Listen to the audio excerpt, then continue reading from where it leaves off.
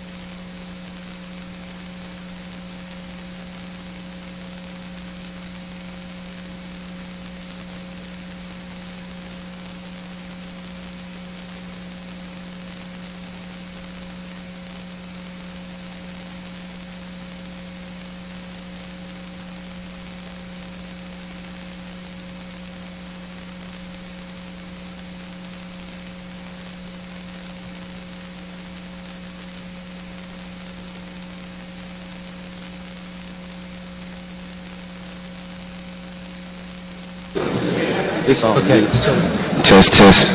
so you just walk up and pray, then step back. Or you lead, which is fine if you lead the Pledge of Allegiance, but if you don't want to be leading, step back. The point is, don't walk off. Right. Or you're walking while we're doing the pledge, and that's uncomfortable. I mean, there's no need to stay. I mean, if you want to stay, you can. We'd love to have They you. slipping. Do I need to give a card or anything to city clerk? You can. I think it was on, they gave me one on a piece of paper. Okay, they probably still have the same information there. They're good. I bought a gift for the council members as well. Should I present these to city clerk?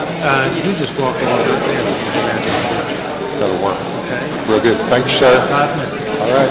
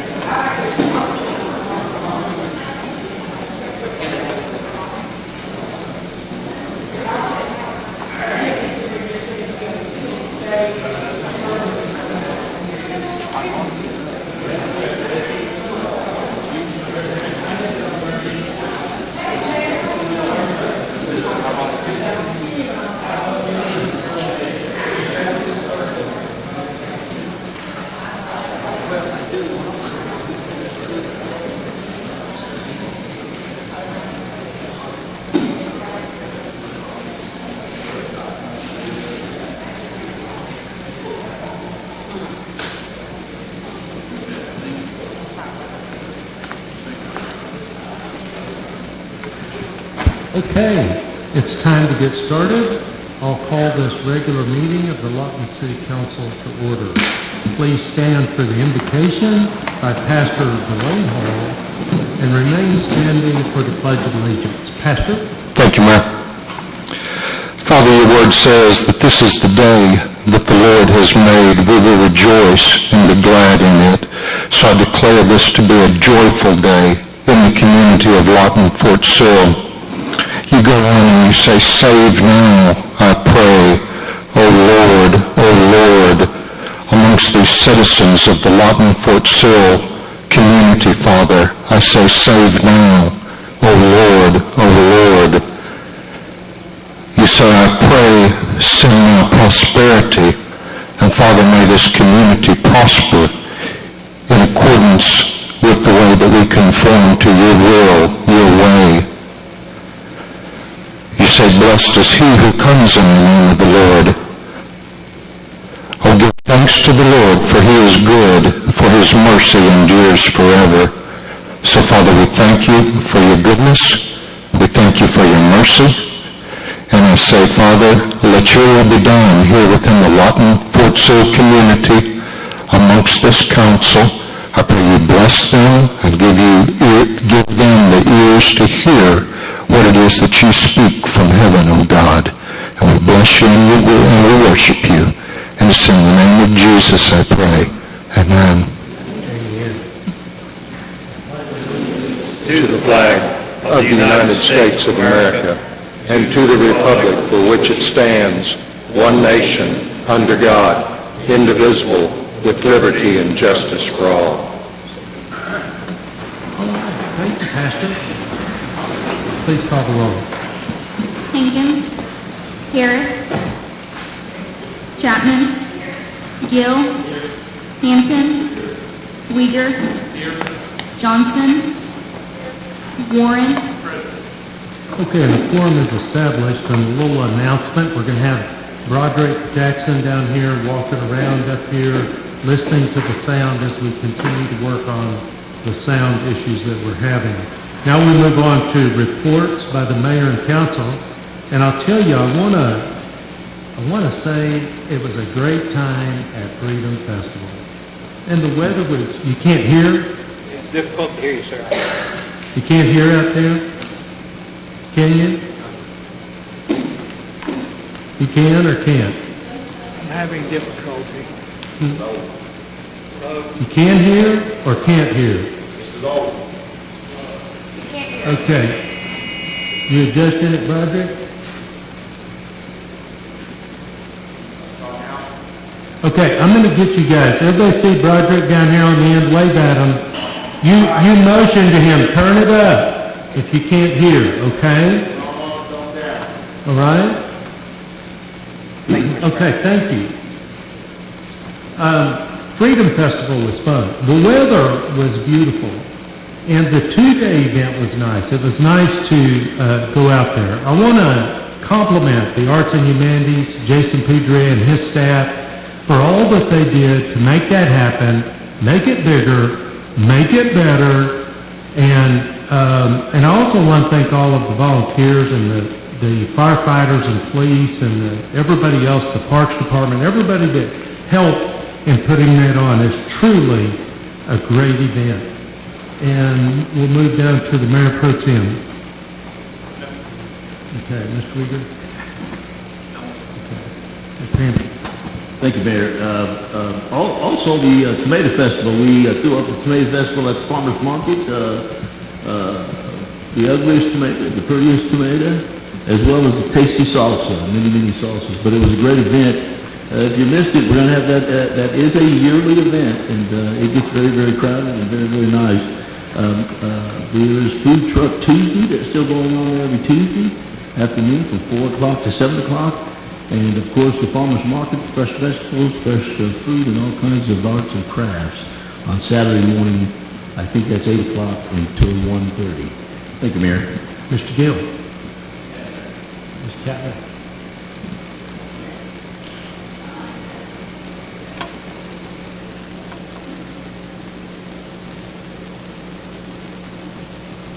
Thank you. I want to thank all the city employees who are dealing with all the storm damaged branches and trees and everything else, going out every day, filling those trucks, making that long haul to the landfill and back, and gradually getting it done. So I really do appreciate your hard work. Thank you. That's kind of what I was going to add. As I was coming out of my neighborhood a while ago, the trucks were lined up. I had to wait for 2 or 3 big old trucks that were hauling stuff, and I just kind of felt like we're getting stuff done. It really feels good. All right. To see that. I wave at them always. I love it. I love it.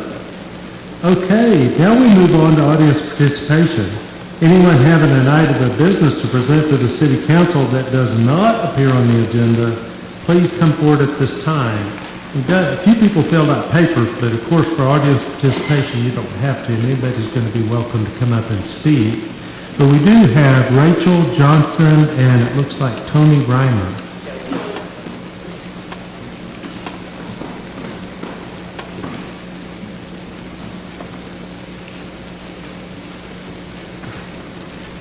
Okay, we need your name and address and you'll have 3 minutes. I'm Joey Reimer. Oh, okay, wait a minute. I'm sorry. It didn't say what it was for. You're actually wanting us to pull item number 1, the claim, and visit on that. If you'll just have a sit, we'll get that in. It's a reference to claim. Are you here to speak about this claim? Yes. Okay, if you'll just have a seat, we'll be to that. Thank you. I apologize. My apologies. Okay, Pastor Hall, we got you next. You'll be next after Mr. Hall. Pastor Hall lives at 831 North State 150th and Gore. Amen. Did I get that right? 831 North State 150 and Gore. All right. Amen. You got 3 minutes. All right, sir. Mr. Mayor, Council, on behalf of our Juneteenth coordinator, Bishop Dunaway, he could not be here today, so he called and asked me, who is unable to be with us today, our Juneteenth Board of Directors, our committee. We would like to thank you, each of you, the city manager, the city staff, for all you did towards Juneteenth 2023. Thank you, thank you, thank you. That's it, Mr. Mayor. Wow. Well, thank you. Right. Thank you, Pastor. Way to go. Okay, Mr. Bailey. Good afternoon. I'm Joe Bailey. I reside at 2723 Northeast Euclid.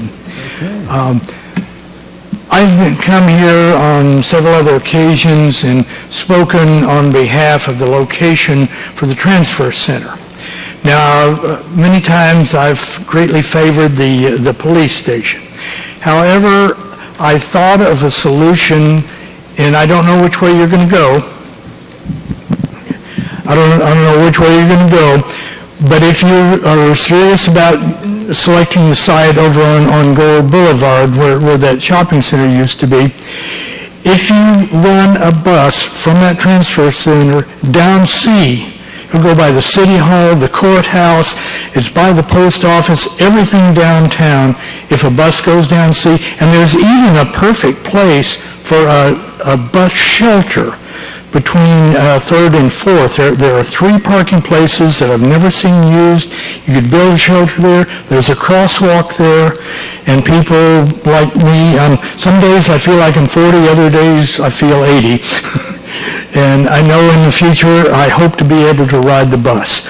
But consider bus stops running both ways on C Avenue, wherever you put that. That's all I have. Thank you. All right, thank you for coming. And David Tyler? David Tyler, 501 Southwest 77th, here in Lawton.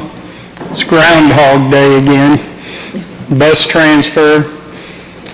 I read in the paper today you're going to go into executive session to discuss paying for an appraisal that shouldn't be needed to try to locate a bus transfer station where the people who ride the bus don't want it. When we have the former police station raised, they only I was in the transit meeting when they said, I believe they only needed an acre and a half to an acre and 3/4, when there's over 2 acres at the old police station location. We don't need to be wasting money purchasing property that, when the city already owns it. That property isn't going to be cheap. If it's $1, it's $1 more than this city should pay for it, because we have property. We have other things we can spend money on other than 12th and Gore. You have bus issues leaving. I don't care what any of the staff say. When buses are leaving that location, there's going to be problems at 17th and G, at 11th and 11th and A, 11th and A, 17th, 16th and A. We don't need to be wasting our dollars to purchase property this city does not need. And then on top of that, you have to tear everything up and level it. 4th and A is flattened now. It's ready to go. No need to waste time. Let's stop wasting time, because every time we waste a minute, it costs us $1 there. It's just inconceivable to me. That's the perfect location for it. It always has been. And I hope and I pray that you decide we don't need to waste our time looking at appraisals, looking at purchasing. We've got the perfect spot right down there. Right down there. I love this city. I ride the bus. I plan on taking my grandkids on the bus now that they're here so that they can meet people. But besides myself, I don't know how many other people in this auditorium ride the bus. But if you ride the bus, that's where you want it. I've talked to the people that ride the bus. I haven't exceeded my time, have I, Mayor? Listen, you guys do a great job. I just think common sense would dictate 4th and A. Thank you very much. Thank you for coming, David. Is there anybody else that would like to come and speak on an item that is not on the agenda? Trevor, do the Boy Scouts want to speak? No, we don't. We're here to listen. Okay. All right. Come on up, sir, and your name and address. Thank you, sir. J.R. Warren, 2418 Northwest 80th Street, Lawton, Oklahoma. Good day, sir. There you go. Smile. We got a park down over on the corner of 80th and... If it's about parks, that's on the agenda. And it is? Wait, yeah. If it's about closing parks, maybe, or declaring certain parks surplus, is that what it's about? No, not at all. Just the opposite. It's another park issue. Then go ahead. I'm sorry. Yes, sir. I'd like us to put some money into that park and make it useful for our children in the area. Right now, it's basically just an empty field.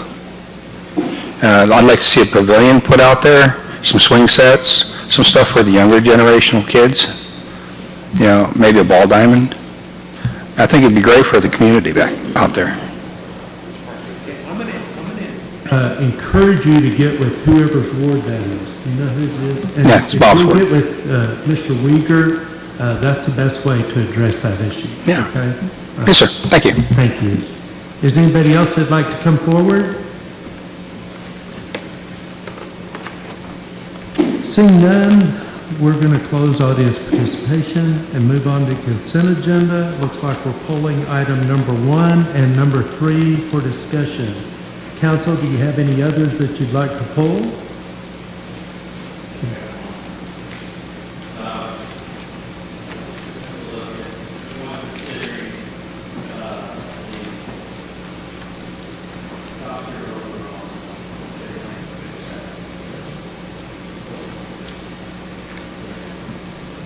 So I don't, That's on the, yes, okay, if it's above number 8, it's already open for discussion.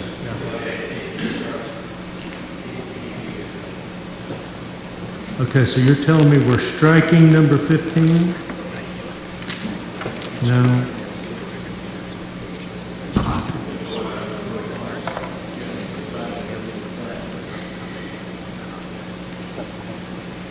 Okay, so we're striking 16. We're still pulling 1 and 3 from the consent agenda. Does any council member wish to pull any other item from the consent agenda? Have a motion? Council, Mayor, I'd make a motion to approve the consent agenda as presented with the exception of items number 1 and 3. Have a motion. Do we have a second? Did I hear a second? Okay, motion and a second. Please vote.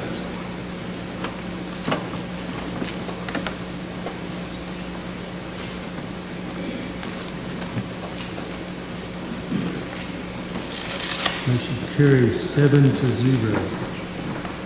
Brings up item number 1. Consider the following damage claim recommended for denial. Rachel and Kyle Johnson in an unstated amount. Greg. Mayor, council. Rachel and Kyle Johnson alleged that on March 19th of 2020, they were parked off the roadway at Southwest Douglas, east of 11th Street. Rachel Johnson was bent over reaching into the trunk when one of our wastewater collections people came by. Seeing her reaching in there, they wanted to turn around and make sure that nothing was wrong, check on her, and they struck her vehicle as they got ready to turn around. City is not denying any of that. That's what happened. This accident occurred on March 19th of 2020.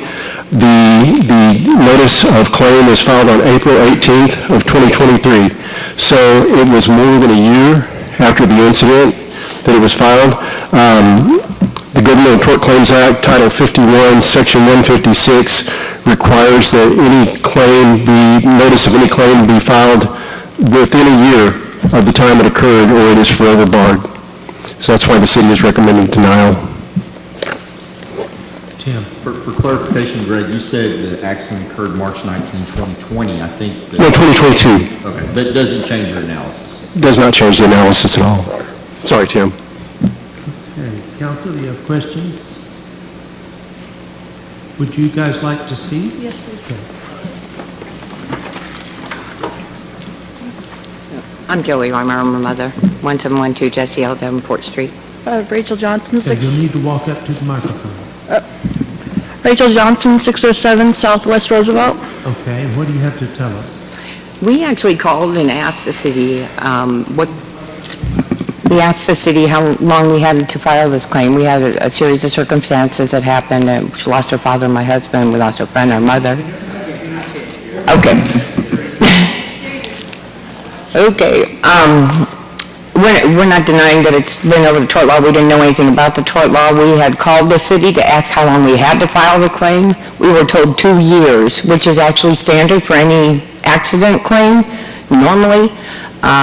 So we were 1 month out of the yearly time frame. Unfortunately, we had some serious circumstances that happened and prohibited us from filing a claim. Within that year, we had 3 deaths in the family, loss of property, loss of homes. That situation, I know that ignorance of the law is not a justification, but we actually called down here and asked, and they said we had 2 years to file the claim. Can I say something too? Also, when the incident happened, I was bending into the vehicle. I went to go pull my hand out of the vehicle, and he slammed into the car. He went to go drive off until I sat there, took a picture of his license plate. He stopped in the middle of the road, then turned around, then told me he was going to leave to go get his manager or whoever to come out to the site to look at the vehicle where he claimed he never hit me, but the officer that I had come out took pictures and said, you clearly took out the whole side of my vehicle, and we weren't even driving. We were in a driveway thing, and when he hit me, it was this close to hitting me in the head. I just pulled out when he smashed into it. Yeah. The vehicle's a complete loss. It ripped out the whole entire side panel, the back, everything. And we haven't had a vehicle to So drive up here to even... I'm in a borrowed vehicle to get her here right now, so. Okay, give me just a minute, okay? Greg? Yes, ma'am. What were the dates again? What was the date of the accident? When was the claim actually filed? Date of the accident, March 19th, 2022. claim filed April 18th, 2023. You missed it a month. Just under a month, yes. Provision for hardship, or is there any provision for extending the time? It's really pretty clear, and it uses the word shall. A claim against the state or political subdivision shall be forever barred unless notice thereof is presented within 1 year after the loss. What are the council's options here? Tim, what do you think on this? Well, I mean, to respond to that, I would say that the law that Greg has read is citing it right out of the memo, which and he's accurately stating shall be barred forever. So at this point, legally, the claim is barred. Legally. Options would be for the claimant, if they feel they still have a claim, if council denies it, they could, of course, file a suit in district court against the city, and then we would defend it, and then a judge would decide. Well, you're telling me that the state law says shall be barred if you miss the time. That's what I'm saying. Yep. Council? I'm going to make a motion to deny. I wanted to make sure that the claimant knew that they could take this to district court, and Tim has already said that, but I would make a motion to deny. I have a motion for denial. Is there a second? We do have a second. Discussion or debate? Please vote.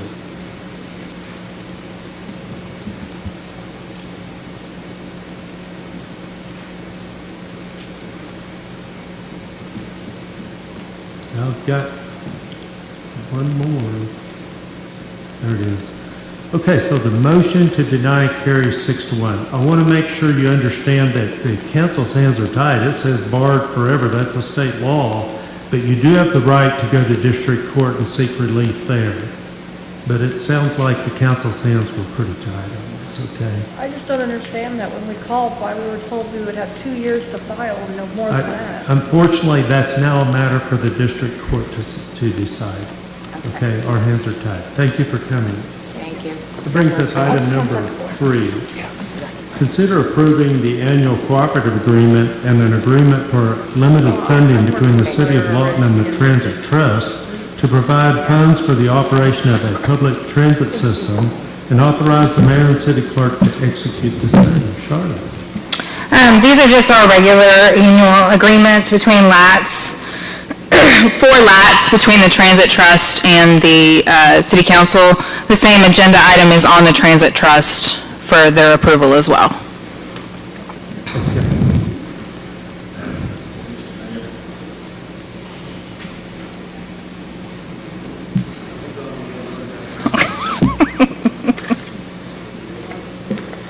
Here it goes. Mr. Mayor, I move to approve, subject to the approval of the City Transit Trust. Have a motion to approve. Do we have a second? We do have a second. Discussion or debate.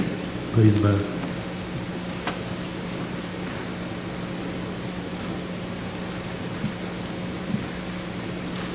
And the motion carries 7-0. Bringing up under unfinished business, item number 9.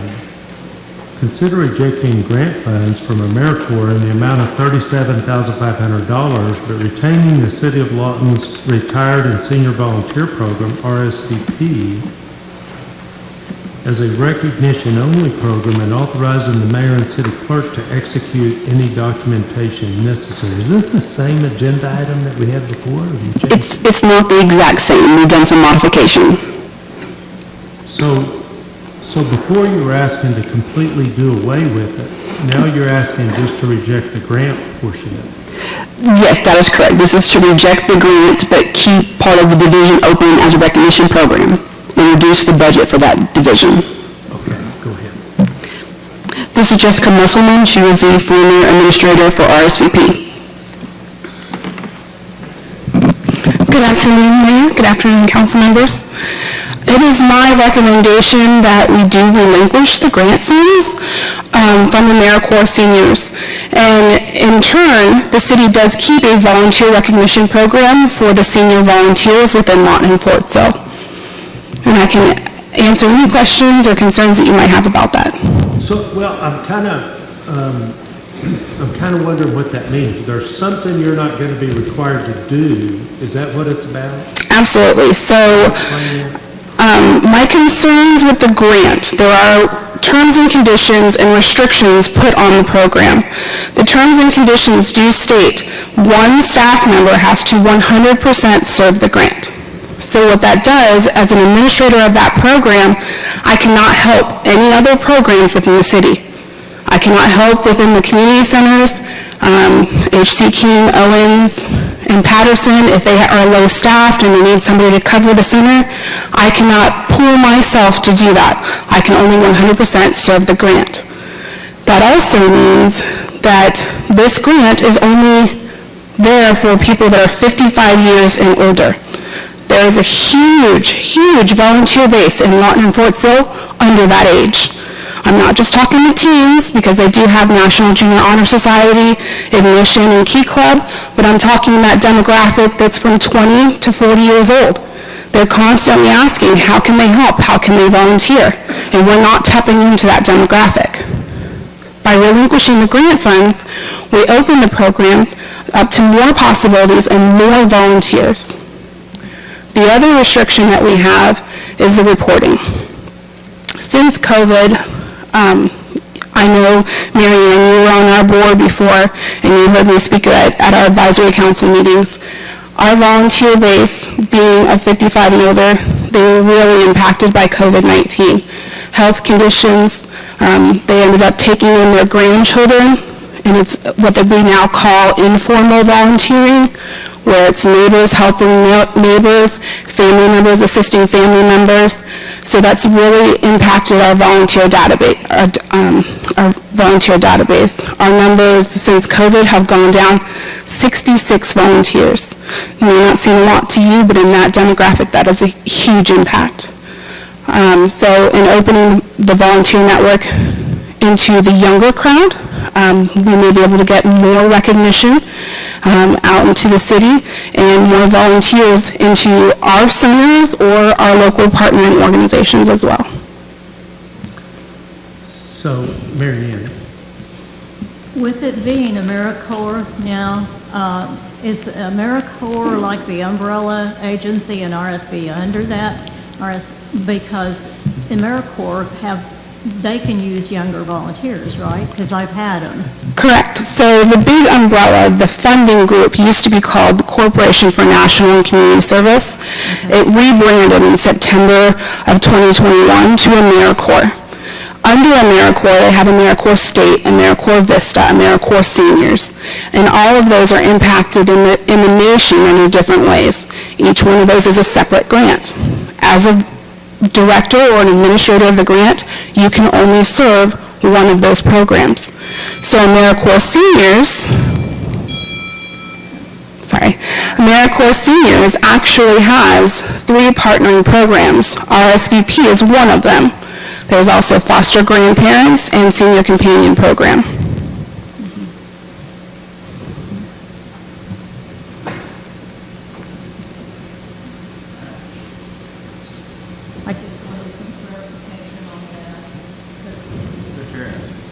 So how was the grant money previously spent? So the grant money is normally spent, there was a portion of it that went to salary and wages. The administrator was split between city funds and federal funds. Being the only staff person, if you were only federal, you could not solicit for donations. So that's why the salary was split. The rest of the grant funds were used in a recognition aspect, whether it would be for banquets, service acts, or promotional items. So how do you propose replacing that money? So with the grant funds becomes a city match. It is required that the city matches those funds with 30% funding. You can use that 30% funding, only a portion of it, to run the volunteer recognition part that we are asking for. Historically, in the 5 years that I've been the administrator for RSVP, I can throw a lavish banquet for 85 to 100 guests on $1,300. You add another $1,000 on top of that for door prizes or extra recognition for them to take home. $2,500 gets you one banquet. I'm asking for $7,000 annually. That will give us the funds for 2 volunteer recognition banquets and postage. So what are the other possibilities for that money? And just for clarification, the city's match with the grant was about $42,500 from the city's budget of the general funds into the RSVP program. So we were recommending that we reduce the $42,500 down to the $7,000. Because most of that was salary in the city's match. Does that make sense? I think the questions for me, and I'm not sure the same question here is, I think everybody likes this RSVP program, but I'm reasonably sure, I know I do, I'm ready for the city to be out of it. We're the only municipality in it.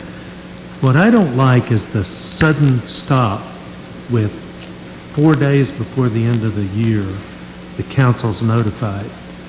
And I feel like what we need to do is continue the program another year and put the world on notice that we're not going to do it, and encourage nonprofits that do it in other communities to pick it up here. Maybe the United Way would pick it up. I don't know.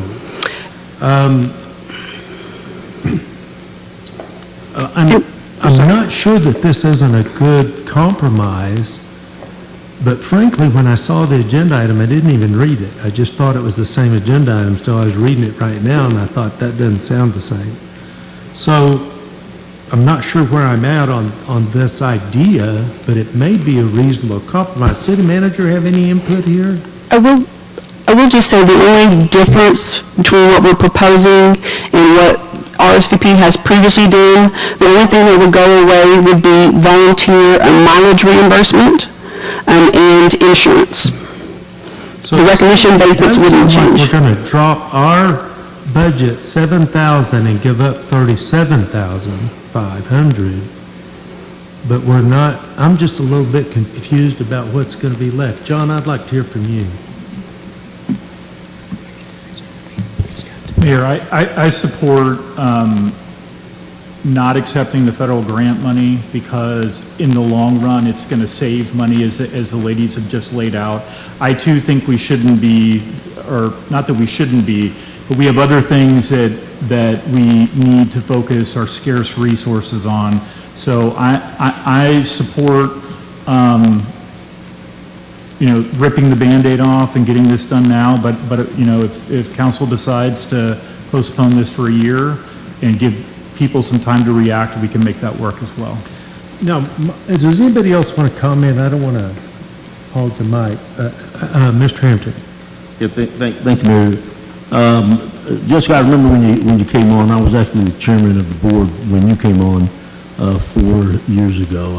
I stepped down after getting on council because I thought it might be a conflict of interest.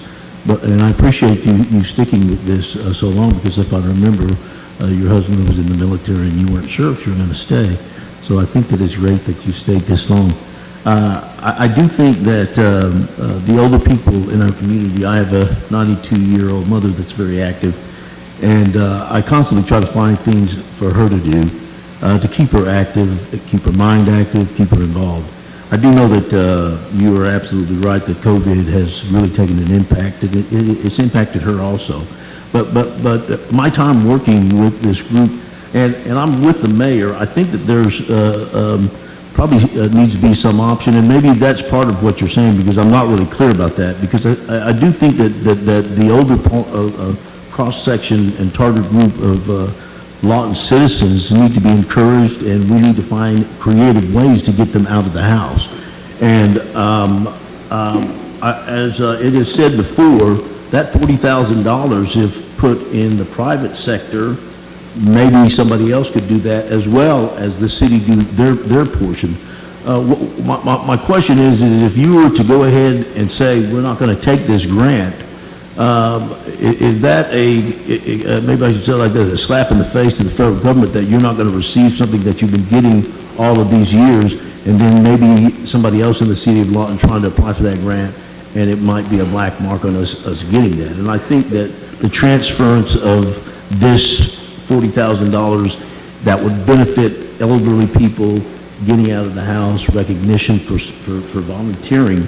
I'm kind of with the mayor. We need to, I would hate to drop that money, not be able to get it, and it not be in our city anymore, even if it's under a private person. We have contacted a couple different agencies, local agencies here in town, and they are interested in possibly picking up the grant. But what has to happen is that we have to relinquish it first back to the parent organization, and they rebid it. But we do have local organizations who'd be interested to, like you said, subsidize their current programs. And just to also clarify, we will still continue to have the list of places and organizations that people can volunteer at. We have an ongoing list. You know, if you call the office and would like to volunteer, we can tell you, hey, this organization's looking, this organization's looking, and we still recommend maintaining that, keeping a database of the senior volunteers, and recognizing them like we have been in the past. Okay, wonderful. Now in this agenda item, you said you're going to keep the recognition part of that. What does that mean? Can you briefly explain what you mean by that? That would be the 2 banquets a year. It would be a recognition banquet where they would come, have dinner, and door prizes and giveaways. And that would be funded out of Parks and Rec? Or? It would be the general budget. Right now, the city general budget does have a match to the grant, the $42,500, and we would just reduce that to the $7,000 to be able to maintain those 2 banquets. Okay, and then the salary would still be? The salary would go away. We would no longer have an administrator tied to that grant. We would take those duties under the Parks and Rec admin position to just maintain those records and to plan the banquets. All right, thank you. Mr. Warren, I think I'm kind of agreeing with everybody, which is really weird. But I think the mayor's right. I think the more we can get out of the way, the better. And let civic organizations and other entities do it. But at the same time, I think I agree that and ripping the Band-Aid off, which is a good plan, but I think you leave some dead space there. I think if we can say, hey, as of today, come next year, we're not going to do this anymore, and that way there's a whole year to put everything in place so that we can just wake up one morning and say, okay, we're out of it completely, and y'all are taking care of this now, whoever y'all happens to be. So what's our deadline on accepting or denying the grant? What was that? What's our deadline on accepting or denying the grant? Well, the new date was July 1 of the funding year, so if we use any of that money and then down the line, within this year, decide to cancel it, then the city would owe that grant money back. So right now, we're not spending any of the funds, we're kind of in a holding pattern. I'm going to, Mr. Harris, go ahead. So we already have the money for this year? We have not accepted it in council. Yeah, it's a grant. We've been offered the grant, I guess is a better word, but we have not accepted it. Well, this is scary because I kind of agree with Randy that if we've already got it, we ought to continue for one more year and get a plan in place to replace it. Well, and again, the only thing that would drop would be the volunteer travel reimbursement, which we only do about 5 to 10 volunteers to get travel reimbursement, and then the insurance for volunteers. I think probably my opinion at the moment is that we need to continue this another year. And I also think, and I've got myself a note here, we need an agenda item that puts forth a council policy that requires more notification to end programs or do something. This isn't the first time. We had late notification on the swimming pools, like last minute. Something's got to change to where council is notified sooner so we can make decisions and our back's not up against the wall to make last minute decisions. I would appreciate us continuing this another year and putting the world on notice that we're going to discontinue and find a way to encourage our nonprofit community to take this up as an example of the way other communities do. If somebody would make a motion of some type.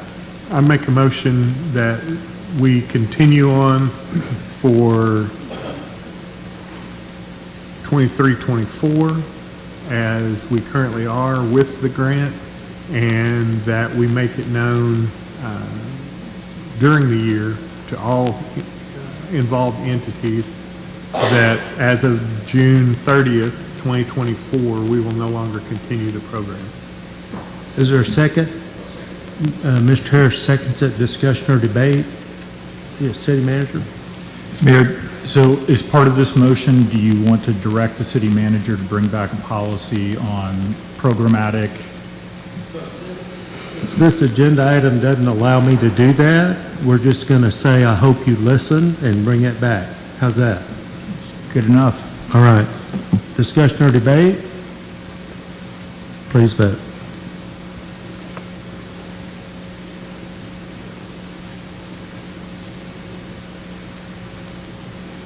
Motion carries 7-0. Thank you, guys.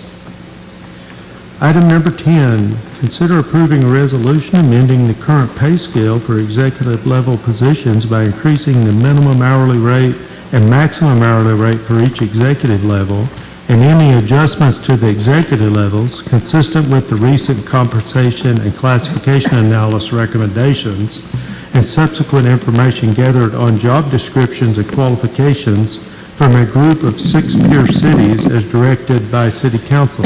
The new pay scale will become effective on a date approved by Council and will repeal all previous executive level pay scales. Council will take action as deemed necessary to include any floor amendments. Craig. Good afternoon, Mayor and Council. Am I good enough there? Good. Excuse me. In front of you, you have a rather large spreadsheet that's folded in half. That explains the survey that we were able to do with the 6 peer cities. You also have a smaller set of sheets that has another survey on it that's part of this one. I believe somebody else is going to be talking about that, the smaller one here shortly. But the big giant one that you have, that has the survey that we conducted, the data that was sent to us, job pay, job salary, plus job descriptions of the jobs that they had and they sent to us from Enid, Broken Arrow, Edmond, Midwest City, Moore, and Norman. And the very last few columns are the averages of those 6 peer cities, with the very last column being the difference between the average of those and the City of Lawton average for an executive level position. Are you ready for questions? Yes, go ahead. Okay, I had this question. I noticed on most of ours, not on the city managers, but the others, it says the last line on qualifications or requirements is or combination of education and experience, and they all end or combination of education and experience. Not all of them in that way, but something like that. And yes, some of them include training. When was that added, and what is the purpose of it? The last time we had job descriptions updated, I believe, was around 2020, 2021, somewhere around there. We sent it out for all the directors to update their job descriptions.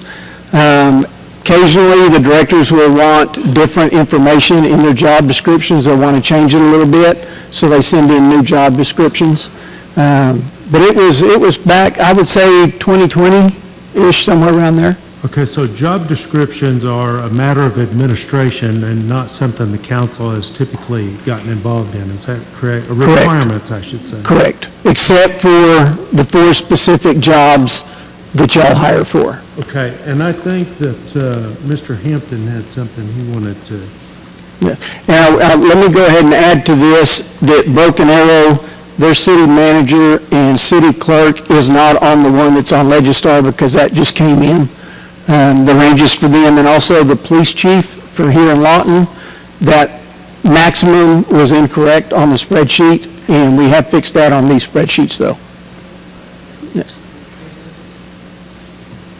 Yeah, thank you, Mayor. Craig, I appreciate all the hard work that was put into these databases. I'm not, I know computers a little bit, but it was very, very difficult for me to wrap my head around there. And I had asked somebody from the last sheet that we had to kind of break down this in a different way so I could try to wrap my head around it. And as I kind of got into it to try to understand it and do due diligence for the citizens, I noticed that there was NAs, the NAs that were there, and when they redid this for me, they put zeros in there, and some of the information did not line up, and I had thought in my own mind about, because NA meant that either they didn't give you the information or there was no position, is that correct? And so it seemed like in my mind when I was comparing the two that I couldn't get any accurate. I was confused, and that may be my fault. But it certainly, after I kind of spent some hours trying to look at this, I really felt like that it needed to be kind of vetted a little bit more to make sure that the council and myself understand kind of where all the numbers matched up, and if indeed there could be some clarification on whether or not the other cities actually had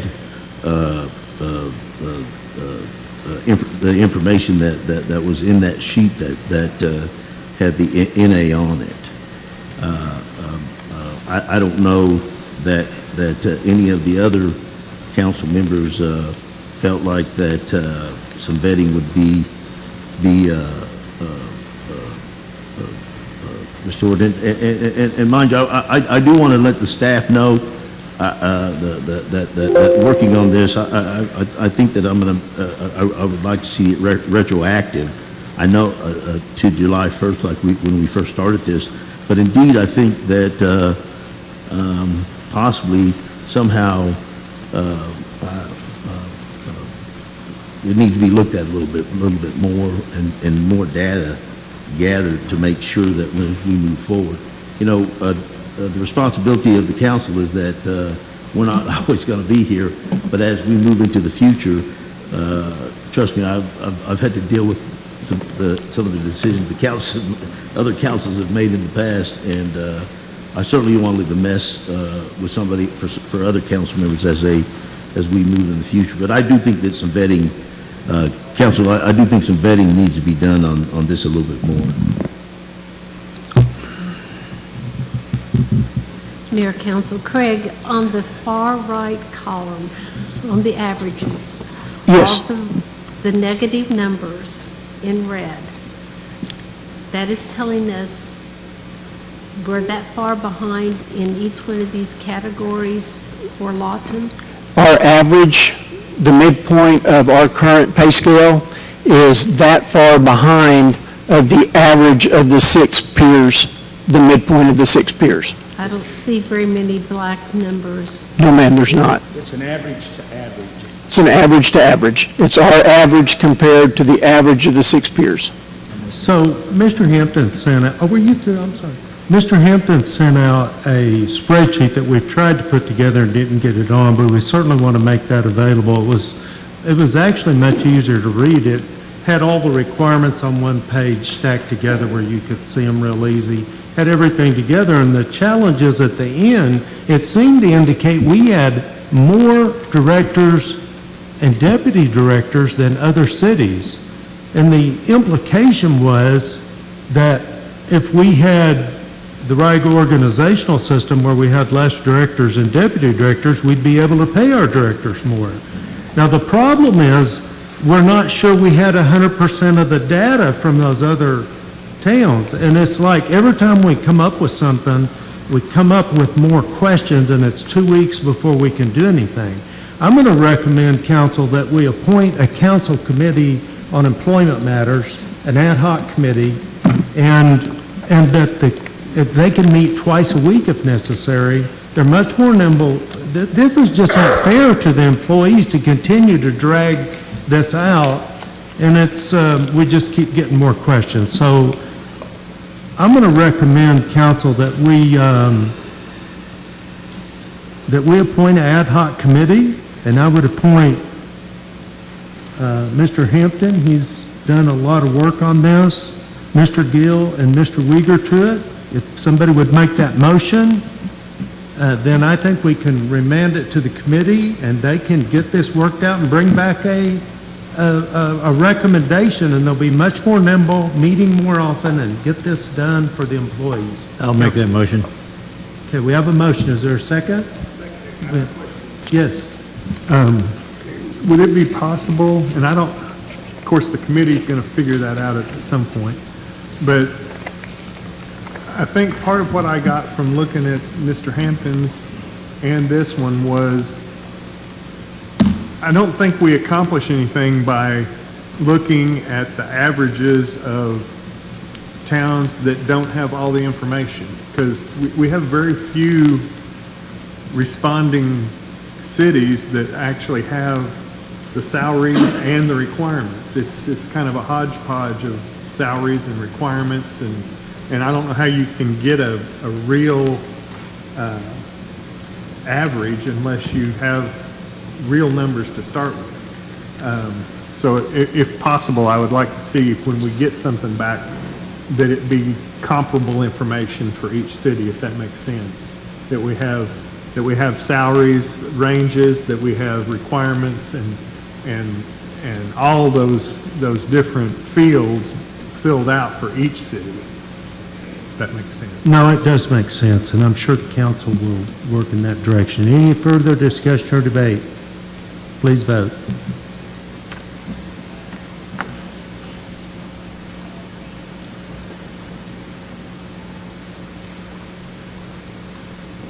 Motion carries 7-0, bringing up new business item number 11.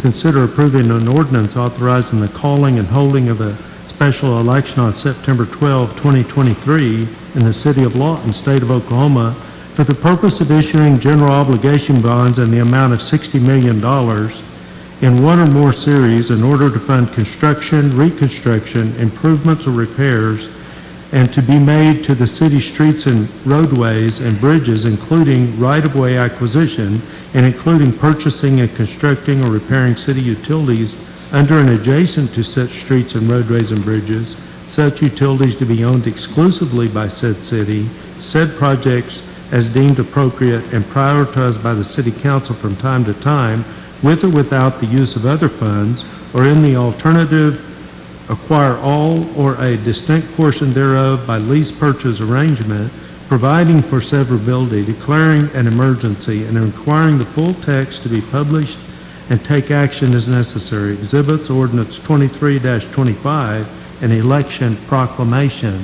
Tim.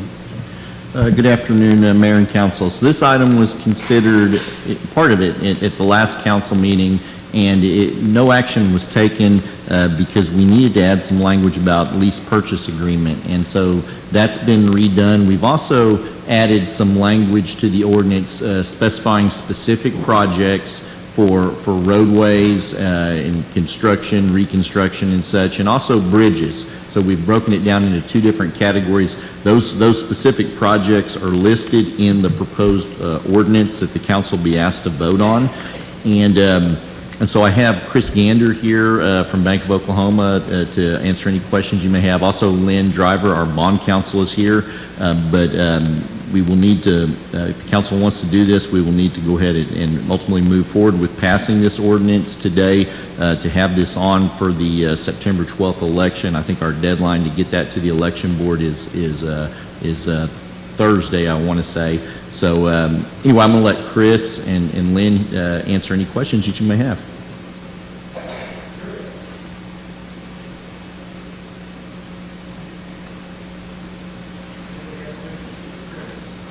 Does anybody have questions for Chris?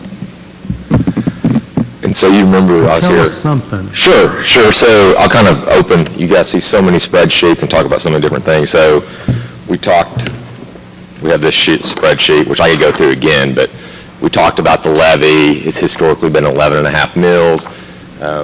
It's kind of another adding 10 years of bond authorizations, or at least that's what our projections are. So the only reason we didn't pass it, we talked about everything in detail. It was just that piece that Tim talked about, adding some language. We added it kind of at the last minute, and they thought it would be more appropriate to wait 2 weeks and come back and let you guys authorize it at that time. As we go through each of these bond issues, the transcripts that Lynn puts together goes to the Attorney General, they review it, so it's just good to make sure every I is dotted and T is crossed.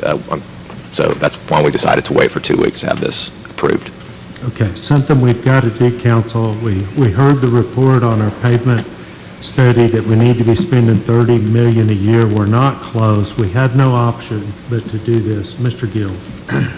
I have to ask a question, so I'm going to ask you this. Sure.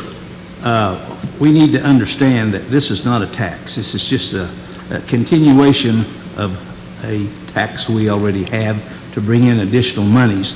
And I wanted to make this clear because I have a lot of people call me about this. And they need to understand that our roads and bridges are going to have to be fixed. Our infrastructure is just that bad. So just wanted to make that point in the form of a question. That's correct. So we have a current authorization. We have about 3 years of bonds issues we can continue to do.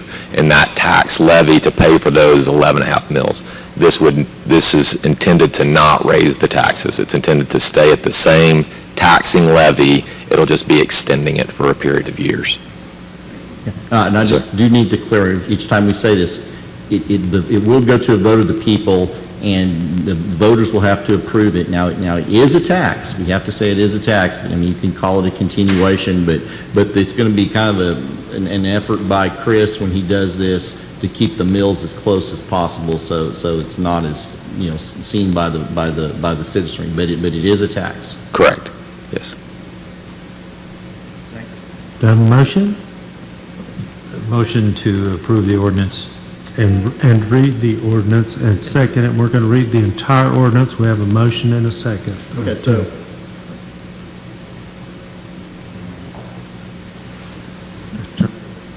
turn back on. Okay, so this is a little bit different because this involves money and we are doing an emergency. The way this ordinance is written, ordinance is written, I will read the ordinance. I'll need to read the ordinance, so you need to bear with me. And then when we get to the emergency part, we will pause. Then you will vote to approve the ordinance, and then I will read the emergency clause, and you will vote to approve or deny the emergency clause. So with that, with the mayor's permission, I will read the ordinance. Do you need the motion to say declaring an emergency? There's actually going to be two separate motions. We'll have a motion to approve the ordinance. We will vote on that, and then we will have a motion to do the emergency. Got it. We had the first one. So the first one, I'm going to read the ordinance, Emergency Ordinance 23-25, an ordinance authorizing the calling and holding of a special election in the city of Lawton, Oklahoma, the city, on September 12, 2023, for the purpose of submitting to the qualified electors of the city the question of the approval or rejection of an ordinance number 2325 of the city relating to the issuance of the general obligation bonds of said city in the amount of $60 million in one or more series in order to fund construction, reconstruction, improvements, or repairs to be made to the city's streets and roadways and bridges, including right-of-way acquisition and including purchasing or constructing or repairing city utilities under and adjacent to such streets and roadways and bridges, such utilities to be owned exclusively by said city, said projects as deemed appropriate and prioritized by the city council from time to time with or without the use of other funds, or in the alternative, acquire all or a distinct portion thereof by lease purchase arrangement, and levying and collecting an annual tax in addition to all other taxes upon all the taxable property in said city for payment of the interest and principal on said bonds, and declaring an emergency. Whereas it is deemed advisable by the city of Lawton, state of Oklahoma, for the public health, welfare, safety, and continued economic development of the city, and the city construct, reconstruct, improve, or repair the city's streets and roadways and bridges, including right-of-way acquisition and including purchasing or constructing or repairing city utilities under and adjacent to such streets and roadways and bridges, such utilities to be owned exclusively by said city, said projects as deemed appropriate and prioritized by City Council from time to time with or without the use of other funds, or as in the alternative, acquire all or a distinct portion thereof by lease purchase agreement, and whereas the estimated amount necessary to construct, reconstruct, improve, or repair the streets and roadways and bridges, including right-of-way acquisition for said purpose, and including purchasing or constructing or repairing city utilities under and adjacent to such streets and roadways and bridges, such utilities to be owned exclusively by said city, said projects as deemed appropriate and prioritized by City Council from time to time with or without the use of other funds, which is to be funded with general obligation bonds payable from ad valorem taxes, is $60 million, and the funds are not available in the Treasury for such purposes, and the power is granted to the city by Section 27 of Article 10 of the Constitution and the laws of the State of Oklahoma to issue bonds to provide funds for such purpose, provided the same be authorized by registered and qualified voters thereof, voting at an election held for such purpose. Now, therefore, be it resolved by the Council of the City of Lawton, State of Oklahoma, Section 1, that the mayor of said city be and is hereby authorized and directed to call a special election to be held in said city on the 12th day of September 2023, whereupon the following proposition shall be submitted to the qualified electors of the city for their approval or rejection. Proposition: shall the City of Lawton, State of Oklahoma, incur an indebtedness by issuing its general obligation bonds in the amount of $60 million in one or more series in order to fund construction, reconstruction, improvements, or repairs to be made to the city's streets and roadways and bridges, including right-of-way acquisition and including purchasing or constructing or repairing city utilities under and adjacent to such streets and roadways and bridges, such utilities to be owned exclusively by said city, said projects as deemed appropriate and prioritized by city's governing body from time to time, with or without the use of other funds, or in the alternative, acquire all or a distinct portion thereof by lease purchase arrangement, and levy and collect a tax payable annually in addition to all other taxes upon all the taxable property in said city sufficient to pay the interest on said bonds as it falls due, and also to constitute a sinking fund for the payment of the principal thereof when due, said bonds to bear an interest rate not to exceed 10% per annum, payable semi-annually, and to become due within 25 years from the date of their date. Then be a vote for the proposition, a vote against the proposition. Section 2, the specific projects for which 100% of the proceeds of aforementioned $60 million street and roadway and bridge improvement and general obligation ad valorem backed bonds shall be expended, and the estimated dollar amount of the proceeds to be spent on such projects shall be as follows. Project A, constructing, reconstructing, improving, and repairing the city's streets and roadways, including right-of-way acquisition and including purchasing or constructing or repairing city utilities under and adjacent to such streets and roadways, such utilities to be owned exclusively by said city, including not limited to the following streets and roadways. 1, Ferris Avenue, 0.8 miles Fort Sill Boulevard to Northwest 2nd Street. 2, Southwest 52nd Street, 0.45 miles Lee Boulevard to railroad tracks. 3, Cash Road, 1 mile 67th Street to 82nd Street. 4, Southwest 11th Street, 1 mile Gore Boulevard to Lee Boulevard. 5, Fort Sill Boulevard, 1.5 miles Ferris Avenue to Rogers Lane. Project A total $37 million. Project B, constructing, reconstructing, improving, and repairing the city's bridges, including right-of-way acquisition, and including purchasing or constructing or repairing city utilities under or adjacent to such bridges, such utilities to be owned exclusively by said city, including but not limited to the following bridges. 1, replace 11th Street bridges, parentheses, located on 11th Street, south of I-44, close parentheses. It'd be M94-2 and M94-3. 2, rehabilitate Cash Road bridges, parentheses, located on Cash Road west of 38th Street, close parentheses. It'd be M09-1 and M09-2.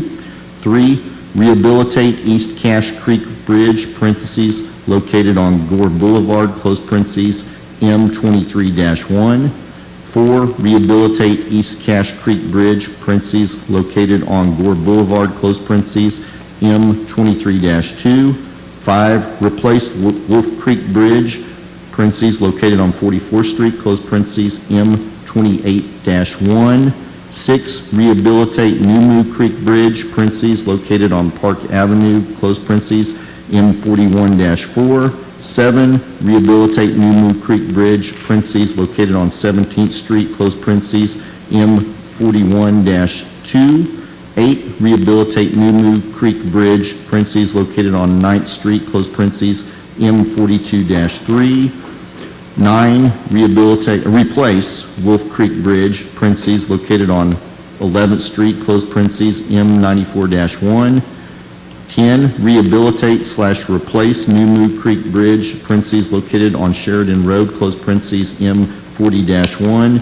11, replace New Moo Creek Bridge, parentheses, located on 13th Street, close parentheses, M41-1. 12, rehabilitate New Moo Creek Bridge, parentheses, located on Lee Boulevard, close parentheses, M42-2. 13, rehabilitate West Fork Wolf Creek Bridge, parentheses, located on Quanah Parker Trail, close parentheses, M06-1. Total B project B total $23 million. Section 3, that such call for said election be by proclamation signed by the mayor and attested by the acting city clerk, setting forth the proposition to be voted upon and the hours of opening and closing the polls, and that the ballot shall set forth the proposition to be voted upon substantially as set out in section 1 hereof, and that the returns on said election shall be made to and canvassed by Comanche County Election Board. Section 4, if any section, subsection, sentence, clause, phrase, or portion of this ordinance is for any reason held invalid or unconstitutional by any court of competent jurisdiction, said portion shall be deemed separate, distinct, independent provision, and such holding shall not affect the validity of the remaining portion of this ordinance. So that is sections 1 through 4 of the ordinance. We need a motion to approve and a second. Okay, we already did that. We already had the motion and the second. You read the ordinance. Now we need a vote.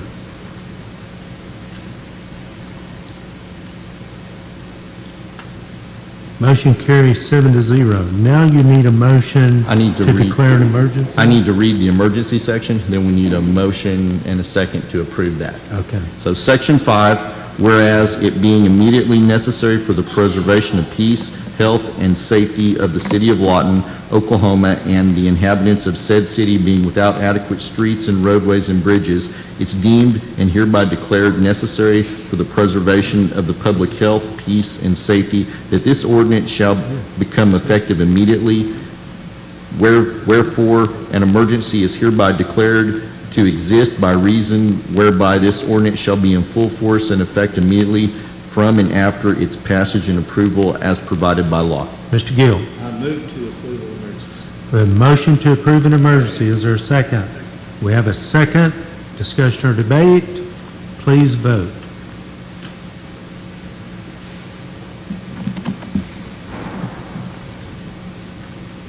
Motion carries 7-0.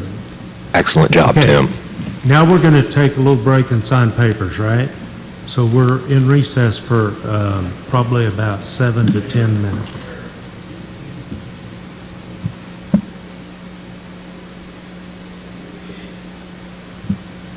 Mayor, FISTA has been postponing their meeting, which was supposed to start at 3. They have the very next agenda item, so can we do them before we... We sure can, so I unrecess. Number 12, consider approving the First Amendment to the Fires Innovation Science and Technology Accelerator, FISTA, trust indenture by increasing the number of trustees from 9 to 11, permitting no more than 3 trustees to reside outside the city of Lawton, but within Comanche County, Oklahoma, and changing the title of Director to President and Chief Executive Officer, and authorize the mayor and city clerk to execute the acceptance of beneficial interest in support of the First Amendment. That sounds kind of funny. Krista. I promise you this won't be as difficult as the last agenda item. So we are excited that we are able to extend our trustees from 9 to 11. So we are proposing that today. And then we would like to limit the number of trustees sitting outside of inside Comanche County, but outside this Lawton city limits to 3. We want to make sure we're an all-inclusive organization, so we want to expand that role. And you're also making sure Clarence sticks around a little longer. Yes, so we are making a position in our bylaws for our past chair. Okay, I think this is a good plan, and I appreciate Clarence's willingness to stick around, and we don't lose the value of his input. Council, do you have questions? You have a motion? Move to approve. Second. Motion for approval and a second. Discussion or debate? Please vote. Motion carries 7-0. And thank you very much. Thank you guys very much, and we're in recess to sign papers.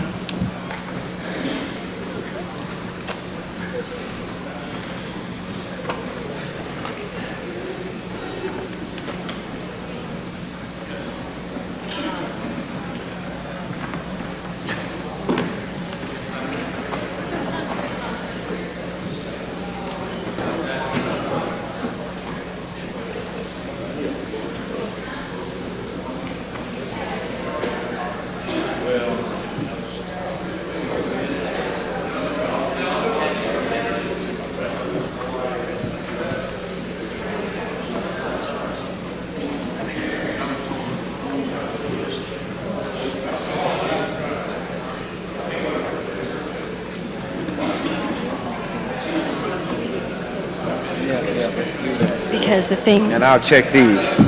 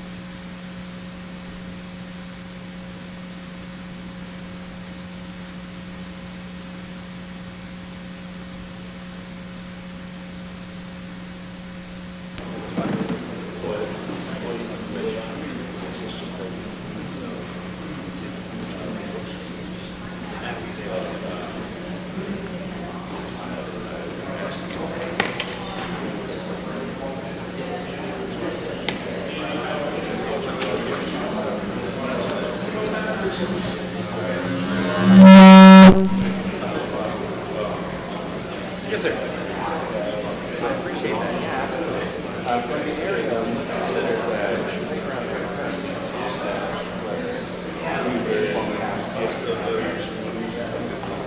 oh, yeah? Okay.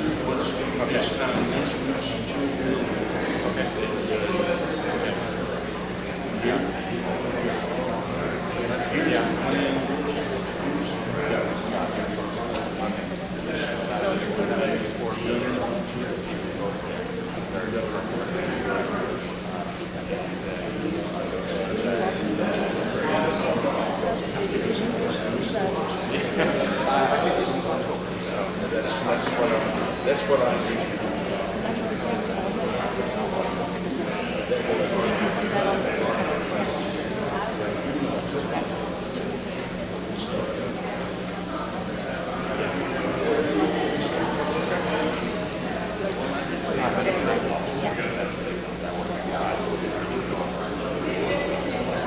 But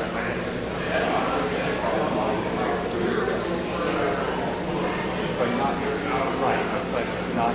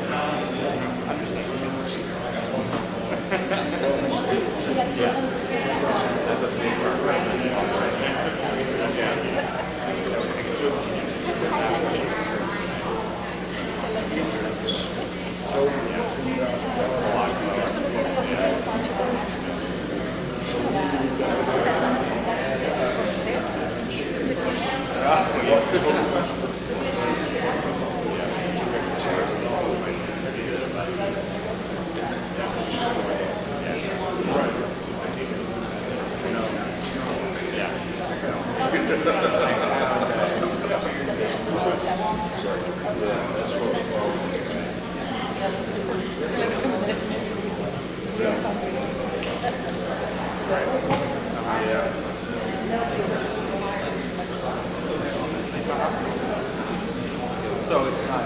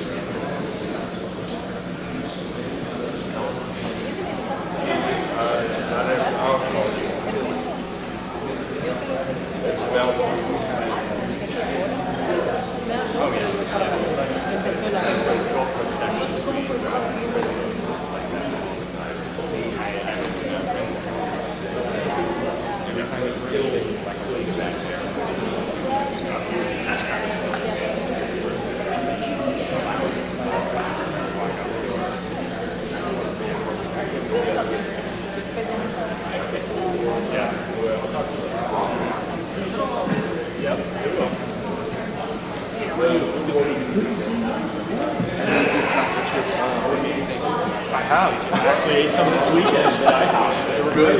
Good. So, our budget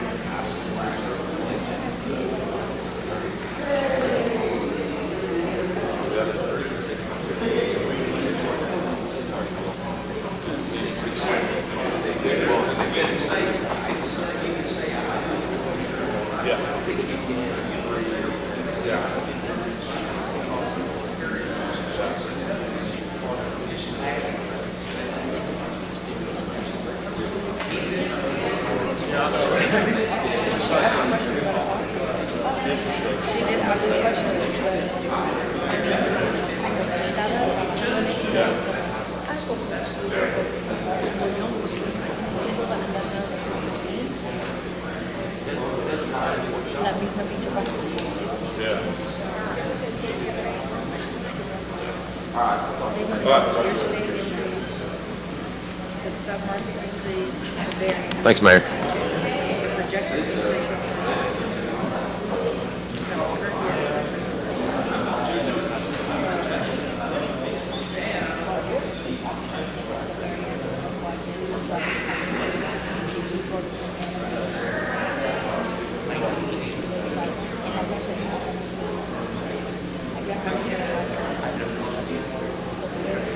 She might not have thought of that, because I didn't figure out to use this.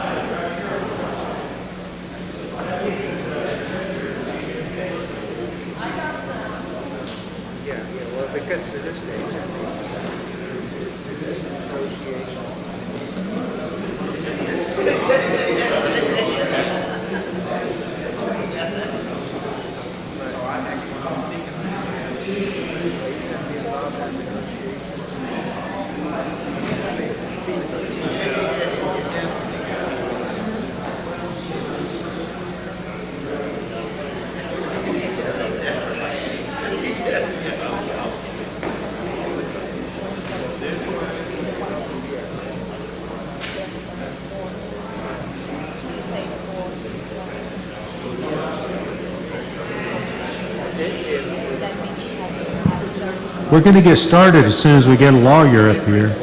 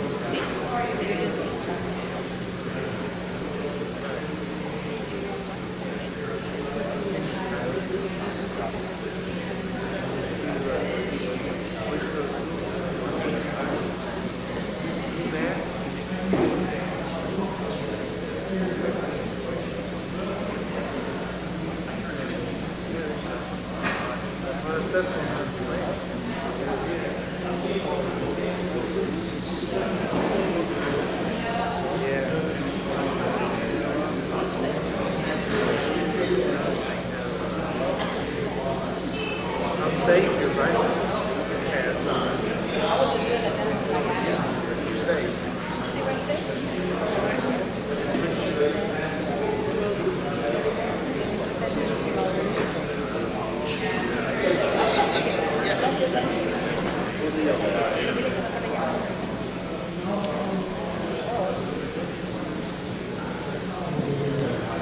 Council members, make your way back to the dais.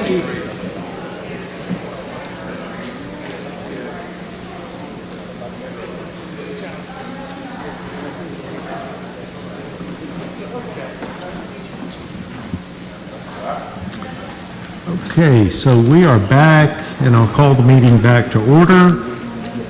Bringing up item number 13. Council, are you ready? Hold a public hearing and adopt a resolution declaring the structures located at 4741 Northwest Motif Manor Boulevard, 4741 Northwest Motif Manor Boulevard. Is that supposed to be different addresses? It's 4741 and 4751. Oh, 4741 and 4751 Northwest Motif Manor Boulevard, thank you. To be dilapidated pursuant to section 651 Lawton City Code, ordering the owner to abate the nuisance, authorizing the summary abatement, and authorizing the city attorney to commence legal action in district court to abate the nuisance. Charlotte. Okay, so as you guys are aware, on June 15th, we had a pretty damaging storm. Can you hear me now? Okay, so on June 15th, we had a pretty damaging storm come through Lawton. 4741 Northwest Motif Manor is the Candlewood Apartments. We're talking specifically about buildings 4 and 5. The roof blew off. If you zoom in, which we can't on this, there's a 2x4 sticking straight into that rooftop back toward the back of that. This is the roof of one of the buildings. It fell into the pool area and damaged that area. Another picture of the roof off. This is the pool area where it fell. This is inside one of the units. Our chief building official and chief inspector went out that Saturday and actually met with the property managers and were invited into the units. This is actually the blue in the top of this is the tarp that's covering the roof. So the ceiling has collapsed and there's roof damage. There's a hole in the roof from that. These are some of the 2x4 or 2x8 floor joists between the first and the second floor. There's a ton of water damage and they're starting to crack from years of damage. This is another picture with some mold and where the ceiling has collapsed in. This is another floor joist that has damage where it's soaked and the joist itself is starting to split apart. Here's another picture from the second floor where you can see through to the tarp, so there's some roof damage there. more pictures of where the ceiling has collapsed from water damage.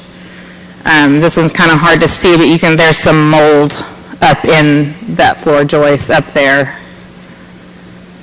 You've got some really wet electrical work and the floor joist there as well. You can see the water standing on the outside. There's some more where the ceiling has collapsed, the sheetrock has fallen off, and you've got electrical wiring that's been exposed to the watering, and those joists have been exposed as well. It's another good picture where you can see the ceiling has come in.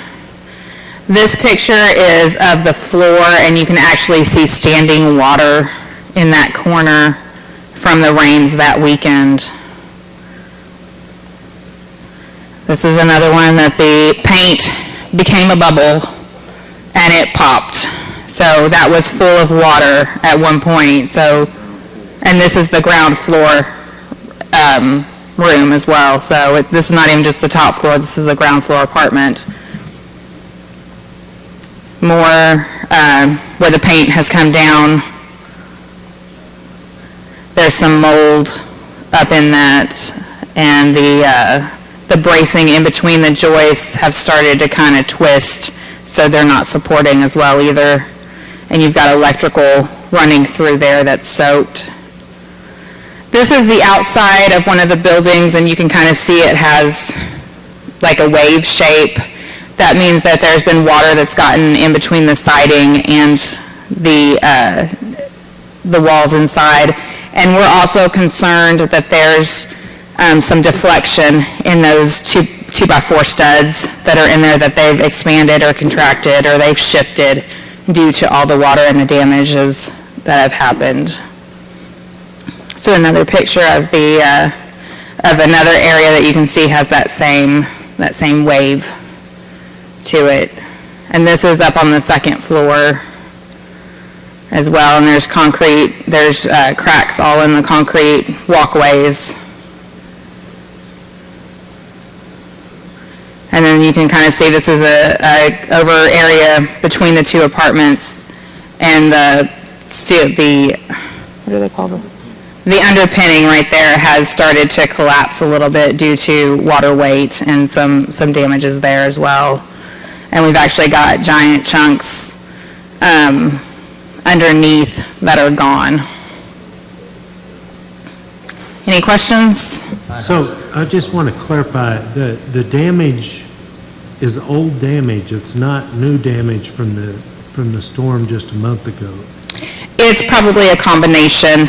These apartments in this area have been a blight for some time, but with the removal of the roof on these two units, it exposed a lot of damages that we were not even aware about. So it's probably been an ongoing situation for several years. Have you had contact with the owner? And I'm here for the next. Yeah. Okay. Yeah. We've had contact with one of their attorneys that's saying that they're wanting to remodel and redo, and that they've been in contact with a engineering firm out of Altus that has come in and said, according to the chief building official, that it's not going to fall down right now, but until they get in there and rip all the sheetrock out and look at everything, they can't tell the extent of the damage, which is pretty accurate. Okay, council, do you have questions? Yes. And we do hold our comments till after the public hearing. This is the time for questions. Council? Yeah, I have a question. Oh, I'm sorry. Oh, sorry. No, Mr. Hampton. Yeah, Charlotte, how many units are there and how many units are damaged? Do you know? How many units are in this? 32, and how many in these two buildings?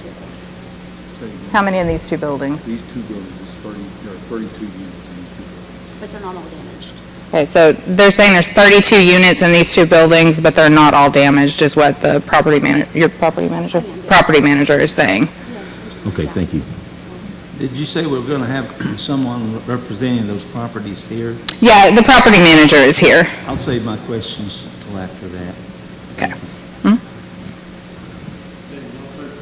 Seeing no further questions, I will open the public hearing. Anyone wishing to speak on this item, please come forward at this time. Ma'am, if you want to speak, come up. Come on up. We need your name and address. Yes, sir. Hi, my name is Regina Owens, and my address is 1604 Northwest 24th Street. I am the manager at the Candlewood Apartments. We did have the storm back on June the 15th. At the time, the building had 16, and Building 5 had 16 units. 14 of those were occupied at the time. They were all functionable. We are asking for time and, of course, the permits to be able to do the work. We understand that Building 5 is a loss. We do have a report from the building engineer stating that we do not have structural damage. Building 4 still has a roof on it. It does need to be replaced. We are aware of that. We only received water damage in 2 of the units in Building 4. It's not the same as Building 5. So what we are asking for is to please give us the time and the permits to be able to get the work done, because we don't want to lose our buildings. Mr. Gill. I do have staff. Does anybody have questions for the property manager? We also don't own 45, the one next door, which is Copper Ridge. That's the other address listed on there. We're only 4741 Motif Manor Boulevard. Yes, sir. We only own 4741 Northwest Motif Manor, which is Building 4 and 5. We don't own the one next door, which is the 4751. That is Copper Ridge. So that's not part of ours. But we did do our cleanup. We have went in and we have pulled all wet sheetrock, all flooring, all furniture, anything like that was left behind. We have probably gotten a little bit more damage now because of the rain, but we do need those permits to be able to put roofs back on the buildings. What is your timeline for getting started with this? They want to move forward immediately. They are from out of state. It's pro-residential. They are new owners of the buildings. They bought it in October of last year, but they are very willing to go ahead and get started immediately if we So can. people in Altus own this? You're talking so fast. No, the people that own it are out of California. The gentleman that came from Altus was the building engineer. Okay. Yeah, that we hired to come and give us direction on if You're the, still living in you have 14 units, is that what you said? we had 14 occupied units in Building 5 when it happened. Right now? We did. There's nobody. Someone living in any of those units? No, sir. We've evacuated both buildings just for safety precautions and because of the electric meters being pulled due to the water, going into the buildings. But our goal is to hopefully get electric meters inspected on Building 4 and get the electric back on in that building so we can start moving forward. We do have people that still have stuff, items, their belongings in Building 4. Some of them are hoping to be back in. Don't see that happening right away or anytime soon, but we would like to be able to know where we stand so we can move forward for sure. Okay, I'm having a hard time understanding, so let me ask you some questions. You have an engineer looking at this, is that correct? We did, yes. He has a report here. Okay, and he's a certified engineer? Yes. Practicing engineer in the state of Oklahoma or their other hands? Yes, sir, they had actually gave me his information. Secondly, you've talked to him, what is his timeline with having a report ready to give to the building and safety? He should have already reported that back to the city of Lawton. He said he was going to. Okay. Yes, sir. So do you have insurance on this? We do have insurance. I don't know if the owners are going to go that route. I'm sorry? I don't know if the owners are going to go that route, but we do have insurance. Are going to use the insurance if they're going to pay out of pocket, but we do have insurance in the buildings.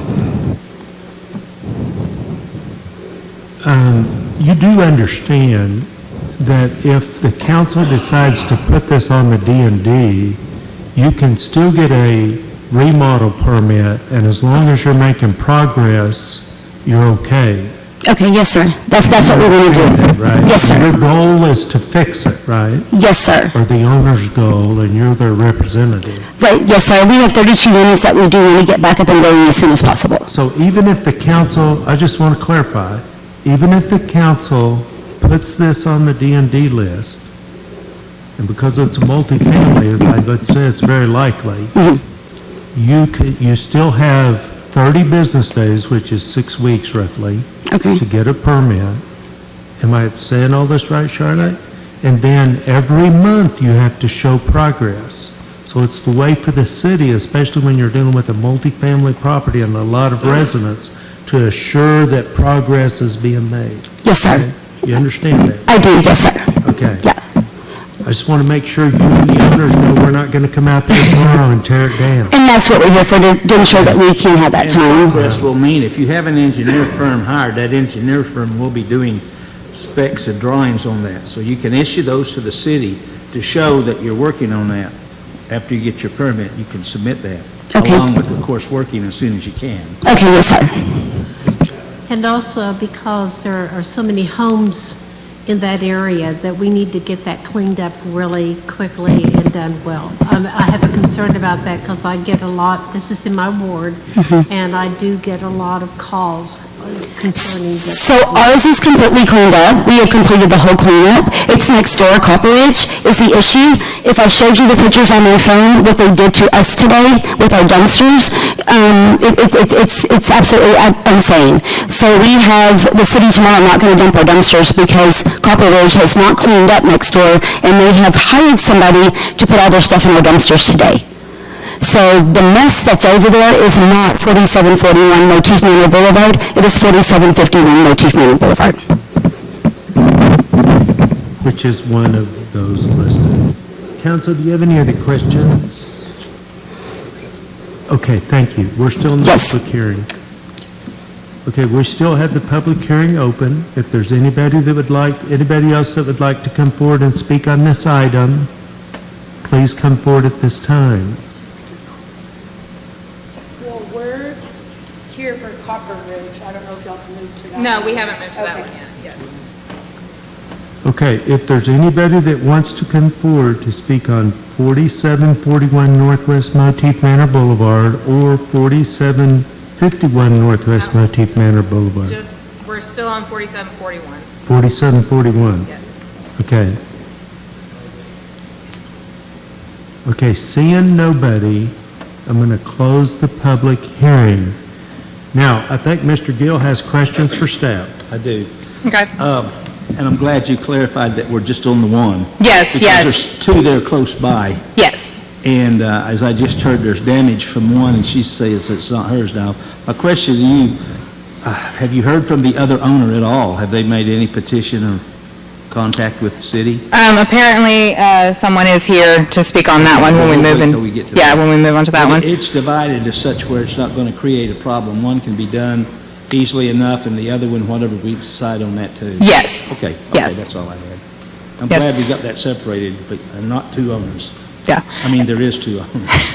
And the engineer report that she talked about, we have spoken with the engineer, but we have not received a copy of that yet. Okay. Thank you. Can I have a motion?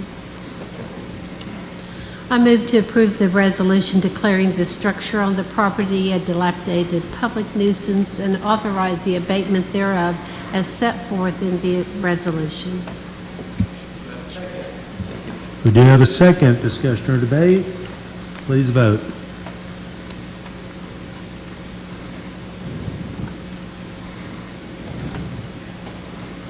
Motion carries 6-0. Moving us to 4751 Northwest Motif Manor Boulevard. Charlotte. Tammy. So 4751 Northwest Motif Manor is the Copper Ridge Apartments. We are also talking about two of their buildings. As soon as she gets the PowerPoint pulled back up, we'll... I'm sorry. So 4751 is the Copper Ridge Apartments. It was damaged. It's got the same kind of damage as the other one, but we also have one of the buildings was very badly burned. Yeah. And it is a different property owner than the one that we just discussed. So, let me get back here.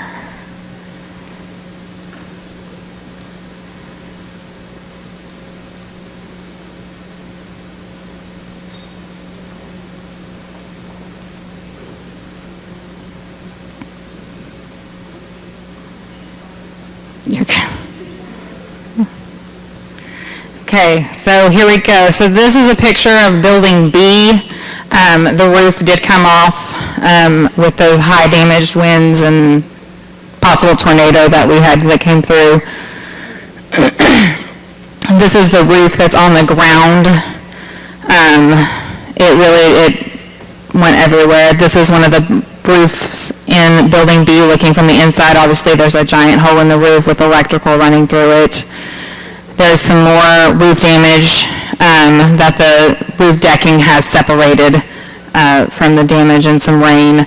And once again, a lot of this has probably been damage that's been just left for years. These apartments are very old, and with this damage we can see inside.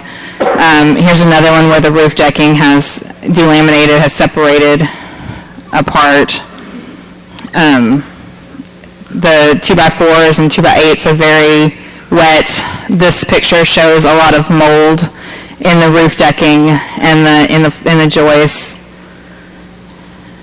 This one shows some mold and where the insulation has fallen. So the sheetrock has fallen, which has dropped the insulation in it. Once again, electrical work that's been exposed to the water. You can see the water damage in the 2x4s and the decking. The bracing in between the joists have started to turn and twist, so they're not supporting anymore. There's a lot of mold in the roof on this one, and this is all still Building B. This is still just one building. This picture actually shows the water that's on the floor in one of the units. There's black mold, what appears to be black mold, in several of the units on the walls, and you can kind of tell where it's just been painted over and then it's seeping back through the paint. There's another picture with the black mold. That is a ceiling that has black mold on it and it's come through the paint. And you've got the electrical fixtures that have dropped in there as well, so they're full of water. This is the walkway that is cracked. We're not 100% sure if it's structural damage. This is on the second floor walkway.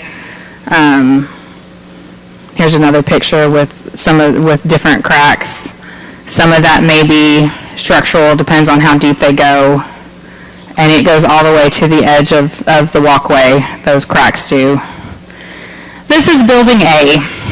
Building A had a fire damage on February 7th, and it is very badly burnt.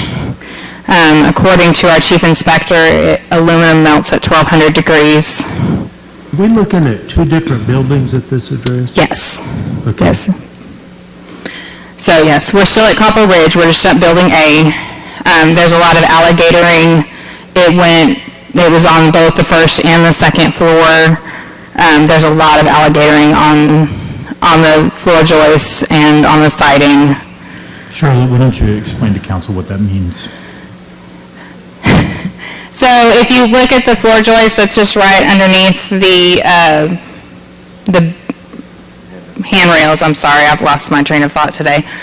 It looks like alligator skin. So when a structural member is burned, depending on the level of alligatoring is what it's called. If it's just like you can brush it off, it's not that bad. It's just a small damage. This looks like it's pretty deep, which means it diminishes the structural integrity of those structural framing members. Does that make sense? Okay. This is some more of the siding from that same picture, just kind of turned to the side, so you can see the siding is completely damaged as well with fire. This is through one of the windows into one of the units. So it was pretty much a total loss in several of these units. Like I said, 1,200 degrees to burn the aluminum on the windows, and all the windows are pretty much gone, so it's not secured either.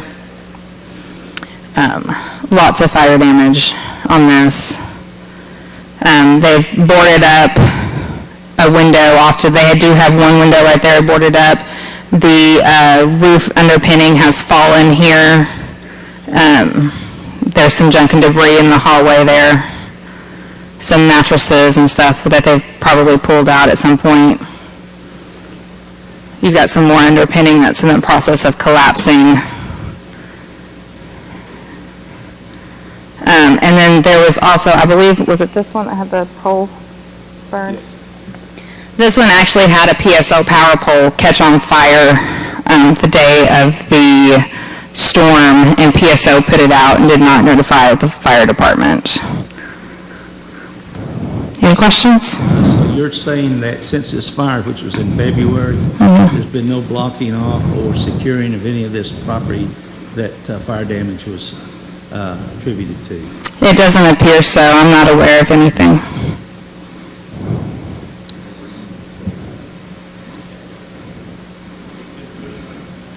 I'm going to open the public hearing. Anybody wishing to come forward and speak on 4751 Northwest Motif Manor Boulevard, please do so at this time. Please give us your name and address. Hi, my name is Jasmine Jackson, 9305 South Winston Way of Oklahoma City. I am Assistant Regional. We have acquired this property. We have been working with the owner. We do have multiple bids for the burn building and the other building from the storm. We have two different roof bids. One is hitting us about at $350,000. The other one is about $105,000. It's only for one of the buildings. We also have an exterior bid currently that has been submitted to us for about $32K. It is for the complete exterior power washing, not the burn building, but the other buildings for power washing, painting, and things like that. We do have a fence that has been approved to secure that burn building once we learned that it was not secure. That is to be put up around that building. We no longer have any residents either. We had to remove residents from some of the buildings, so we are working on that. The construction manager with our company could not be here today because today he is on site there getting some more bids for more of the work that needs to be done. Do you have you secured a permit yet for the work that you desire to do? I would not be able to answer that question. That is our construction manager's department, but he has been in contact with Mr. Howard through a phone call, and I emailed Mr. Howard once we learned of this hearing. Is right behind you. Yes. Can you confirm if there is a permit active or not on this address? There's no current active permit. We have Has there been an application? Not that I have seen. My understanding from their construction manager is they were going to get bids and then apply for a permit. Okay. So you represent the owner, correct? Yes, sir. And where do they live? He lives in Colorado? Colorado. Okay, so you heard me tell the previous individual that if the council chooses to put this on the D&D, which is very likely, you will have 6 weeks to secure a remodel permit. And then you will have to show improvement within the code every month, okay? So we're not going to come out there and just tear them down. Now, Charlotte, am I saying, or I'm just verifying that I'm saying it right, and they're going to work with you on that. Our desire is to get them livable. Your desire is the same thing, so it works out pretty good. D&D just puts you on a timeline and holds you accountable, okay? Yes, sir. You understand that, right? Yes. Okay. Now, council, do you have any questions for this individual? Okay, is there anybody else that would like to come forward and speak on this address? 4751 Northwest Motif Manor Boulevard. Seeing none, I will close the public hearing. Council, do you have any questions for staff?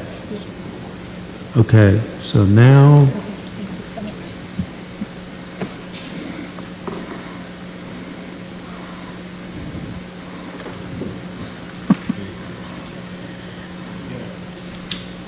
I do have a motion.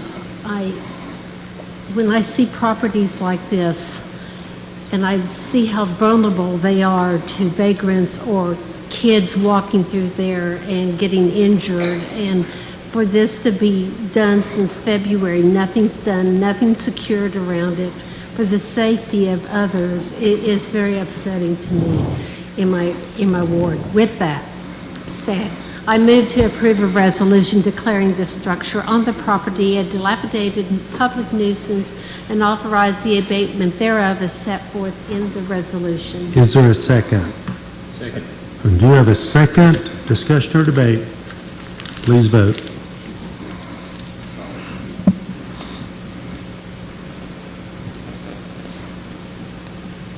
You've got to have one more vote. Oh. Okay, motion carries 6-0. Thank you guys for coming. If you have any questions, please get with the staff before you leave and get those answered so you're not confused as you leave, okay? Thank you. This brings up item number 14. Hold a public hearing and consider approving an ordinance to amend the binding site plan for property located at 119 Northeast 20th Street, Lawton, Oklahoma 73507, Cameron.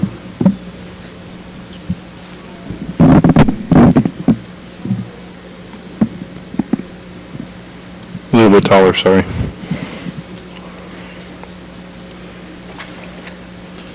Good afternoon, Mayor, Council. This is a request to amend a binding site plan for a property located at 119 Northeast 20th Street. This is on the east side of Lawton, over there behind Los Tres, just to the north of Los Tres off of Gore. As you can see on this location map, this is 582 feet from the nearest platted residential lot to the north and 772 feet to the east. This is an amendment to their binding site plan. They are currently zoned I3. They're currently using the 10 acres of the property for a laydown yard for PSO. The property is 16.4 acres, so they're proposing on using the additional 6.4 acres to the east, as you can see on this aerial shot. This is the proposed new binding site plan, utilizing the rest of their property for the laydown yard for PSO. The surrounding zonings, you have R3 to the east, which is also owned by the same property owner. You have Indian Tribe Land, which is zoned F to the north. You have I3 to the west, and I3 and R4 to the south.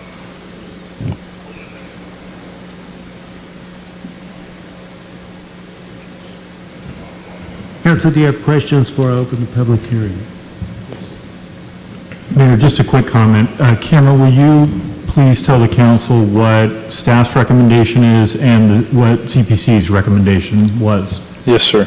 Yes, staff recommendation is to recommend for approval of this. The public hearing for the City Planning Commission was held on May 25th, and they recommended to approve this request as well.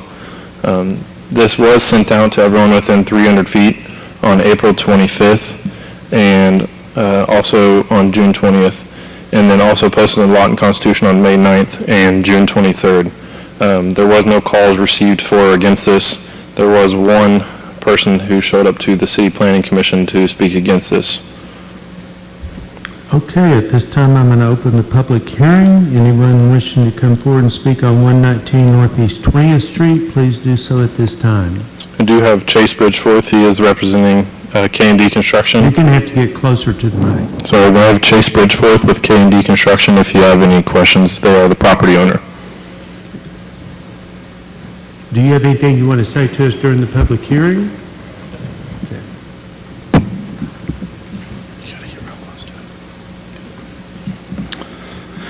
As Cameron stated, my name is Chase Bridgeforth. I'm here to represent K&D Construction, the owner of this property, and also the 19-acre triangular-shaped property there to the east. Just keep this very brief. Focus on the facts. The property is already zoned appropriately for the use that we intend. This is probably one of the lightest possible uses for that I3 zoning. CPC recommended this unanimously. We've spent about $1.3 million to date developing this site. We've cleared a homeless encampment. We've kept it mowed. We're just seeking approval to be able to continue that investment and expand the laydown yard. If anybody's got any questions for me, I just want to make myself available. Council, do you have any questions? Yes. As I recall, when we approved the previous rezoning, we were told that we would keep this buffer zone between the laydown lot and the residential area. Is that correct, Cameron? So this was not a rezoning that came through the City Planning Commission. The current property that's being utilized as I-3 was already I-3. This was one parcel that had two separate zonings. So this was brought to the Board of Adjustments as a special exception, which adjusted that boundary line. So a rezoning never came through to council. This was just an amendment to their property or their zoning line that went through the Board of Adjustments. And at the Board of Adjustments, that's who placed the binding site plan requirement on there as a condition of their approval. Do you remember the residential outpouring that we had on this before, though? Yes, sir. Yes. So now you're saying, forget that, we're going to change it? This was noticed just like the rezoning was, and we received no phone calls or letters against this from the neighborhood. Thank you, Cameron.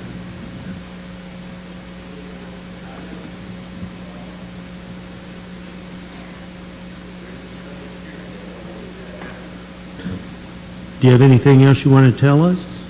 I think the only clarification I would offer is that in that hearing, there were 3 homeowners who showed up to speak, and that at the time they asked what our plans were, and we had no plans, and that is why it was shown as vacant.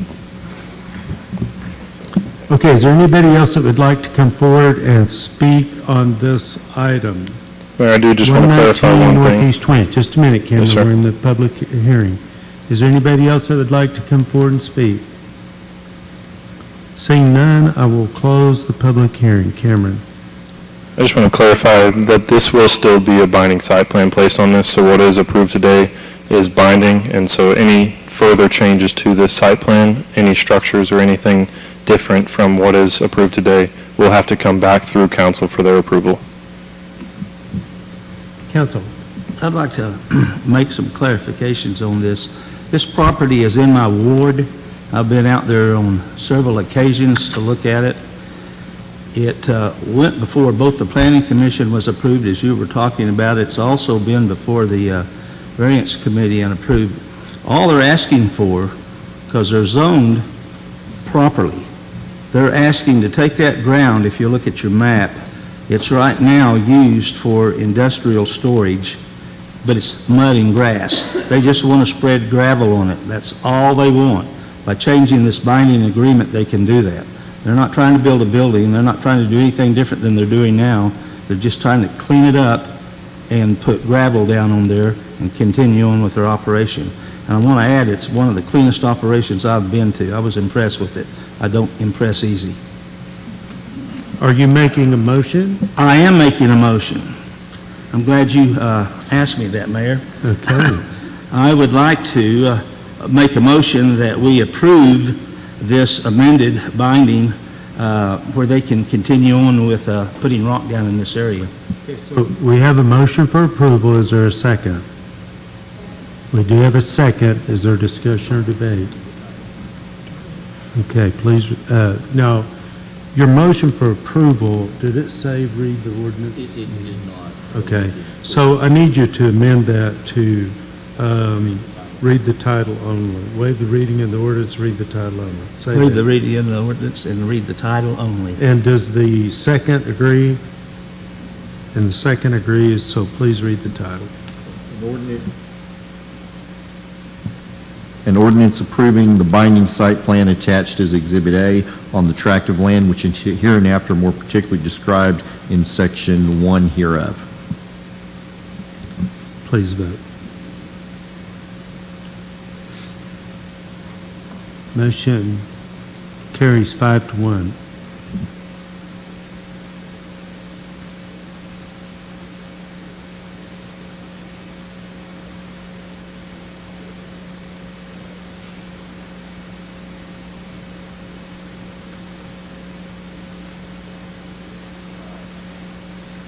That brings up item 15. Carry, Mayor. Yes. Carry. It does carry. It wasn't an emergency, requires only 5 votes. Mayor, we're on item 17.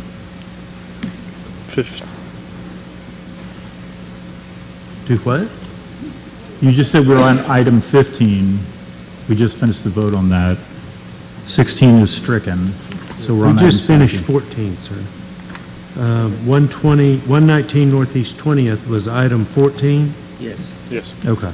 We're on item 15, consider waiving city code that requires the alley to be paved and vary the dimensions of the heavy-duty concrete requirements for a refuse container for property located at 512 Southwest Lee Boulevard, and take action as deemed necessary. Cameron? Yes, sir. Speak into the mic. Yes, sir. This is a request brought to us by Comanche County Memorial Hospital. A building was recently built on the corner of 6th and Lee, the southeast corner of 6th and Lee, for a clinic.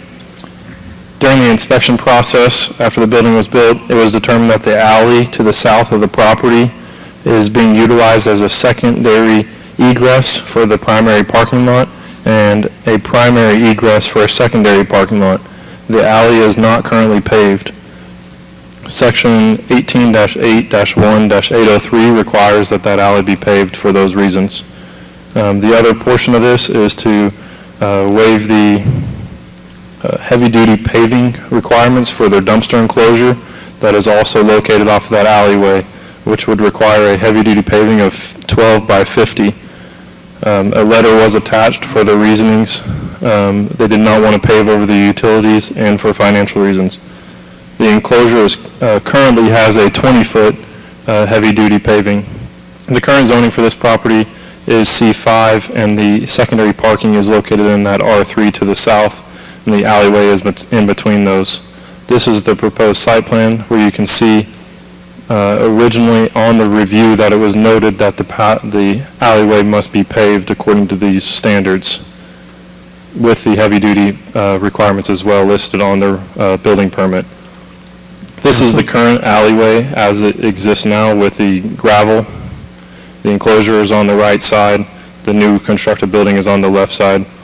This is the primary entrance, or the primary parking lot with the access to the alleyway. This is the enclosure, and as you can see in the original picture, there is a gravel area to the right that they have as secondary parking. The Public Works Department, the Planning Department, and the City Engineering Department have reviewed the request and recommend to deny and require the site be constructed up to city code and engineering standards. Mr. Gill. I'd like to make a motion, Mr. Mayor. Do we need an open hearing on this? I guess we don't. No. It's not an ordinance. So. I'm going to read my motion instead of talking about all of this. I'd like to make a motion that the request to change the 50-foot by 12-foot refuge container heavy pavement to a 30 by 12-foot refuge container heavy pavement be denied.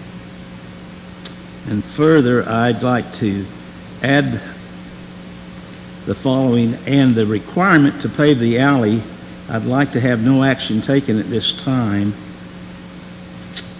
if the applicant closes access to the primary parking from the alley and requests a variance from the Board of Adjustments to leave the secondary parking lot as gravel, and then have it revisited before the council. And I'll read that again.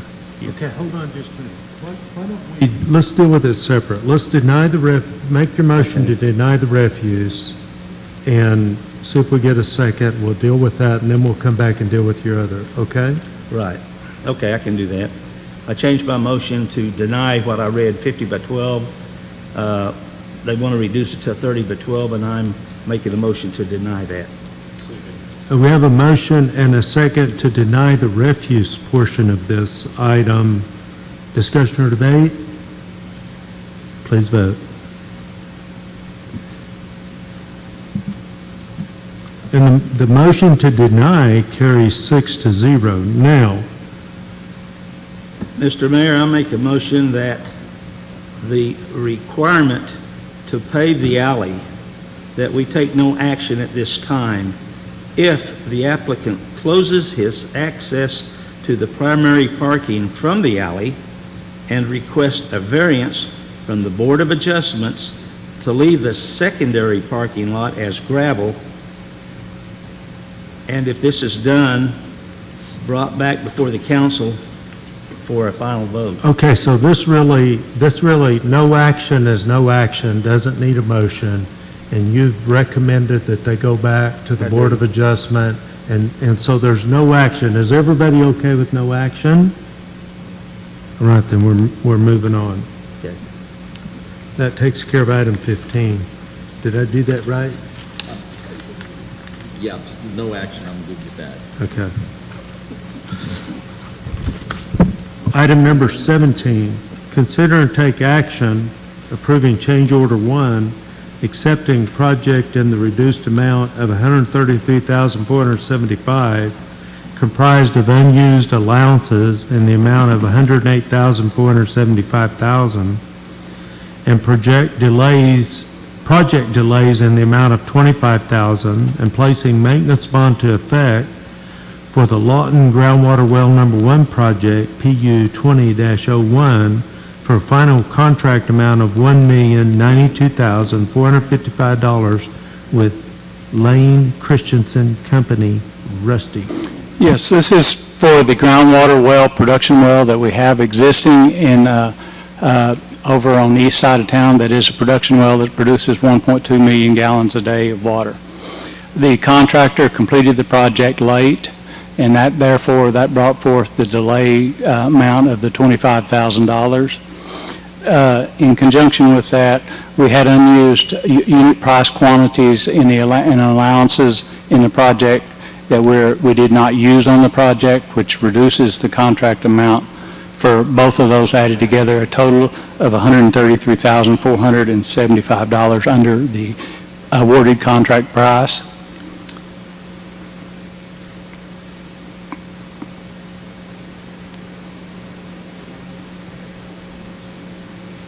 Okay, council, do you have any questions? Seeing no questions, do you have a motion? Motion for approval. No, I was saying that's what we need. So you're making the motion for approval. Okay, is there a second? And there is a second. Discussion or debate? Please vote.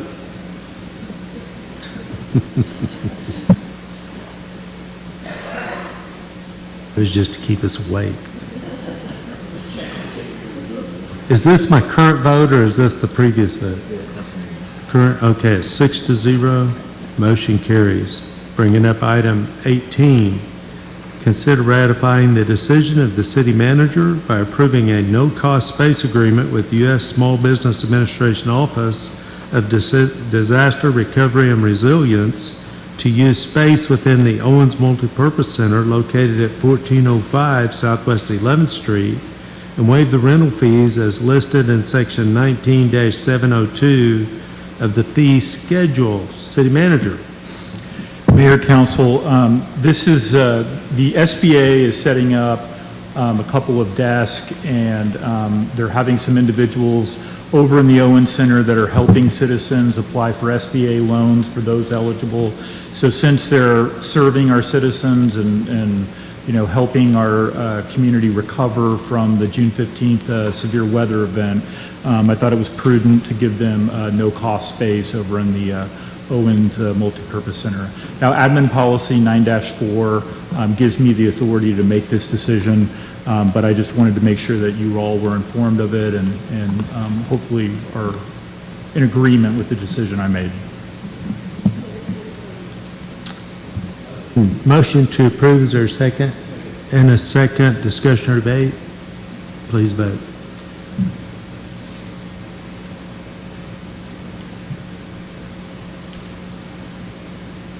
Motion carries 6-0. Bringing up item 19, discuss staff's recommendation list of parklands to be repurposed and consider declaring said parklands as surplus property and direct staff to begin required process for placing surplus property for sale at a future public auction. Didn't realize how short I am until I come up here and the microphone's a foot above my head. Okay. Well, Council, as you may be aware, back in March of '22, the Council approved the Lawton Park Sports and Recreation Trail and Open Space Master Plan that Half Associates did for the City of Lawton. As part of the recommendation, they recommended that because of our current staffing levels, that we look at reducing some of our park acreage that we maintain. According to the NRPA, which is the National Recreation and Park Association, where's my cheat sheet? They recommend that there be 8.2 full-time staff members for every 10,000 residents. And the City of Lawton currently only has 3.6 full-time workers for 10,000 residents. So if you take the 77,000 approximate population of the City of Lawton times the national average of 8.2 employees, they recommend that the City of Lawton have 63 employees for Parks and Rec. And we currently have 34, 19 of which are dedicated to park maintenance only, which would leave a shortage of 29 employees. So with the knowledge that we weren't going to be able to add 20 million employees, they suggested that we reduce our park acreage to be able to get it to a level where we can maintain it with the staff that we have. And they recommended about 80 acres. The goal in all this process was to try to eliminate 100 acres. So through the whole process of public meetings, meeting with council members, for the last almost year, a little over a year, we've come to the list that we have today of reducing the park acreage by a total of 52.4 acres. And again, this list has changed significantly from when we started. Every public meeting that we've had, every meeting we had with council, there was always a little change to it. So today's list is the final result of all that. We did receive some more comments today on a couple of parks, so we'll go through that when we go through that list. Anybody have any questions yet? Okay. The first two parks you see are Baltimore Park and Atlanta Park. If you're not sure where this is located, it's north of Cash Road, just east of 38th, kind of behind the Burger King there. These are two pocket parks. TSET is possibly interested in making these community gardens if they become available. And so, like I said, today we're asking that this list be declared surplus, which is step one. And once they are declared surplus, we will bring it back to council as far as setting a minimum bid and an actual auction date. And then we'll come back to council again if we got any bidders to actually sign any documentations. So this is not the end all today. Did you say TSET? TSET, yeah, with Comanche County Does that Hospital. mean we would transfer ownership to them? No, they would be interested in bidding if it goes out to public auction, because the City of Lawton They would be interested in bidding, and then it would be theirs, and they would be responsible for maintaining the... Correct, yes. For today, we are declaring, we would like to declare the surplus. The hope would be to actually sell them to another organization is the goal, but then we could always back off and do lease or adopt a park. But the ultimate goal would be to take it off of the city's hands. Absolutely, yes. So these are these two, okay? This next slide just shows that we would retain easements. If these were sold at public auction, the city would maintain any easements to any of our utilities. So we would do that along the way. This next one is Charlie Ray Park. It's located north of Cash Road, just west of Sheridan Road. Again, it's another pocket park. Again, we will retain any kind of utility easement that we would need. You can see by the map with the star on it, those are all the renters versus property owners. So this is a park that TSET probably would not be interested in just because of the possible lack of property owners buying in to maintain a community garden. Next we have is Harold Park. This is behind Olive Garden on Cash Road. This park is very hard to get to. Most people don't know it is a park. A lot of it's drainage. We do have quite a bit of problem in this area with vagrants. Just seems like not very long ago, the drainage maintenance took out several dumpsters of trash within this creek. So our recommendation would be to eliminate this as actually a park. Just as a side note, it does have a reversionary clause, so that would mean it would go back to the developer. People might understand which park that is if you call it Bicycle Park. So I've got a question on reversion. Do they have to accept it? That's probably a legal question. Do they have to accept it? Or does it automatically go back if we want it to?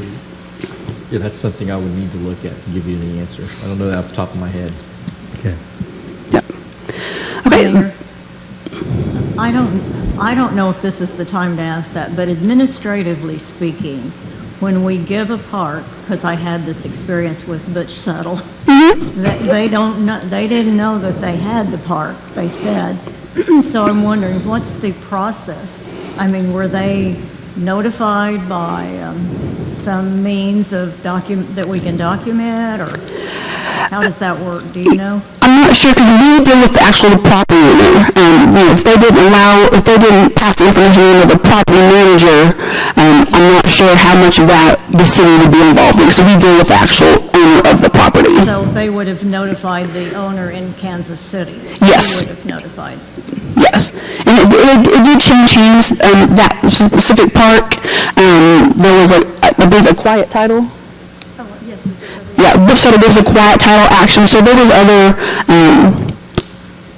property title issues with that piece of track, with that tract of property. Well, the park got mowed. Yeah, good job. Okay, so this is, the next one is Stevens. Stevens Park is a lot more than what's shown here. It actually is a complete drainage channel from Denver Avenue all the way down to Cash Road behind Station 4. And we would recommend that this park be reduced in size, with most of it being turned over to drainage, because it is a drainage way. We do have one adjacent property owner that's interested. That's the picture over here on the bottom right. And they do already have some encroachments on City Park, and so we would deed that section over to them for that. Okay, so is that all of Ward 1's parks? I'm not doing it by ward, I'm just going through the list. Okay, I'm going to stop you here and ask a little bit of a question. You said we held public hearings and everything. I know we did that during the... There were public input meetings. I know we did that during the Parks Master Plan. But I'm wondering what criteria we used to decide which parks to close. And I haven't really paid much attention to Ward 1 parks because I haven't received any calls on them. But some of the others, it was like it was the only park in a neighborhood. And we, in I would have to say lower middle class neighborhood, and we're recommending closing it. Well, we're not eliminating all parks from any ward. The original list... Okay, I didn't say ward, I said neighborhood.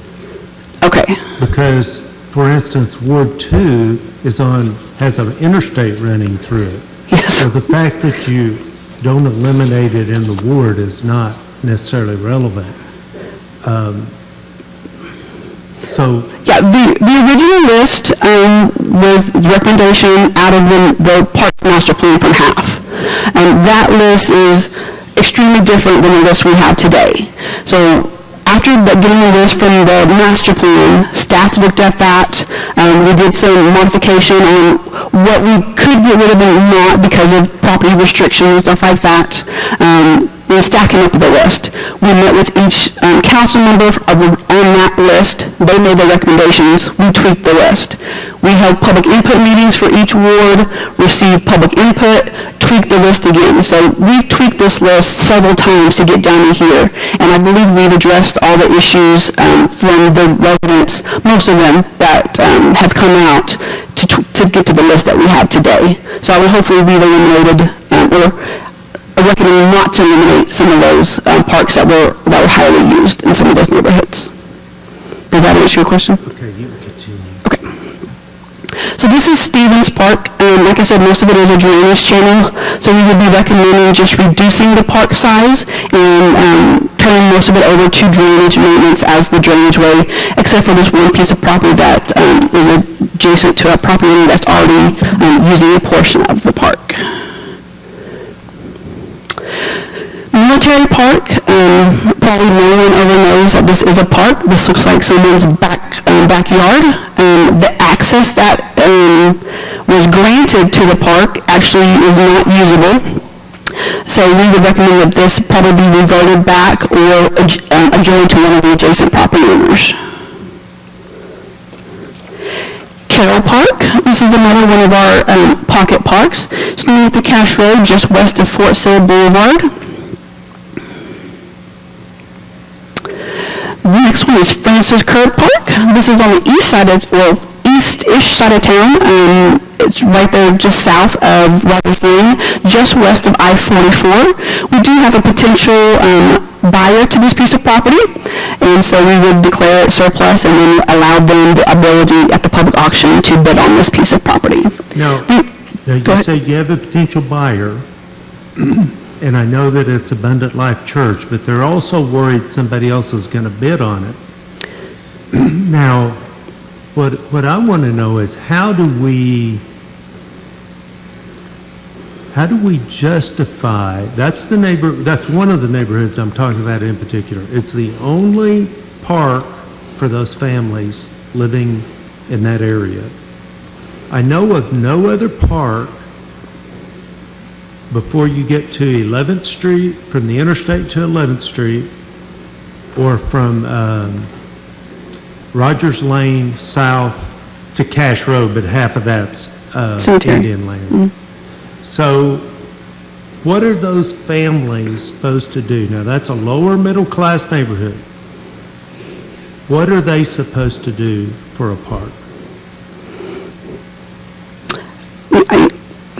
That's up to them. I'm just saying this is... Okay, but it's up to them, but we have some responsibility as a city here, and I think we're fixing to,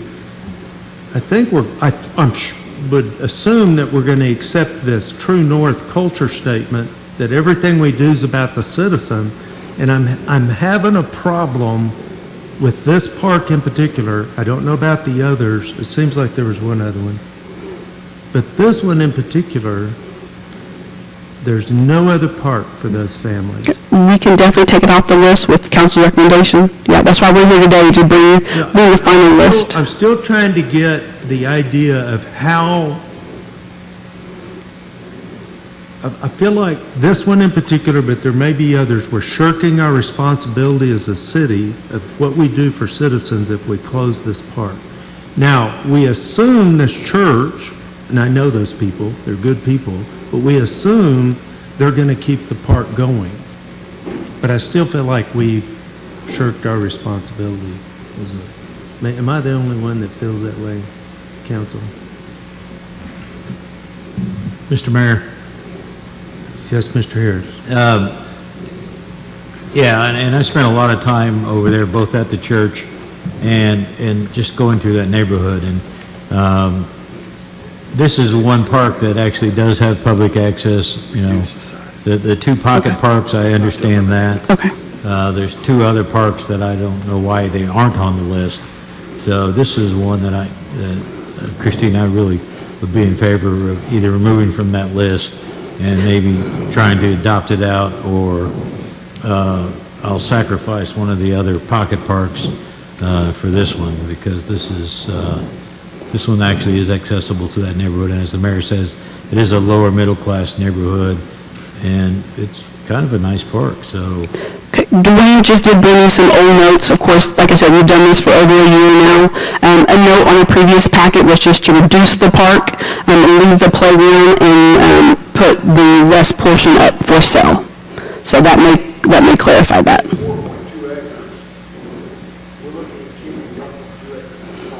Yep, so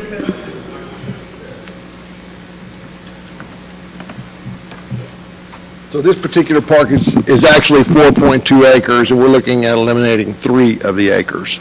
There would still be a 1.2 acre park. It's not eliminating the park itself. But looking at this It's a picture reduction. here, over half of that park is wooded area that's not usable.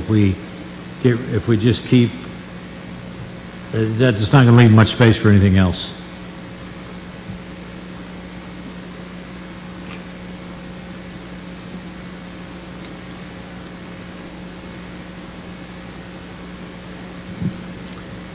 I'm really not sure what to do, because we haven't accepted this list. I guess we just make a notation that the council member of that ward wants to remove that from the list. And that's why we're here today. Yeah. Okay. All right, are you good, Mr. Harris? We ready to move on? I can use a couple more seconds. Okay, go ahead. So there were 2 other parks that were, totally unusable in my opinion, Turtle Creek and Garden Village. Turtle Creek is totally surrounded by private houses as well. Everything that was within the park was damaged or destroyed, and the neighbors say it's used for drug deals and other nefarious activities. Turtle Creek's a little bit more open, but it consists of 1 swing set, 1 teeter-totter, and no parking. So I don't understand why we're keeping those. Because of the dedication language of those, some of them we're not able to get rid of because we're tied to them for the dedication. One of those, I believe, which one of those parks, we've already removed some of the equipment just because of the heavy wooded non-access area and it flooded. The Creek one that's down. I believe so. We already removed that to prevent people from going back there and wanting to use that. Yeah, but some of the parks, even the concrete tables were destroyed down there. Right, and some of those, because of the dedication language, we're stuck with no matter what. So that's why they're not on the list today. Could we close off that access, that public access? There's only 1 public access to that park, and if we could close that off. We sure can. Because there's no other way for people to get to that park. Correct. Yeah.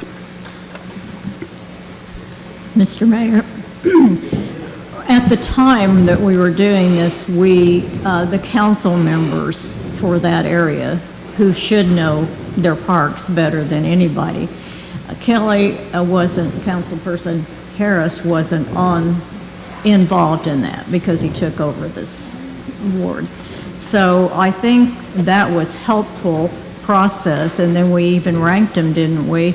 According to usage and all that. So that's correct. I think when we were involved in that process, that went pretty well. I knew which ones in Ward 1 needed to go, and I think probably, but if you weren't serving at that time, you may not have had that opportunity. Thank you very much. The next one is 33rd Street Park, and this is just east of Greer Park or Kids Zone. Again, it is another pocket park, and again, this may be a site that TSET may be interested in a community garden, but it is about 2 or 3 blocks east of Kids Zone.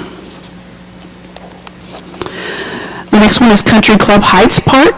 Again, we do have an interested party in this one. The Knight organization is interested in obtaining this to expand their services within the city of Lawton. It would include this red area and that little triangle area just to the north, south of the railroad tracks.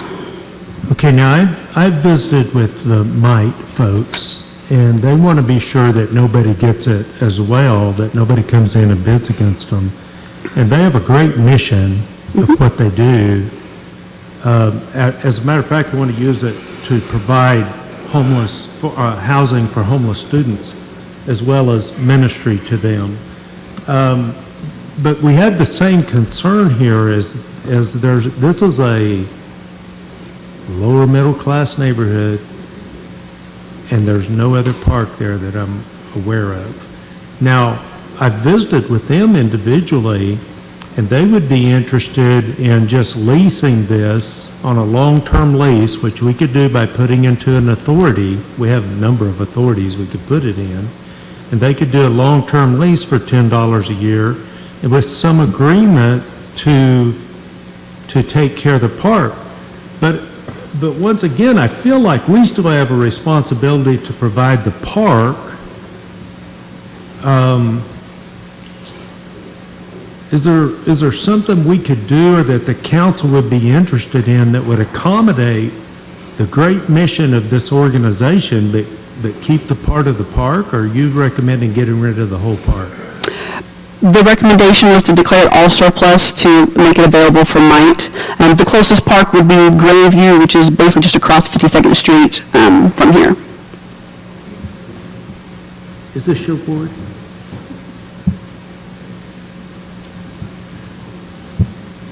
There you go. Yep.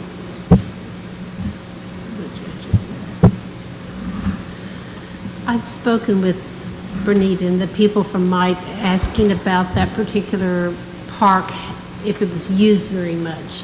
And she said definitely it had not been used hardly at all, because they also have playground equipment within their facility that seems to be safer. You have to go up that hill, and there's very little up there at all. So she was not feeling like the neighborhood was using that park, just from our conversations. And are you willing to go ahead and put that on the list for sale, or would you rather work out a deal for a long-term lease to assure that she gets it?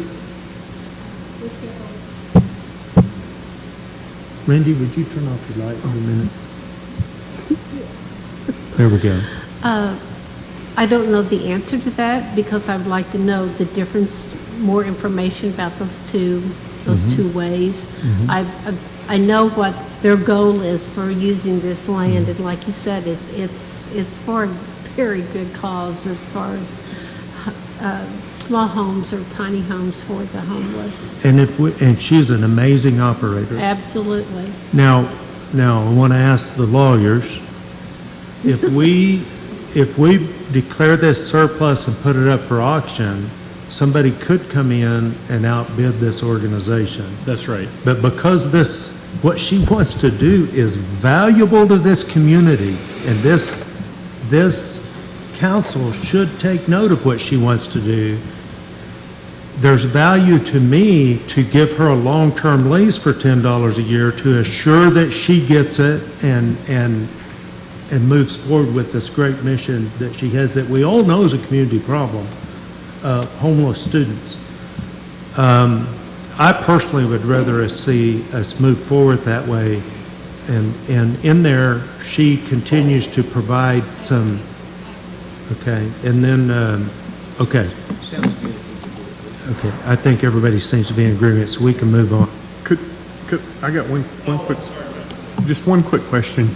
I'll save the rest of it for the end, but couldn't we go ahead and bid this, but bid it with the requirement that it be used for, I don't know if public service is the right word, but that it be used for nonprofit activities? Well, I mean, generally speaking, the owner can put whatever deed restrictions they want on the property. However, since if we're declaring this surplus and we're going to auction it, and then to put a restriction on it seems kind of like counterintuitive. I'm not sure off the top of my head that that's legal. We could take a look at it, but I don't, like if you're saying, hey, it's surplus, we don't need it, we're opening it for public auction, but then you put a stipulation that it can only be for nonprofits, and you're, withering down the field of individuals that would bid on the property, I don't feel really good about that. if we could, I'd like to look at that, though, if we can look and see if there's a way that we could do that and word it so that, and I only say that because the whole point of this whole deal has been that we can't afford to have nice parks.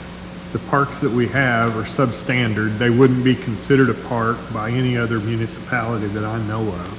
They would be considered open fields or things of that nature. Unless you look at Elmer Thomas Park or something like that. None of them are irrigated. None of them, they're just not a place that you can go throw a blanket down and have a picnic with your family. So the whole idea was to get rid of those and make something functional out of them, and then take that money that we save and invest it into the parks that we keep so that we can have nice parks. So if there's a way that we can get rid of these parks and also make sure that they serve a good public service at the same time, if we can figure that out, I think we kill two birds with one stone.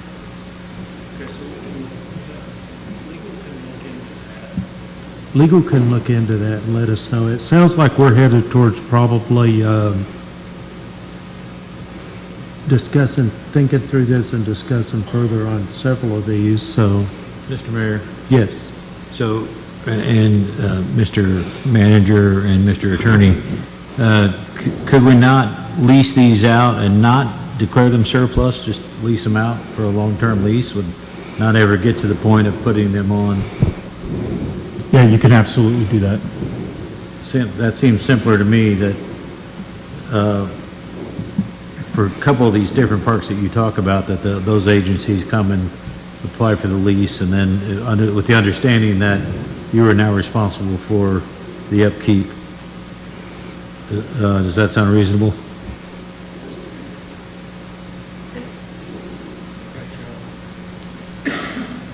It does to me also, but knowing the financial amount that she's thinking about putting that, I would want to know that I'm going to be able to keep that lease some way, some kind of assurance. So that's the reason we would put it in authority. If the city leases it to her, it's a one-year lease, and we have to vote on it every year. If we put it into authority, we can give her a 50-year lease. Okay. Okay? Is that right? Well, I need to address that. Might receive some of the youth and family prevention money, and so I don't know if there would be any connection there that we could lease it to Might nonprofit. I mean, I don't know if that would be helpful, but it's a thought. The question is, can we put a park in one of our authorities and give somebody a guaranteed long-term lease, such as 50 years? The thought of it, it's a park, so it has to be used for specific purposes, so I'm Not not sure we necessarily. have to look at, can we lease a park to someone? That's the question I would Well, want to. most of them that are on this list, this one, we've already gone through whether it has reversionary type of language or not. This one does not have any specific dedication language to it at all. And so we wouldn't be tied to any park type uses, because there's no language. But I think that's a good point, and something we need to clarify as we go through this, is to understand the answer to you. And we'll verify that and make sure. City Manager. Mayor, I just wanted to add that with a lot of our leases, though, that is a competitive process as well. So, for example, our ag leases, we bid those, and it goes to the highest bidder. So it's not necessarily a guarantee that we could get it. Now, if it was placed in a trust, that's different. But if you're just opening it up for public auction, our lease process is competitive. And I will say there are some instances that I'm aware of where the city is a party, and and they, for our ag leases, for example, the city's a party, and those leases are 5 years. So I think the city does have the ability to go beyond a year in terms of a lease. You're not approving an expenditure, you're receiving money from an individual. So it's not like you're committing future appropriations. So it's the opposite of that. Okay, well, I'm thinking of the old firehouse at 17th and Ferris, and we lease it for $10 a year to somebody that does good work. Matter of fact, she was Citizen of the Month a couple weeks ago. Yes, the Arts Council. I'm betting we didn't bid that.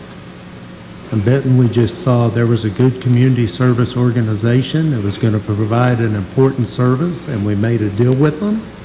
And is that legal? Because we've done it. And I'm going to tell you what her plans for this and the way she operates is amazing, and something this community needs very badly, and that's a great spot for it. Mayor? Yes, sir. I think we definitely do need to look at it, because you're right, what she's wanting to do is a very good thing. But the more I think about this, if we lease that property to her, even on a long-term lease, she's wanting to build structures, and in order to build structures, she's going to have to probably borrow money. And nobody's going to want to loan her money to build structures on leased property. So That's actually done all the time. Yeah, they will. If it's a long-term lease, it's done all the time. Okay.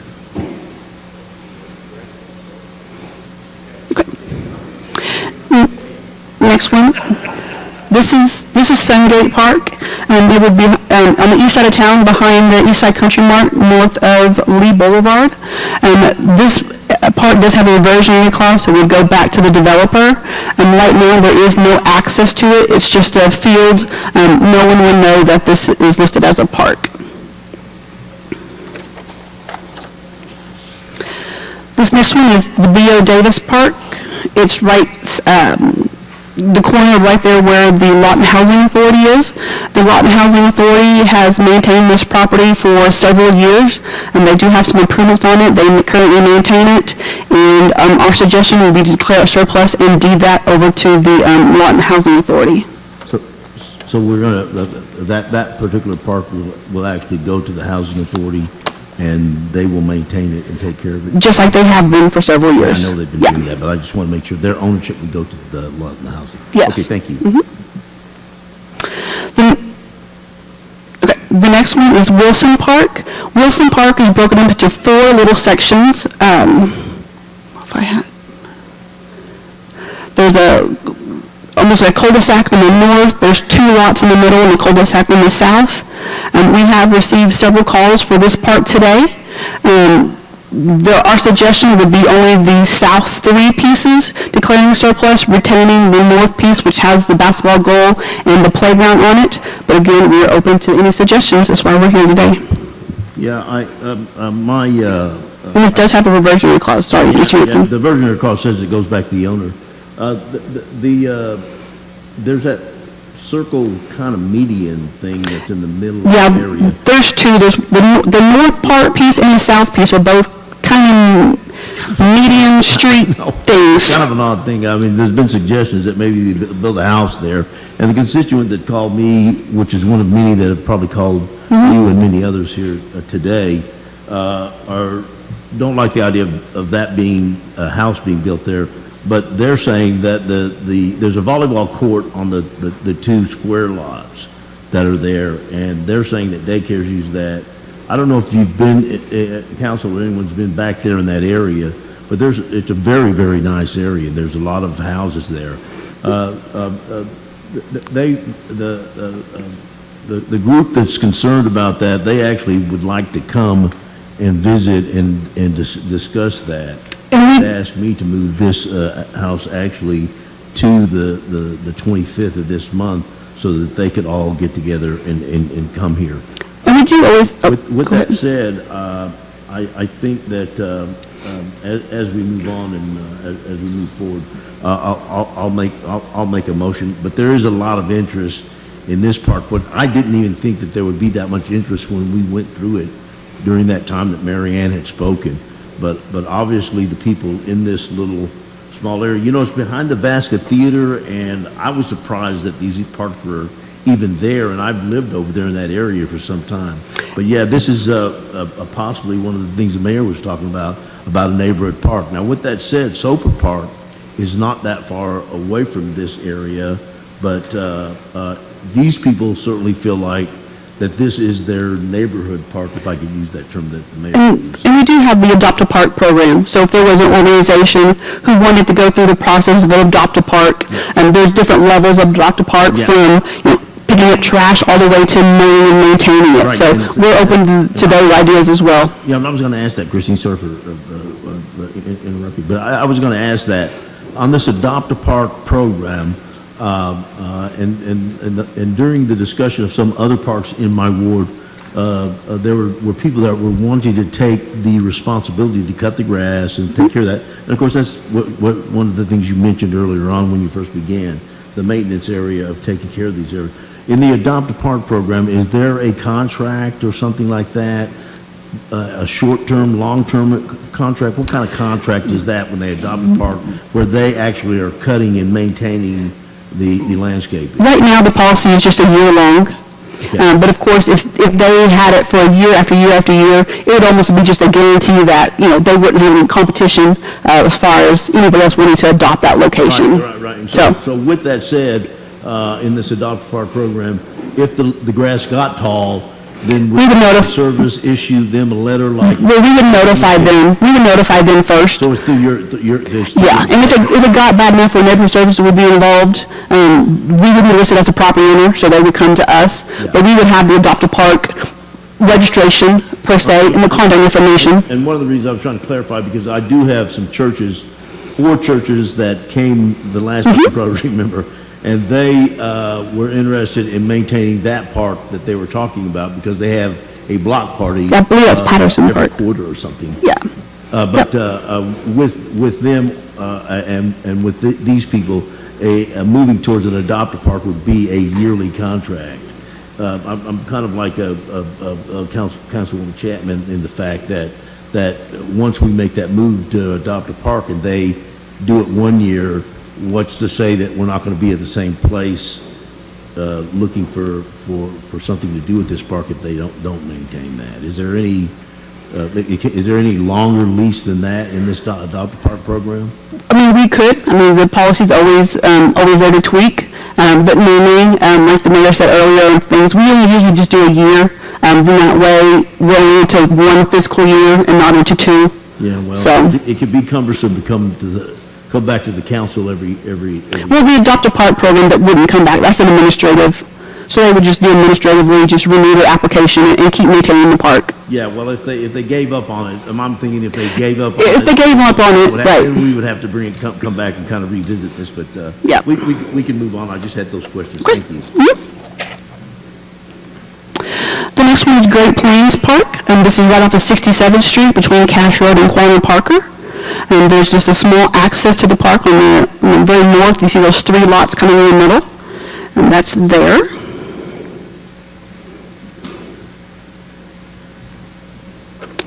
And again, this shows that there are utilities there, so we would maintain any easements if it was decided to declare it surplus. This next one is Park Ridge Park. There currently is a playground equipment on it, but the park just to the west is Waterstone Park. That has some restrictive language, so we would not be able to declare that one surplus. So we recommend possibly moving this playground equipment over to that park that we would be required to keep. And then you could, on the next slide, south of this park is Rolling Hills Park. This stuff in this area. So the thought was to be able to open up the north part and the south park. There's a 50-foot access off of Malcolm Avenue, and that would potentially allow for a developer to come off of Malcolm and develop this whole strip of property. And we could just either reduce the size of Park Ridge Park, this one, to allow for a street to go through it, or just simply move the playground equipment over to the adjacent park to the west.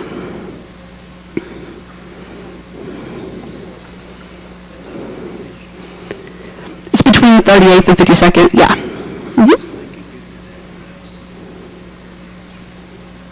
Yes, and like I said, we would recommend just moving the playground equipment over to the west. The area just west of that we can't get rid of that park, so we would be stuck with it. So we would do it there and then allow this one, so we just own it by a deed to go to possible developer.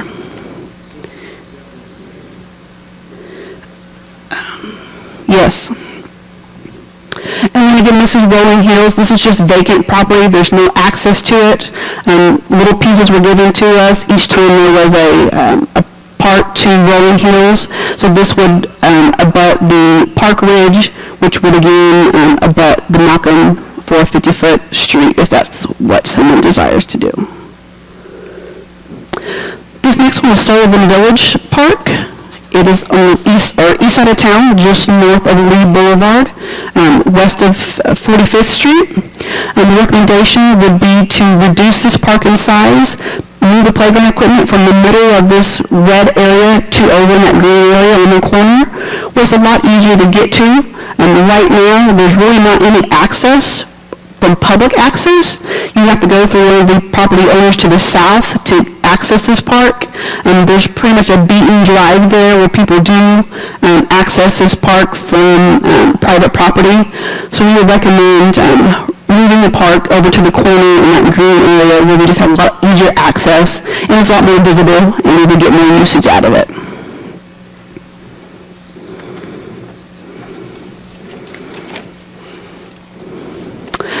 The next one is James Edward Thornton Park. Full disclosure, Google has this one wrong on Google Maps. Their label is actually on the vacant land to the west, and that is privately owned property, and it is not part of the park. The part of the park is owned between, I think that's 14th and Jesse Davenport is the only area that's a park.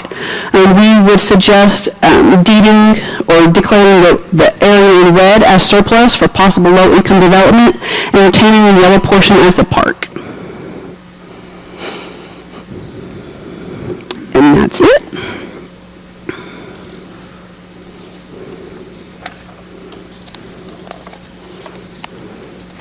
Any other questions I can answer? Okay. Is that in Ward 7? It says it's in Ward 7, but we think it might be Ward. Let me see. Those people in Ward 7 were voting for me. Which part was that, Mary, you asking about? Sullivan Village is in Ward 7, yes. It's in Ward 7. Okay, like I said, they voted.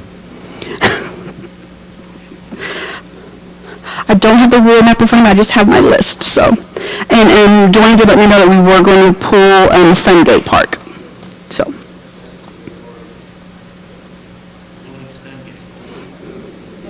Okay, Because so it's a well site. To me, like the Country Club Park and Francis Curb need more discussion. And with some of the options, with maybe. Churches and with the ministry that Bernita has. And it sounds like we've pulled, what'd you say, Sungate? Sungate, yeah, it's a well site. You got one council member here, I'd have a big problem for the council to vote when the council person, this is kind of a deal that's real council person centric, but requires the vote of the council. I'd really have a problem voting on the Ward 7 parks.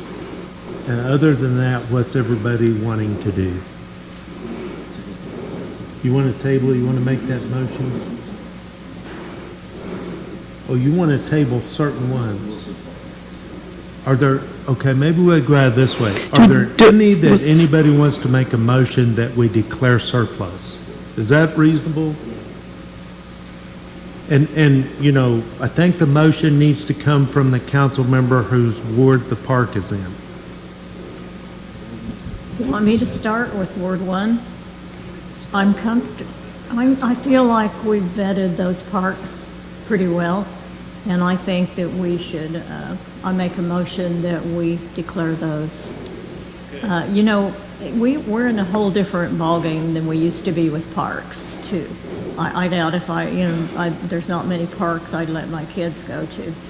So we have to consider the safety. The isolated ones, and a lot of these are isolated or just pocket parks, so there's not a hard decision, I don't think.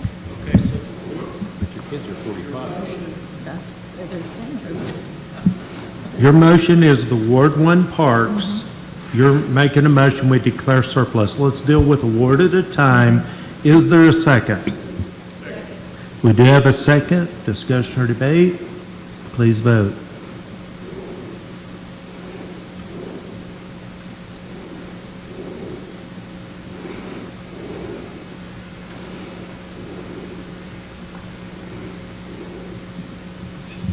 I like this way of doing it, one ward at a time. I'm getting there, okay. Okay, and so the Ward 1 parks are declared surplus 7-0. Now let's deal with Ward 2. Kelly. I'll make the motion that we declare Military Park and Carroll Park to be surplus. Is there a second? Second. Discussion or debate? Please vote.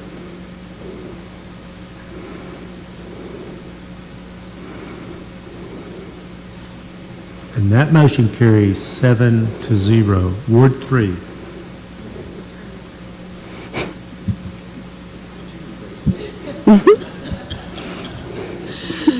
I gotcha. I move that we declare 33rd Street Park surplus in Ward 3. Okay, we have a motion to declare that one park surplus. Is there a second? Discussion or debate? Please vote.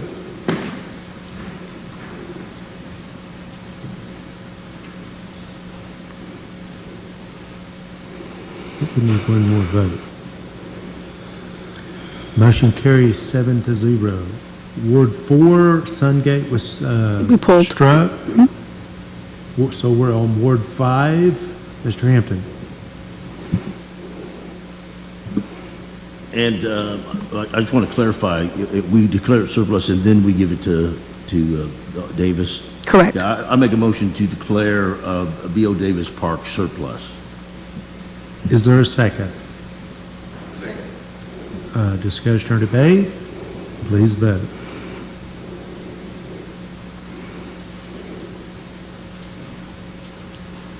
Motion carries 7-0, bringing us to Ward 6, Great Plains Park. Councilman Uyghur. Mayor, Council, I'd like to make a motion that we go ahead and declare Great Plains Park a surplus. Second? Second. We do have a second. Discussion or debate? Please vote.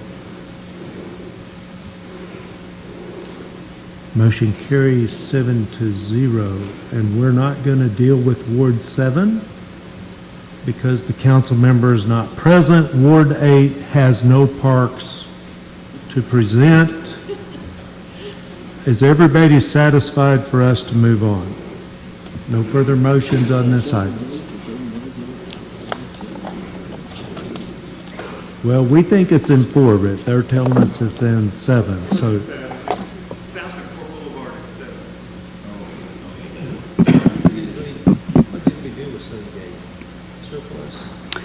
That one was pulled because apparently it's a well site. So it was not considered.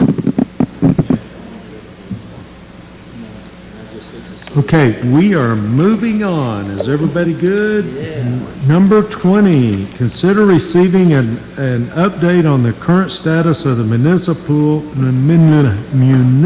pool and giving staff direction as necessary. Council, Mayor, thank you for having me here today. I just want to say I appreciate the discussion on the last item. Sorry, I'm trying to get it. Is that better? I appreciate the discussion on the last item. Thank you very much for considering those. So I know a few of you are aware of what's going on with the municipal pool currently, so I'll keep my comments brief. As you know, in April, we came to council with some information on what had been going on with the pools in previous years. In that discussion, in that council meeting, we were directed to open the pool, if at all possible, and move forward as well as we could. We decided to start with the most simple solutions to the issues that had come up debris, dirt, sand in the pool, filtration issues, so on and so forth. So the first, most simple solution was to replace the sand and investigate whether any of the laterals in the filter had been broken, which would absolutely cause sand to be blown into the pool every time we turn the filter on or do a backwash. Within that process, we inspected those lateral lines, we replaced the sand, and we found that they were in good condition. But after the sand was replaced, we filled the pool and we started operations. The filter itself was doing fine, but we were still getting dirt and debris blown into the pool, indicating that the lateral lines were not the primary cause of that issue. I would like to point out that at that time, the filter was operating well within its tolerances. As we continued the season and we attempted to operate, I noticed that there were cloudiness and turbidity issues within the pool, and that shut us down. And we worked extremely hard trying to get the chemical balance to work out in our favor so that water would clear up to no avail. And within that process, I found that we were having cavitation issues within the pump that were not observed previously. Over time, those problems have become progressively worse. We noticed that every time we turned the filter on, about 15 to 20 minutes later, the pump would start to cavitate, indicating that it had lost prime, and the flow rate from the return lines into the pool would drop off to nearly zero, meaning there was no filtration to the pool at all. We started contacting professional pool repair companies. To this date, we've contacted 12 separate companies. The majority of them don't work on commercial systems, but those that do, we've invited out to do an evaluation of our pools. Those include Sunbelt Pools out of Edmond, Splash Pools here in town, and Stan's Pools. These pool professionals have seen it all, and they all agree that the issues that we're having with the pool probably stem from a break in the return lines under the concrete between the pool and the filter itself. And what that does is every time we turn the filter on, it gathers dirt and debris from under that concrete where the break is, washes it into the pipe, and then out into the pool, causing all of our cloudiness and turbidity issues. That is also probably creating a void under the concrete. If you look at the pool, on the deep end, it's visibly settled lower than the rest of the pool.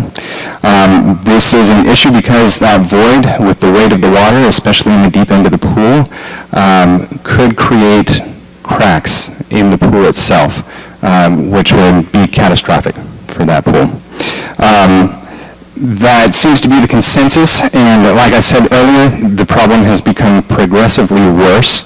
I mentioned the timing before was about 15 to 20 minutes before we noticed cavitation on the pump. It's progressed to the point where as soon as we turn the pump on, the back pressure caused by that blockage causes no flow from the return line into the pool, meaning no filtration. And unfortunately at that point, and under the recommendation of the pool companies that we had out there to assess the pool, we decided to close the pool until we could address those issues. At this point, we have attempted to evaluate the extent of the issues. Our first step was to try and get a camera down the return line.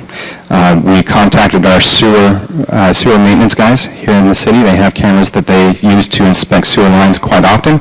They came out there and we inspected the first 40 feet of the return line between the filter and the pool.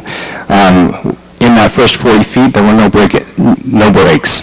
But once we hit 40 feet, we found a bend that the camera could not get past without risk being stuck, and with such an expensive piece of equipment, they weren't willing to risk pushing it through and losing the camera.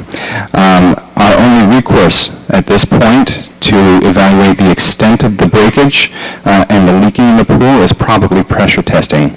That raises a couple of concerns, one of which is if we pressurize the system, we may create further breaks on weak pipes.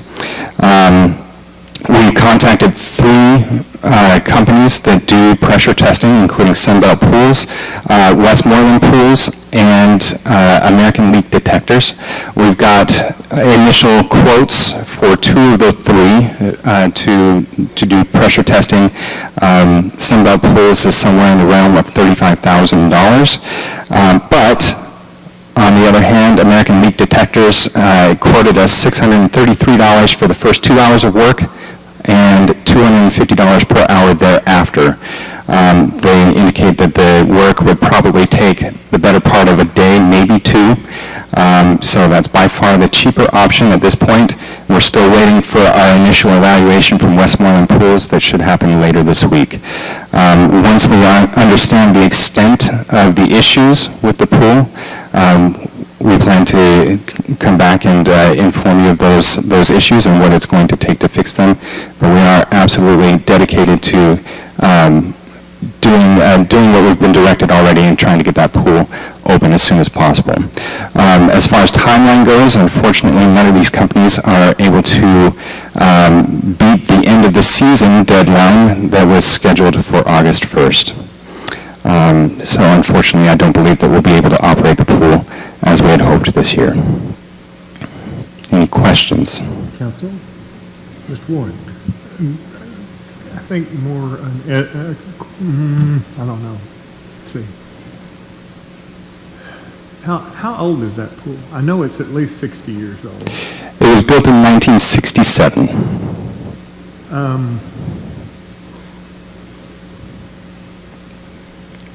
We're going to keep spending money, $40,000 and $50,000 and $60,000 at a time, and $100,000 and $200,000, and at the end of the day, we're still going to have a 60-year-old pool. At some point, and that's the citizens' money. At some point, we have to cut our losses and build another, whether we fill that one in or, try to preserve it for posterity or whatever. At some point, we have to either build a new pool or just literally go in and say, well, what's it cost to make this pool new?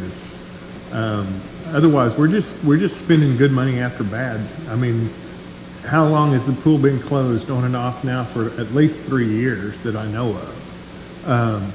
And it's more than likely going to be another year, because once we find out what's wrong with it, then it's going to take a year to fix it. I think we need a plan for aquatics and stop spending this money that's just not accomplishing anything. We do in this year's budget, CIP budget, there's money set aside to obtain construction drawings for the aquatic pool center up in Earl Thomas Park. And then that following year, the CIP money set aside to begin the construction. So we are moving in that direction, and hopefully within 2 to 3 years, we will have a new water aquatics in Earl Thomas Park. Yeah, thank you, Mayor. I want to remind the council that when we requested these pools to be taken a look at it, and listen, I want to say that we inherited that pool, and as a staff and as a council, and at the meeting there was the Boys and Girls Club and some other people were talking about going outside of Lawton because there's no pool here. So we were trying to do what we're probably going to discuss here a little bit, and that's put the citizens first. It is not your fault or this council's fault that pool is in that shape that it's in. I do think that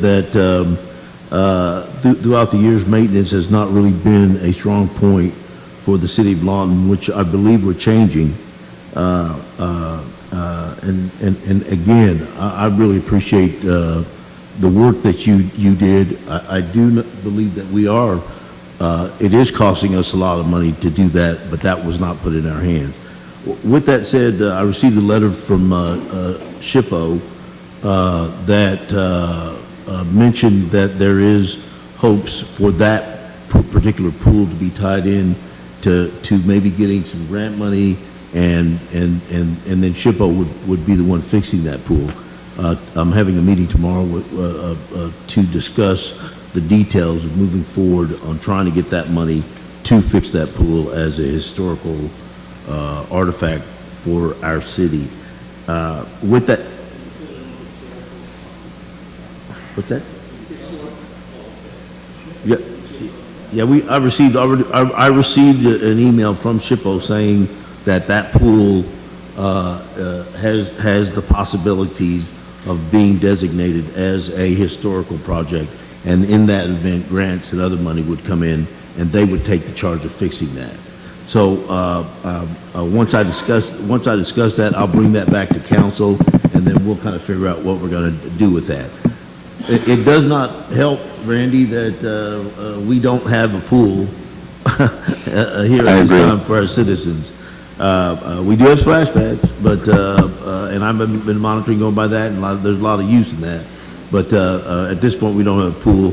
So I am reminded, as you said, that we are looking at a master plan to have an aquatic park actually built here for the city. I'm not sure what the timeline of that's going to be, but it probably is going to be some years, I would think.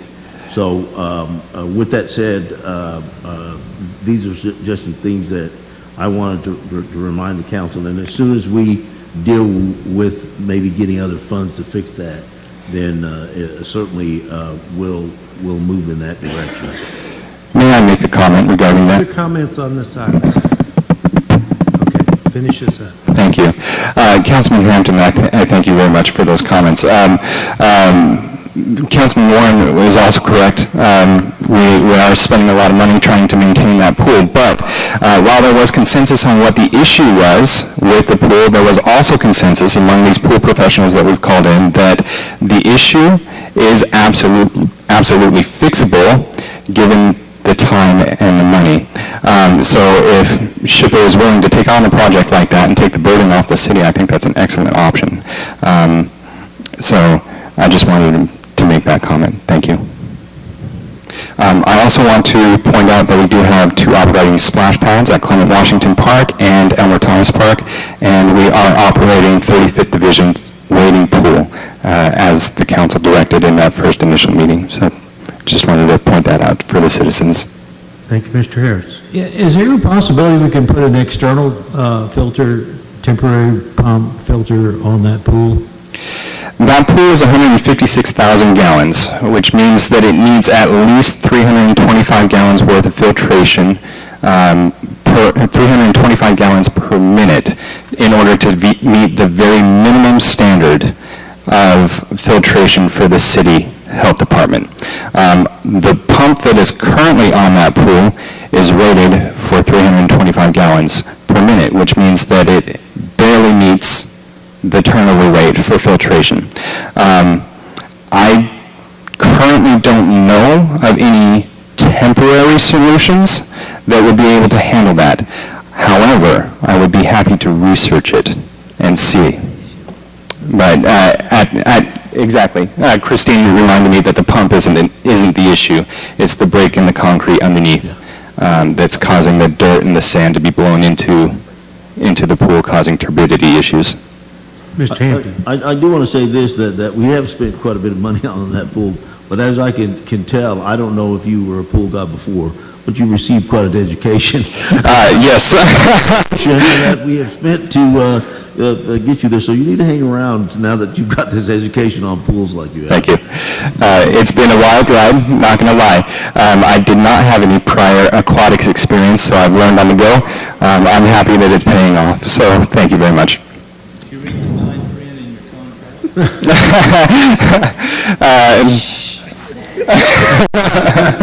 Well, thank you very much. That's all I have for you. If you have any other questions, feel free to ask.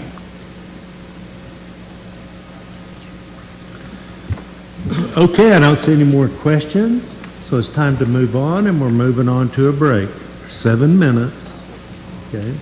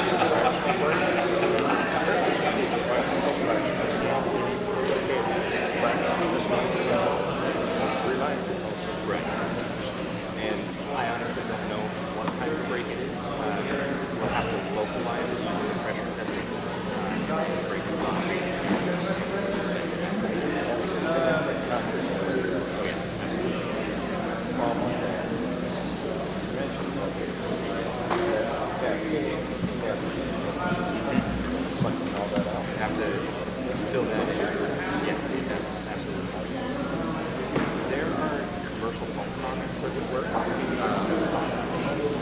or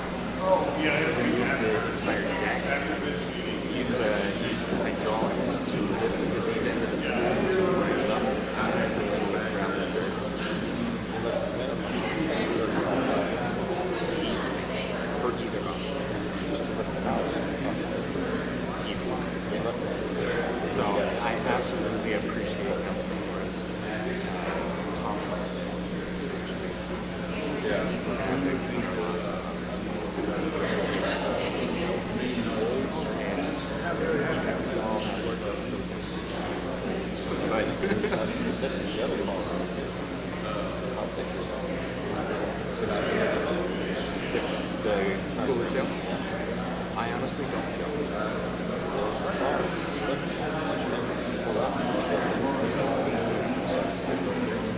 Oh, yeah, absolutely.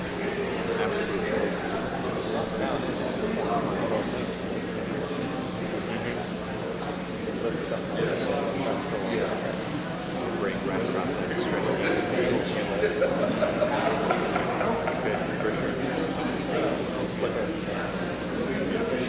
Yeah, I have a lot. Before I got here, so yeah, we don't, none of us know everything.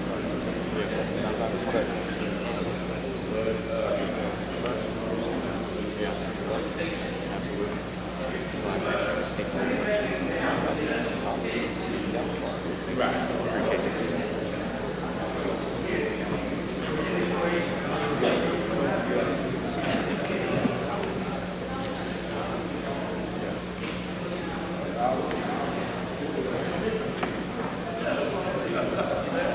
Okay, it's time to get started.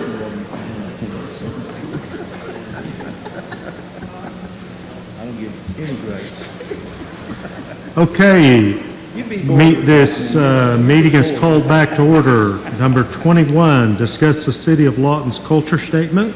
Consider approving the adoption of the True North Statement, including any floor amendments as the City of Lawton's official culture statement. And consider directing the city manager to proactively instill this culture into the City of Lawton organization. Council, it isn't any secret that there's been some differences of understanding between the elected officials and the staff, and we need to take responsibility for that. Everything is a function of leadership, and since we do not make excuses, we must take responsibility. This is not anything that big companies don't have to do from time to time when things need a little fine-tuning. So let's take a few minutes and refocus on our destination. Let's start with the organizational chart. Can you move to the organizational chart? The organizational chart of the City of Lawton organization represents some 800 plus citizens, employees. I'm convinced that we have the employees we need to reach our destination, yet our reputation is not what we seek. Why is that? We, council, you and I, need to set the policy as to what our official destination actually is. Why us? Because we're the elected representatives of the citizens. Let's look at the citizens in the chart. You see that little square at the top? That's the citizens. But really that chart does not do justice to the image that's needed. If you were to take everything in the chart below that blue line and put it on a golf ball, the citizen square would be the size of a basketball. So that gives you some idea of what that really looks like. The golf ball for the City of Lawton organization, the basketball for the citizens. This illustration is used to stress that we are here for no other reason than to serve the citizens. We've said 1,000,000 times that our biggest enemy is human nature. Human nature naturally gets distracted from the real reason for existence and needs to refocus now and then. Everyone in the organizational chart goes about their business, doing their job, and we naturally focus on our job. It's our job to do that. So many times we work, doing what we're supposed to do, but we're focusing on our job and we lose sight of the reason our job exists, to serve the citizen. We, the City of Lawton, exist solely to serve the citizens. That includes us. There's no reason for us on the dais except for the citizens. And I think we all know our job is to serve the citizens. In today's leadership language, we would say it's our why. Our why is to serve the citizen. Can we go back to the chart for just a moment? Do you see the little blue line under the council? Above that line are the citizens and their elected representatives. Below the line are the employees that are here to serve the citizens. Now you can see that's a point of organizational tension that we must manage. A little review of our jobs would be instructive. The council sets the goals and objectives, the staff carries it out. If the two are not aligned, there will be tension. So council, we need to be clear in our goals and objectives so that the staff can adjust and pursue them. That's the staff's job, to adjust to the objectives given by the citizens' elected representatives and carry them out. When we're not clear as a body, there's going to be confusion. And with confusion comes tension in the organization. So how do we be clear? Well, we as leaders must think of ourselves as a company board of directors. The board does not run the company, the board sets policy. And by setting policy, the board drives results. There are 4 ways that we can set policy: by ordinance, resolution, directive, or actual council policy. Without giving clear direction, how does the staff know where to head? This huge organization is a little like an aircraft carrier. And we, the elected officials, collectively are the captain of the aircraft carrier. And the city manager is driving the carrier. What's that called, a pilot? And we're all standing on the bridge talking about where we want to go and what we want to do when we get there. And the challenge is, he is hearing 9 voices. And all the other crew are hearing 9 voices about where they want to go and what those 9 voices want to do when they get there. But council, we're only the captain collectively. So when they hear us individually, they're not sure that they're hearing the captain. So when the city manager or staff hears all 9 of us individually, well, I think you get the picture. We need to give clear direction by a vote. As the captain, until we give the order, the direction will not change. Where do we want to head? And that is where the True North statement comes in. We might have a compass heading of north, but it won't take us to True North. In order to head True North, we have to make a deviation to correct for the difference between magnetic north and True North. We have a few pilots on the council, so that's likely not new information. But it's very important to navigation that you understand that a correction needs to be made to get to your destination when you're using a compass. A compass alone will not get you there. Navigational correction must be made for True North. True North is also a leadership principle that is designed to keep us focused as an organization. As a leadership principle, it has everything to do with our why do we exist and what are the values we hold high. Now, what is presented to you today for your consideration is a True North culture statement for the city of Lawton.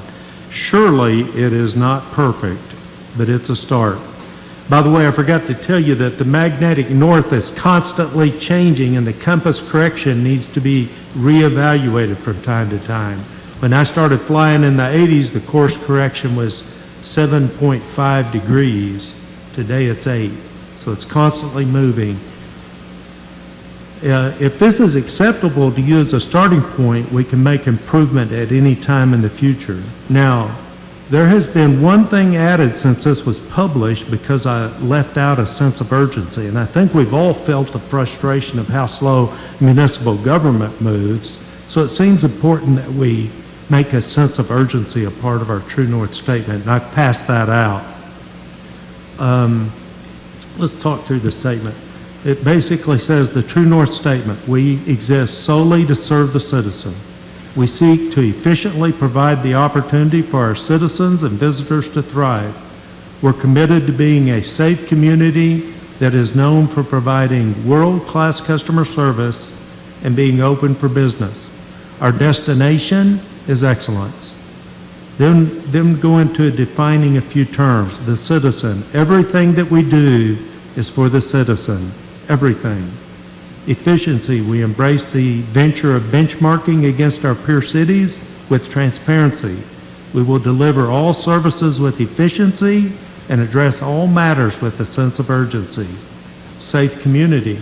We will be relentless in our efforts to provide a safe environment for our citizens to thrive. World-class customer service.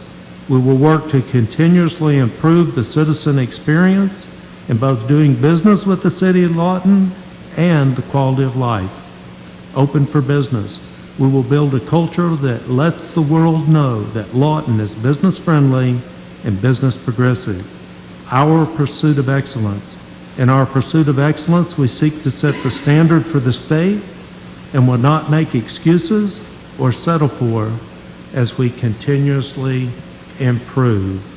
This statement could be our guiding true north if the council chooses to accept it. Now, normally I'd ask for a motion in a second, and we just go down the dais and let everybody talk, but I think it might be better because this is such an important guiding statement that we just each make comments, and then after comments have made through the dais, we'll ask somebody to make a motion. Let's start with the Mayor Pro Tem, Mr. Warren.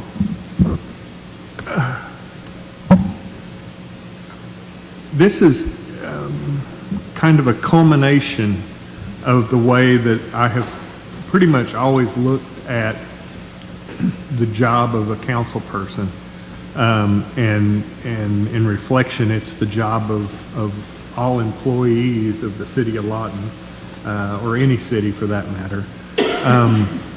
I started out thinking and acting on behalf of that little old man that lived down the street. Everything was about him. Well, in all these years now, I've become the little old man that lives down the street. But that's what it is. That we do every single thing that we do is for that little old man down the street. It all affects his life in some way, shape, or form. If it's only in how much it costs for his garbage, or how much it costs for his water, or what he has to do to get his bulk trash picked up, or whatever the case may be. Every single thing that we do as a city, encompassing all of us employees, is for that little old man that lives down the street. And we have to have that in mind when we agenda items and when we vote on items. It's not really about that person that is before us necessarily. It's about how it affects all those little old men and little old women that live in all the neighborhoods. We always want to try to help people. It's not always, sadly, it's not always our job or our responsibility to help everybody. Sometimes the betterment of all the citizens is to not help a person, and that's the hardest thing. But we do that in order to create a situation where we can be open for business and provide an equal footing for everybody. The thing I like about this the most, I think, is that it sets a benchmark for the next council. Are they going to go in there and tweak it? Maybe. But they're basically going to have to go in and vote to do away with it, which is going to be difficult because they're going to have to sit it in these same seats and say, no, the citizens aren't number one. They're not everything. And that's going to be very difficult for them to do. So I think that's probably one of the greatest advantages of this, is that once we pass this, future councils are going to have to abide by it or amend it, and that's going to have to be done in public. And I think it's a good idea. Okay, and Mr. Uyghur. Thank you, Mayor. And looking at this True North culture statement, one of the things that comes to my mind as I look over these points, Jesus once said, "The greatest among you is servant of all." What does it mean to be a servant? It's letting you esteem others better than yourself. It's not about me. It's about we. What do we see as best for our city? This is the place we call home. And looking at a True North culture, looking at the efficiency, again, the safe community, yeah, I very much see that mindset. Something I can support. Thank you. And Mr. Hampton. I'm always one to Google things, and I heard, this is the first time I've been exposed to a True North statement. Let me just read you what it, a True North statement articulates your organization's purpose and guides every decision. It gives the right direction an organization should follow to achieve its strategic plan. You know, education is a funny thing. You can get formal education, but through life we're educated every day if we choose to learn and take on those things that we see and those things that we experience. You know, I jotted down a couple of things, and I always want to be a professional, and my personal definition of being a professional is when you're doing things not for money, but you're doing things because you have a purpose.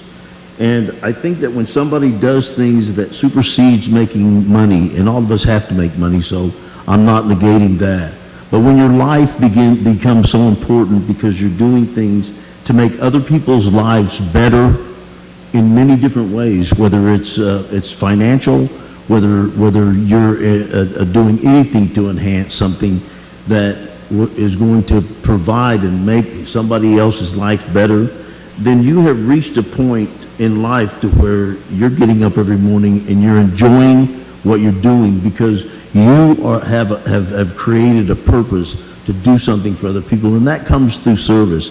And this statement that we're making here is a statement, I think, that begins to solidify and give purpose to everybody in the future that indeed we are a community, and we should all be doing things to try to make everybody else's life better, including their family, their children, and especially their children, because I think that everything that we do, and as I get older I begin to realize how more and more this is important, is for the future. And the future is building things and doing things that's going to make our children and our grandchildren's life better as they choose to live in this community. Thank you, Mayor. And Mr. Gill. It's a big responsibility being on the council.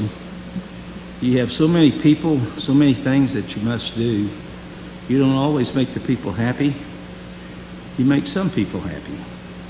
But you have that honor and you have that responsibility to the people. You have been elected. You're an elected official.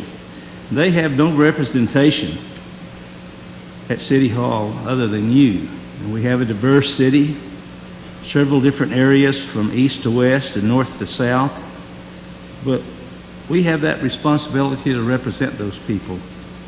We need to be open, transparency. One of the items I had on my list of things to do when I was running and I talked to people, we need transparency. We need the people's voice to be heard. We need world-class service. As an elected official, you've been voted there by the people. And that includes representing them and doing the things they want, from a pothole in the road, if that's the problem, to their power being cut off, or to possibly being inspected for different things that you feel aren't right and you have no representation. There are always ways to solve the problem, always make Lawton open for business, always help the people that put you in that position. Whatever the call is, we should all be going in the right direction on the council. I certainly want to go the right direction, and I know all my esteemed colleagues also do. True North is a fabulous statement. True North is the direction that we need to be going, and we need to be offering world-class service. Thank you. Ms. Chapman.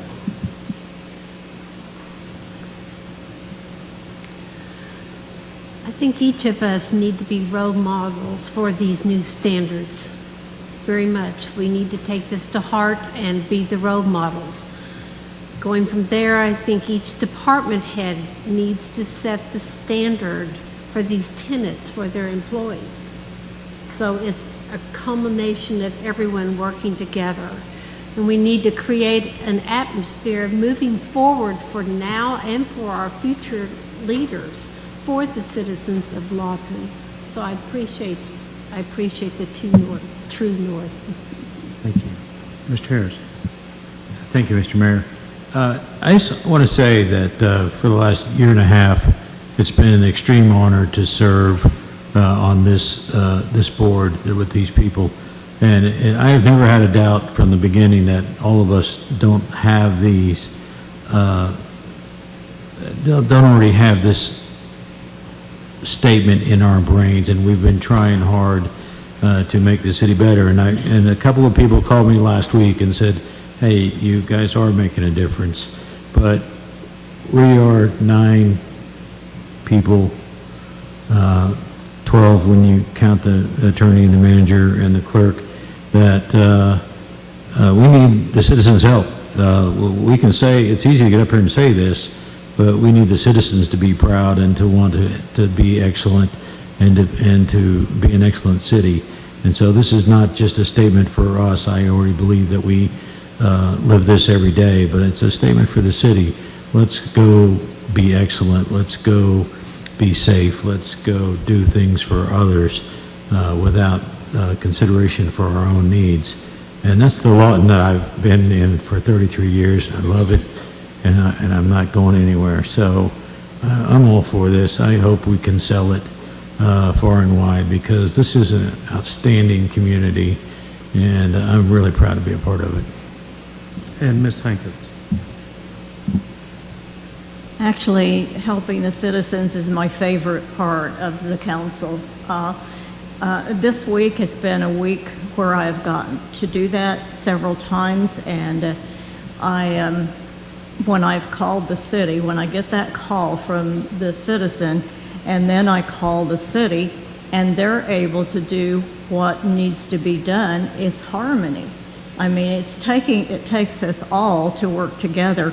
And I had one constituent that sometimes is troublesome, and he said that I was the best Ward 1 council person I've ever. So that kept me going for a little while, because, you know, we need those strokes too. And so I think he meant it. He did get done what he wanted done, so whatever. And then one evening I was kind of feeling down and everything, so I loaded my 2 dogs up and put them in the car and went to Brahms to get ice cream, and the police were at a call, and they were just finishing that call, and there were firemen there, and I just felt like I needed to talk to somebody. So I stopped and said hi to the police officers and teased about the dogs, and, you know, I felt like, and when I see trucks working and stuff, I feel like I'm a part of something so big, and that's a real humbling experience. But I never think I'm better than the employees or the citizens. I am at their service, and I love doing it. Meetings, not so much. Hey, wait a minute. So the Mayor Pro Tem wanted to add to his statement, so we'll wrap up. I got started on that soliloquy and forgot one of the main things that I wanted to say after I read this originally, and that's that one of the things that we forget, and the mayor, the whole statement about True North is about change. The only thing that makes things better is change. And the first thing I noticed when I was on council years ago, came on council, was that even council people were saying, I said, why do we do that? And they said, well, because we always have. And staff, why do we do that? Well, because we always have, that's the way we do it. We have to walk away from that philosophy.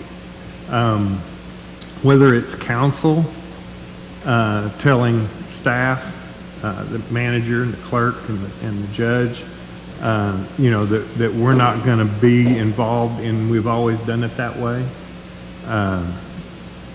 Or if it's staff telling the council, we need to quit doing it that way because here's what we need to do that's right. It goes both ways. It's not just the council telling staff, but it can also be the staff saying, hey, the reason we do it that way, and we have always done it that way, is this, because we don't see all the hidden circumstances of everything that we think is a good idea. But we need to work together, and together we've got to quit saying we've always done it that way. We've got to figure out a way that we can change, because change makes us better. All right. Is there a motion? I'd like to make a motion. Mr. Gill. I'd like to move that we accept the True North Culture Statement as council policy, numbered as the first council policy, and to remain as the first council policy. Further direct the city manager to bring a plan back to the council within 2 council meetings as to how he plans to proactively instill this culture into the City of Lawton organization, to include promotional plans and materials to the citizens as well as the staff.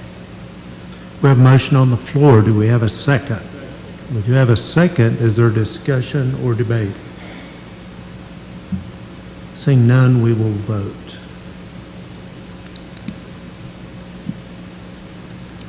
And the motion carries 7-0. Thank you very much, Council. I think that's a big move forward, and as what Google told us, thanks to Mr. Hampton, that should guide every decision that is made in the City of Lawton. Now we'll move on to item 22.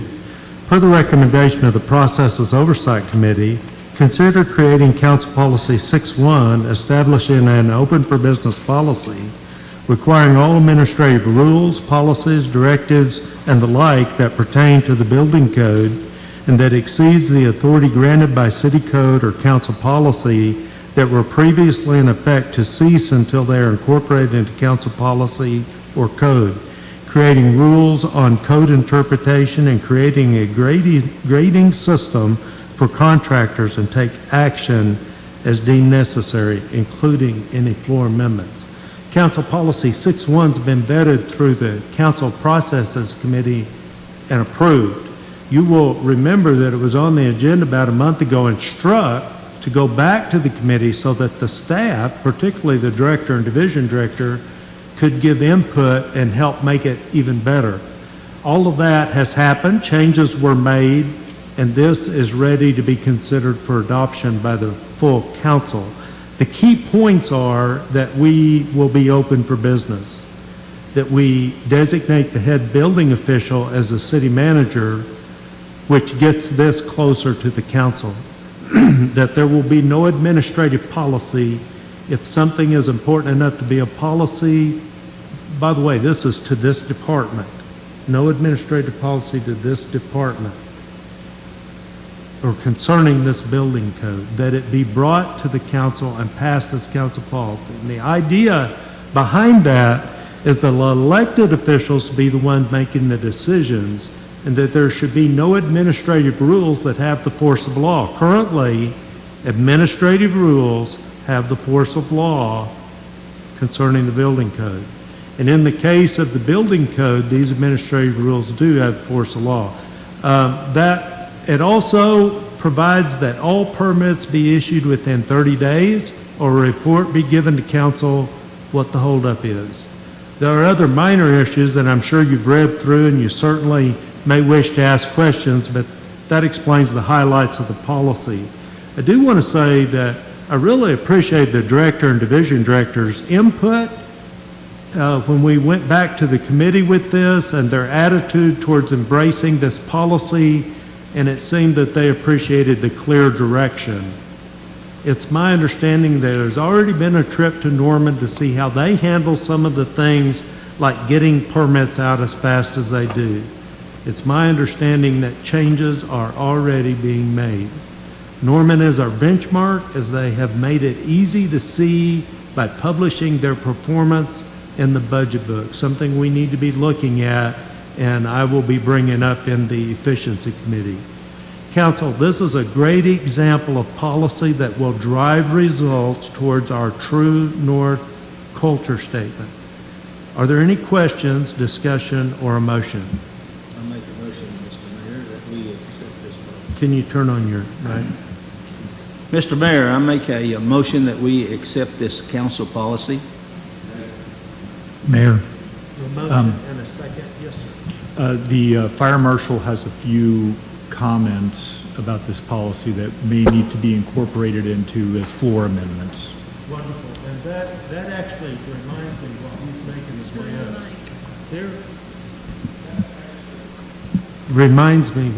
his way up. There are two administrative policies under Section 6 that are posted that need to remain in effect until they can be brought and made council policies. So will you accept that amendment to your motion? I will. Okay, and the second, thank you. Now, Fire Marshal. Is it on? I don't know how to turn It's it on. Okay, cool. Thank you for allowing me to speak to you guys this afternoon. It's always a pleasure, and I'm sorry. I'm not a very loud speaker, I guess. Just a couple of things I noticed. I was looking at it this afternoon right before I came up here, and a couple of things that I noticed was in number one, the open for business culture. We don't currently use National Fire Code. We use the International Fire Code on that as well. The only time we use the NFPA is when it's referenced in the IFC to use that particular piece. I also thought that making the amendment as well to not just include the building code, but to include all the codes that the city adopts underneath the International Code Council. That would get the plumbing and electrical all in that as well.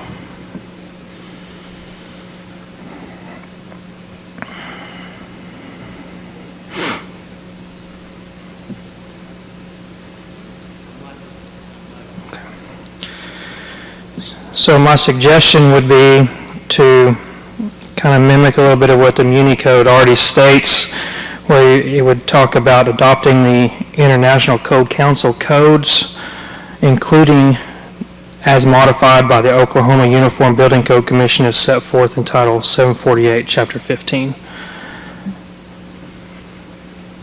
Is that your recommendation? That's my recommendation. Do you accept that recommendation? I didn't hear it. I can't hear you very well. What he's wanting to do is use the words International Fire Code and apply it to all of the codes that have been adopted. It's a family of codes. And he's got some better wording than I have in this deal. Okay? I accept it. Okay, and so that has been accepted, and I think your motion is then accept that and direct staff to make those changes. The second accepts that. Discussion or debate? Thank you. You're welcome. Very much. That's easy. Let's vote. Motion carries 7-0. Bringing up item 23, per the recommendation of the Processes Oversight Committee, consider directing staff to bring a report to the next regular council meeting regarding information on current rules, directives, policies, and building code expansions, written and unwritten, number of permits, inspections, trade license, and certificates of occupancy, average and maximum times to issue permits, a briefing on staffing of the license and permits department, current outsourcing utilized and other possible areas that could be outsourced, and any other items the council deems appropriate, and take action as necessary. Council, this is just to get started on benchmarking, basically against Norman. It takes the same things that they're doing, helps us give a measure of how we're doing. And you can't improve if you're not measuring, and that's what that's all about. Now, actually, this has also been through the Processes Oversight Committee and approved. So do I have discussion or motion?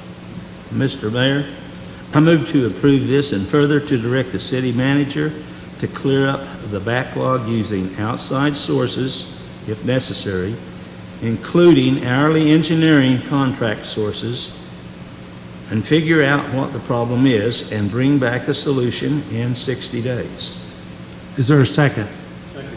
A motion and a second. Discussion or debate? Please vote. Motion carries 7-0. Item number 24, in accordance with the recommendation from the Processes Oversight Committee, consider adopting an ordinance along with any relevant floor amendments, amending building, construction, and housing section 611-101, Division 611, Article 61, Chapter 6 of the Lawton City Code 2015, relating to amendments to the International Building Code 2015 edition by adopting the city manager as the code official, allowing for the code official to appoint deputy code officials, establishing the deputies and powers of the code official, establishing rules for conformance, providing for severability, and establishing effective date. This is just the ordinance. I might get the fire marshal to come back up. This is just an ordinance that where we adopt, and what we really did here is put the grandfathering in, that it is in place, no longer subject to the building code official. And the reason I call, plus we give the wording for the city manager, et cetera. Now, what I'm worried about is that we might need to change some wording based upon what you said. Have you looked at that ordinance? I actually haven't got a chance to look at that yet. Well, we can always do it later and add it. So can we,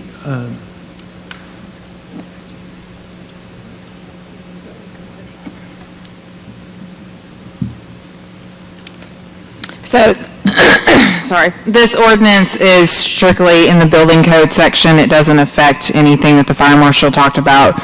His code requirements are in chapter 11, and they're separate from the rest of the building code information because they're in the fire chapter. okay. So he's a different code official than the building Okay, so code. the ordinance doesn't affect the fire marshal. Correct. So is the ordinance okay the way we worded it, or do we need to word it differently to accept the family of codes? No, it's worded just like how it should be. Yes, we reviewed it at the Process and Oversight Committee, and it's worded correctly. Okay. Yes. All right, thank you. Thank you. Council, do you have questions or motions? Okay.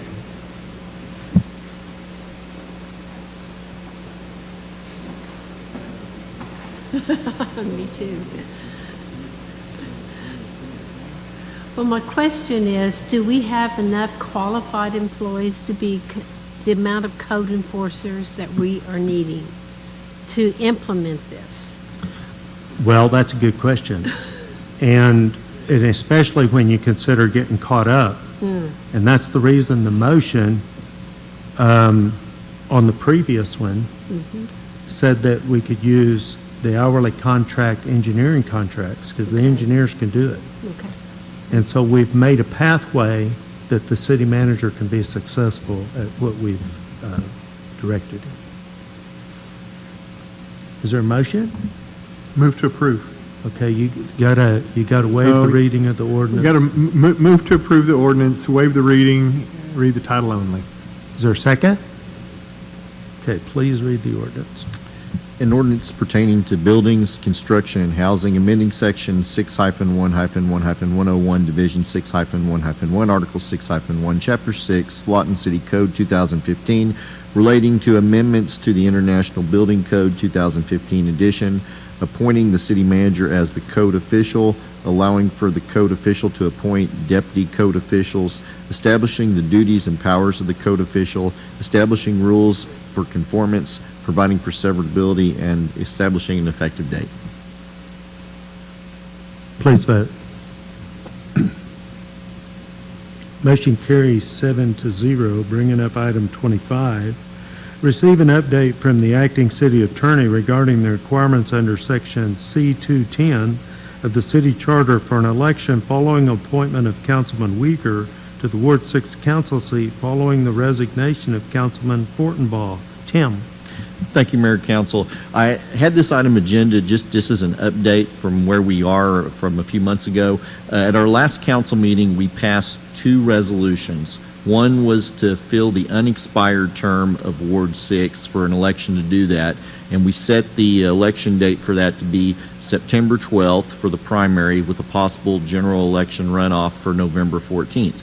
We also passed a companion resolution at that same time to fill the expired terms of Ward 6, 7, and 8, because we have a new term starting next year, so we would have had our normal elections for Ward 6, 7, 8, and those dates were also set for the primary to be September 12th with a possible runoff, if necessary, for November 14th. So that was done at the last council meeting.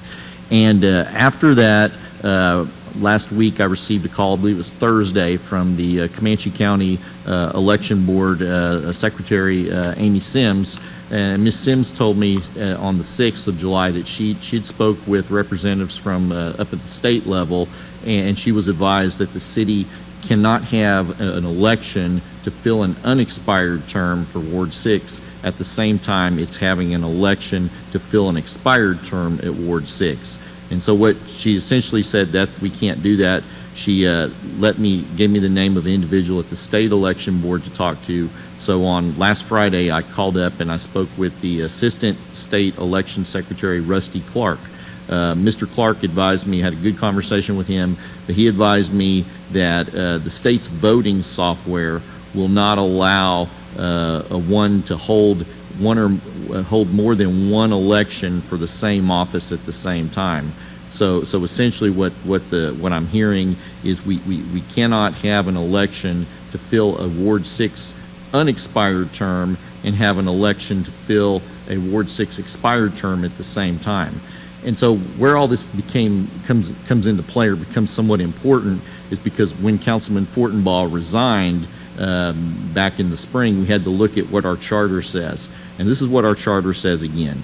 It says, the council, by majority vote of its remaining members, shall fill by appointment vacancies in the office of mayor and its membership until successors are elected for the unexpired term of that office at the next possible municipal election. So, and that's exactly what we did. We went out for applications, we did interviews, and we appointed Councilman Uyghur. I believe Mr. Uyghur was sworn in on May 9th, 2023. So when that occurred, we had to look at when's our next possible dates for a municipal election. And that would have been the September 12th election that we're getting ready to have. Unfortunately, though, that's also the time we would have the election to fill the expired term that would go into effect next year, and so that's why we're having this issue. We can't have an election for Ward 6 unexpired term at the same time we're having an election for Ward 6 expired term. And so with all that said and done, and we look at, we have to have, when we do an election, we have to have, when we do our resolution, we select a date for the primary election, and then we select the date for the runoff or the general election if necessary. And looking at the available dates that we have left, because September 12th is the election date to fill Ward 6, 7, and 8 expired term, and November 14th is the election date for runoffs to fill Ward 6, 7, and 8 expired terms if necessary. There are no other possible election dates to have both a primary election and a general election to fill a Ward 6 unexpired term before the unexpired term expires. So, yes.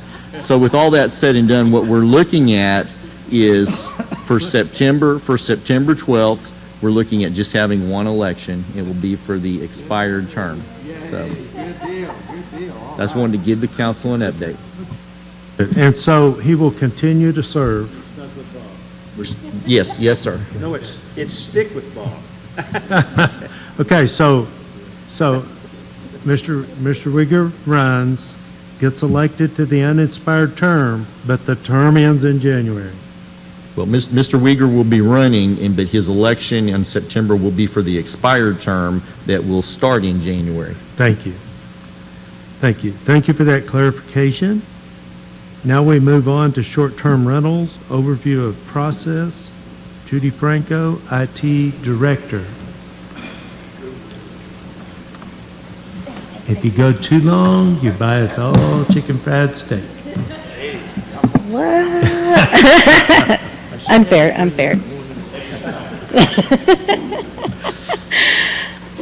Can you hit play? F5, thank you. Oh. Okay, so this is pretty much an overview of our short-term rental software. Am I not right there? Bring it up. Good, okay. Taller. I grew an inch, okay. So basically, this is a status summary of what we went for Granicus to start our short term. As you know, when I presented this, we already had the completed address identification and compliance monitoring modules. What we're waiting is on the testing for the registration of it for the short-term renewal and the tax filing service and the reopening filing period. That's dependent on the tax filing. Granicus has communicated to us a go-live date of July 24th. So this is the overview process on how we're going to handle this. So we do have a public service announcement. It is ready to go out for July 24th. They did confirm that as of yesterday for the 24th for our go live. Then on August 7th, we'll send out the first letter to all properties that are not in compliance with the short-term rental ordinance, which gives them 30 days. Then on the 18th, they will receive a second notice, which will also give the owners an additional 30 days. And if they do not become in compliance, then it will result in a $750 fine. So these are dependent on our go-live date. And I just wanted to give you a brief view of, that's the map of all the items, or all the short-term rentals that are not in compliance. And currently, I just looked on there, currently we have 416 of them. Yes. Only our long-term, which are our hotels and motels. I think we have 2 that are actually, 4 now? We're up to 4 now? Okay. Stand corrected. That's all I have. Any questions? So you have software that figures out? They actually have the software, so it's kind of like a web crawler. So they go out every so often, every week, and they look for different advertisements out there, like if it's on Vrbo, Travelocity, even, across the board, if anybody's advertised for a short-term rental. Do you have an estimate of the difference this will make? No, I surely do not. Okay, that's. I know each one is like, what, $57? City manager? A lot. A lot, yeah. Okay, all right. I know that's a real popular thing right now. Do you have anything else for us? Nope, that is it. Council, do you have any questions? Thank you very much, Judy. All right, Always thank you. enjoy your reports. Do I have a motion to go to? We have a motion to go to executive session. Who's second? Mr. Warren, please call the roll. Uyghur. Warren. Hankins. Harris. Chapman. Gill. Hampton.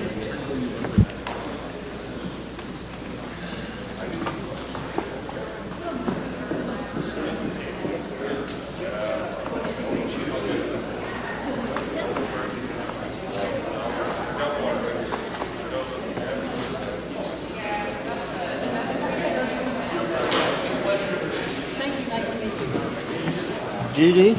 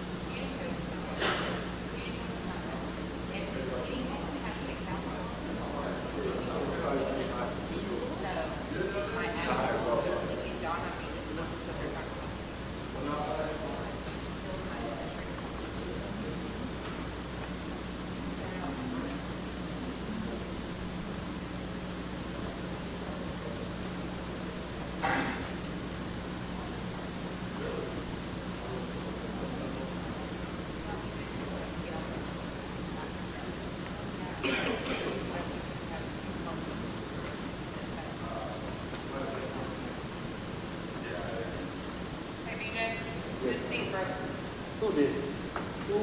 My hand did it. My hand did it. Really? I see him jumping on it. Yeah, I think you did it, the original one. Actually, I saw it. The last one, I think the other one, yeah. On the second row right there. Yeah, Joe Don was sitting in it.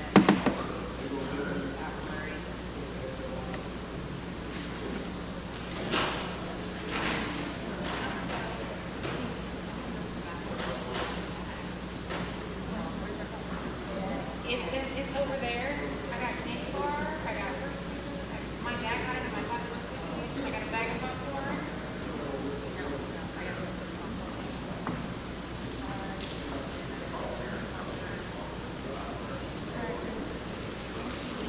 Text my husband and said, you might as well go get her.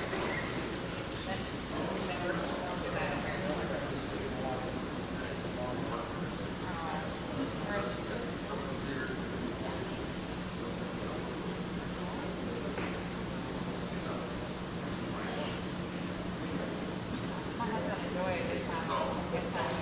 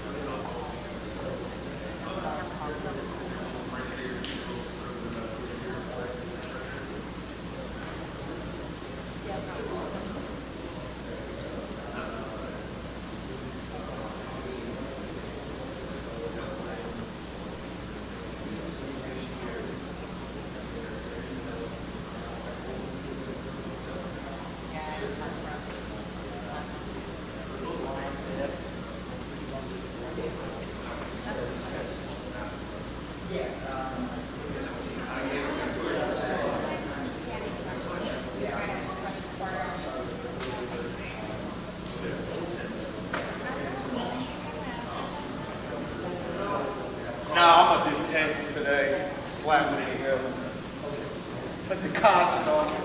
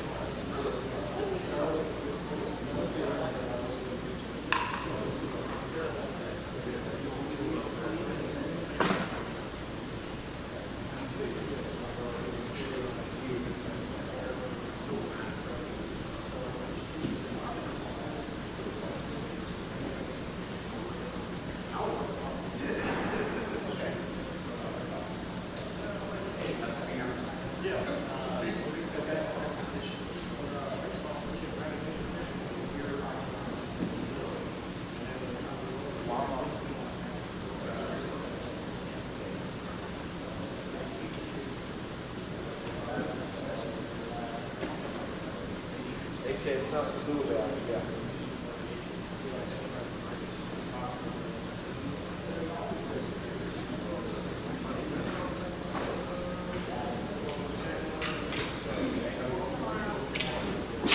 I'm a 10:30.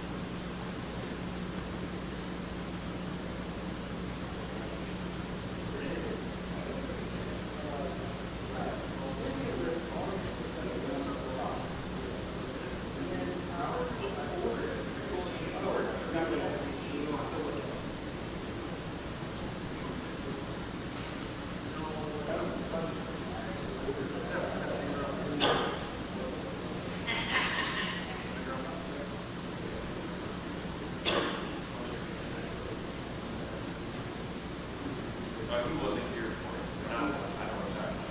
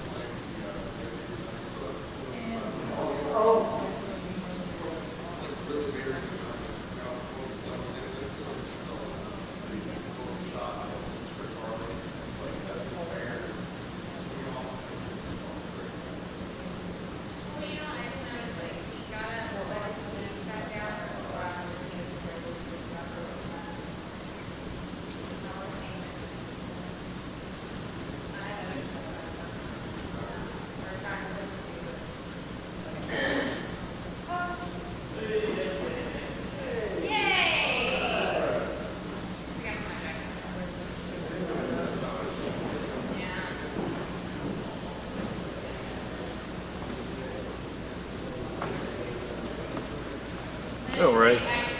Doing all right?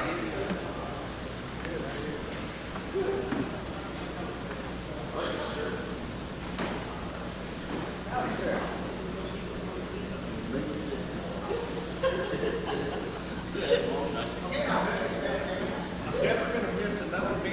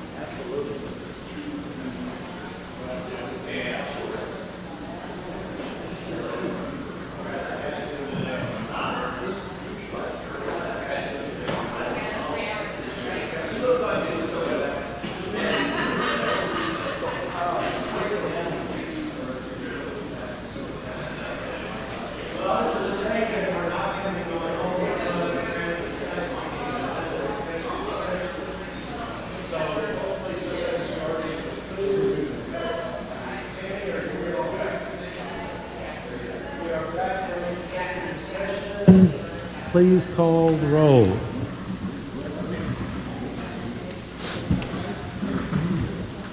Warren. Hankins. Harris. Chapman.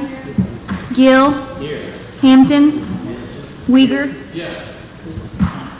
Item number 26, Tim? Pursuant to Section 307B3, Title 25 Oklahoma statutes, council convened an executive session to discuss an appraisal of Chandler Creek property at Lake Ellsworth. Conversation did occur. It's my understanding we have a motion.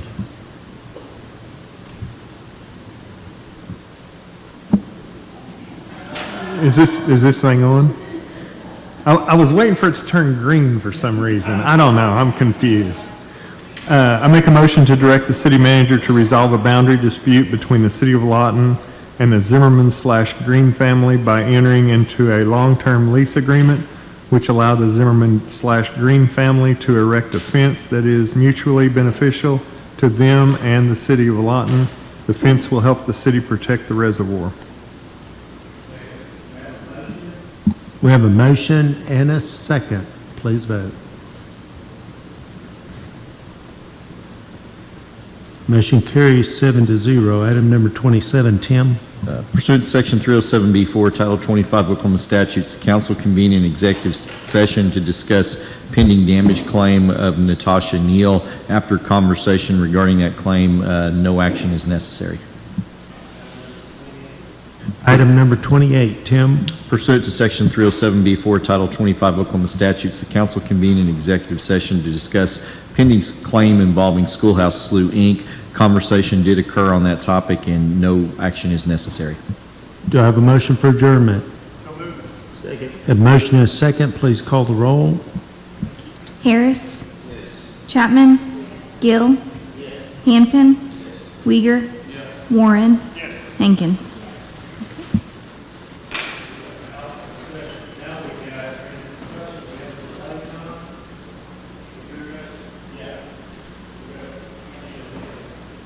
At this time, I will call the City Transit Trust special meeting to order. Please call the roll. Hampton. Uyghur. Johnson. Warren. Hankins. Harris. Chapman. Gill.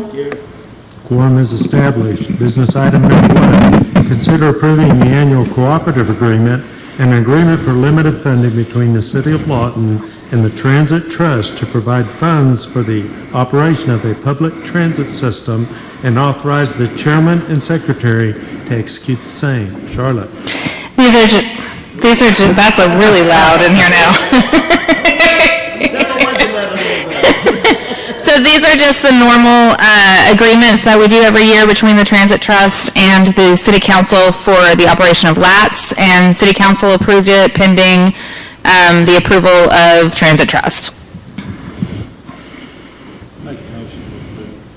Push your red button. I'll do it again. I make a motion to approve. Do I have a second? I have a motion and a second. Discussion or debate? Please vote. Motion carries 7-0. Item number 2, considering staff's recommendation for the RFQ and allowing the Community Service Director to begin negotiations based on the recommendation from the Transit Committee on the selection of Wendell W.D. Architecture for the request for qualifications for professional engineering and architecture of the Multimodal Transfer Center with an operations and maintenance facility with the site selection as an option if the Transit Trust does not select a site. Charlotte. So we sent out RFQs back in March and got 3 responses. One from Wendell W.D. Architecture, one from Guernsey with Kinley Horn, and one from Hewitt Zoller. And staff interviewed and went over the proposals with all 3 companies, staff's recommendation, and we took it to the Transfer Center Site Committee. We recommend that we use Wendell for the professional and architectural and engineering for the project. And the subcommittee did recommend, after discussion, that the we put the site selection as an option, not a mandate, because you guys are going to make the official selection for the site anyway, but we were going to have them go out and do recommendations based on the 3 sites that we had originally looked at a few months ago and bring back their recommendation to the Transit Trust. But based on the discussion with the subcommittee, they don't want them looking at the sites just yet. Are hoping the Transit Trust will select a site. So I made the suggestion that we put that as an option of the contract. So if the Transit Trust does come back and say, we want to hear what they say, then we can just exercise that option. So we're just asking that you allow me to start negotiations and going through contract review with them to get numbers and costs for everything before we bring it back for your approval. A little bit lost on that part of it, but council, do you have any questions? I'd like to make a motion, Mr. Mr. Gill? Mayor. Okay. I'd like to make a motion. Actually, I'd like to make 2 motions. I'll make them as brief as I can. First motion, I'd like to make a motion that the council selects a site from the 3 locations submitted by the Downtown Transfer Center Site Committee for the new transfer center, and make this selection at the next scheduled council meeting in an executive session, which will be held July the 25th of 2023. Council or Transit Trust? Is that the end of your motion? The first one, yes, sir. Okay, do we have a second? Second. And we have a second. I have a clarification. Council or Transit Trust? No, the city council will make a selection from the sites that Okay. have already been presented. Okay, it may need to go through the Transit Trust. Yeah, it needs to go through the Transit Trust, because that's, Transit Trust, right? Okay. that's who operates. I'll amend my motion to, instead of saying city council, Transit Trust. Do you agree? Okay. Discussion or debate? Technicality. Please vote. Motion carries 7-0. What's your next motion? Mr. Mayor, I'd like to make a motion that upon a site being selected, then I want to direct staff to negotiate with Wendell WD Architecture for A&E services to include preliminary plans and preliminary estimates for first, a transfer center, and second, a maintenance facility. Does everybody understand the motion? I'll read it again. Okay. Okay.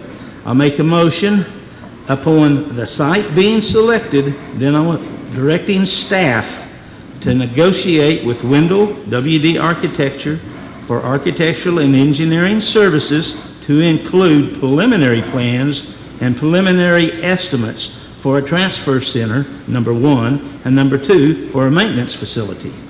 So in other words, we'll have plans for both buildings and also estimates of cost for both buildings. Yes. Okay, I think the city manager was wanting clarification or something. You've got 2 on up here. There you go. Charlotte, I just want to make sure that we're clear here. The company that Mr. Gill referenced in his motion, were they the low bidder? So this was just an RFQ, it was just a request for qualifications. We haven't done anything with money yet.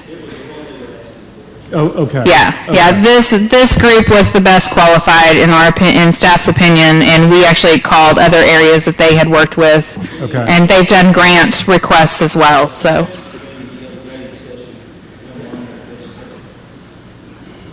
Okay, I just wanted to be... Yeah, we haven't talked money yet. In meeting last week, the Transit Authority Trust went along with their recommendation on this particular A&E firm, so that's fine. I think what this is doing, if I'm not mistaken, is getting us estimates on cost before we go into contract for floor. I appreciate that. Now, did somebody second that motion? Yes, Mary Ann. Who Mary did? Ann did. Mary Ann did. Okay. Yes, sir. I had a question. You bet. Charlotte, on the RFQ, usually when you have RFQ, you kind of know what facilities you actually want in the terminal. You know, you go to an airport, people are waiting a long time, so you got restaurants, stores that they can shop at. And we've kind of discussed a few things about. Is it possible to get a list of the basic facilities that we want in there, whether it's restaurant, whether it's vending machines? Well, and a lot of that's, going to depend on the site selection, because depending on the site will depend on the size of the building. Well, I didn't. So if it's, if you choose a smaller site, obviously you can't put a restaurant or something in there. You'd be dealing with vending machines or something like that, so. I would just think that. But yes, we can get you that. I was thinking maybe we could vet that. I don't know. And that's something that we've already actually talked about as staff, to visit with the consultant on, what do you guys see most regularly in these locations? And, is it just vending machines and maybe a coffee bar? Or is it like a little itty-bitty convenience store or something in there, Right now, the target ridership of our bus transit system may increase in the future. Let's say if we went into some type of economic spin and people didn't have cars, and I want that list would suffice for not just what we want now with our target ridership, but what we may need in the future for a target ridership as far as expansion or something like that. And I'd like something like that. Okay, yeah, we can work on that. Okay, thank you so much. Mr. Hampton, or Mr. Mayor, both of you, I'd like to make an amendment to my motion to include that as they design this transfer station, that they take into consideration the very, very, very minimal conditions as far as internal use. Yeah, conditions, needs, facilities, etc. Okay. Do you accept that amendment? Yes, we talked about not having a lot of stuff, the restrooms, and just the bare necessities at this point. We did, originally we talked about all kinds of amenities, and that's gone by the wayside. Okay, very good. Are we ready to vote? Oh, excuse me just a minute. We have two motions.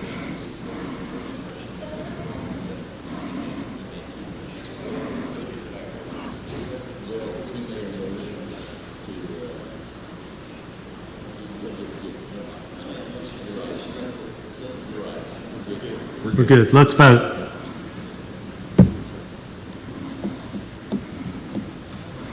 Motion carries 7-0. Do I have a motion to go into executive session?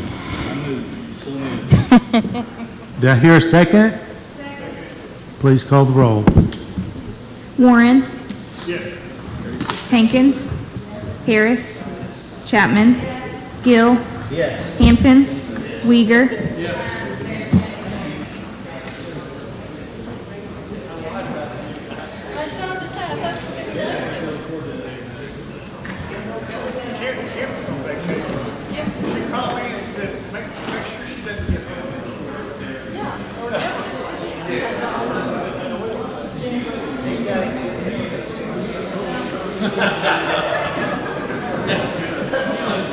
Sorry.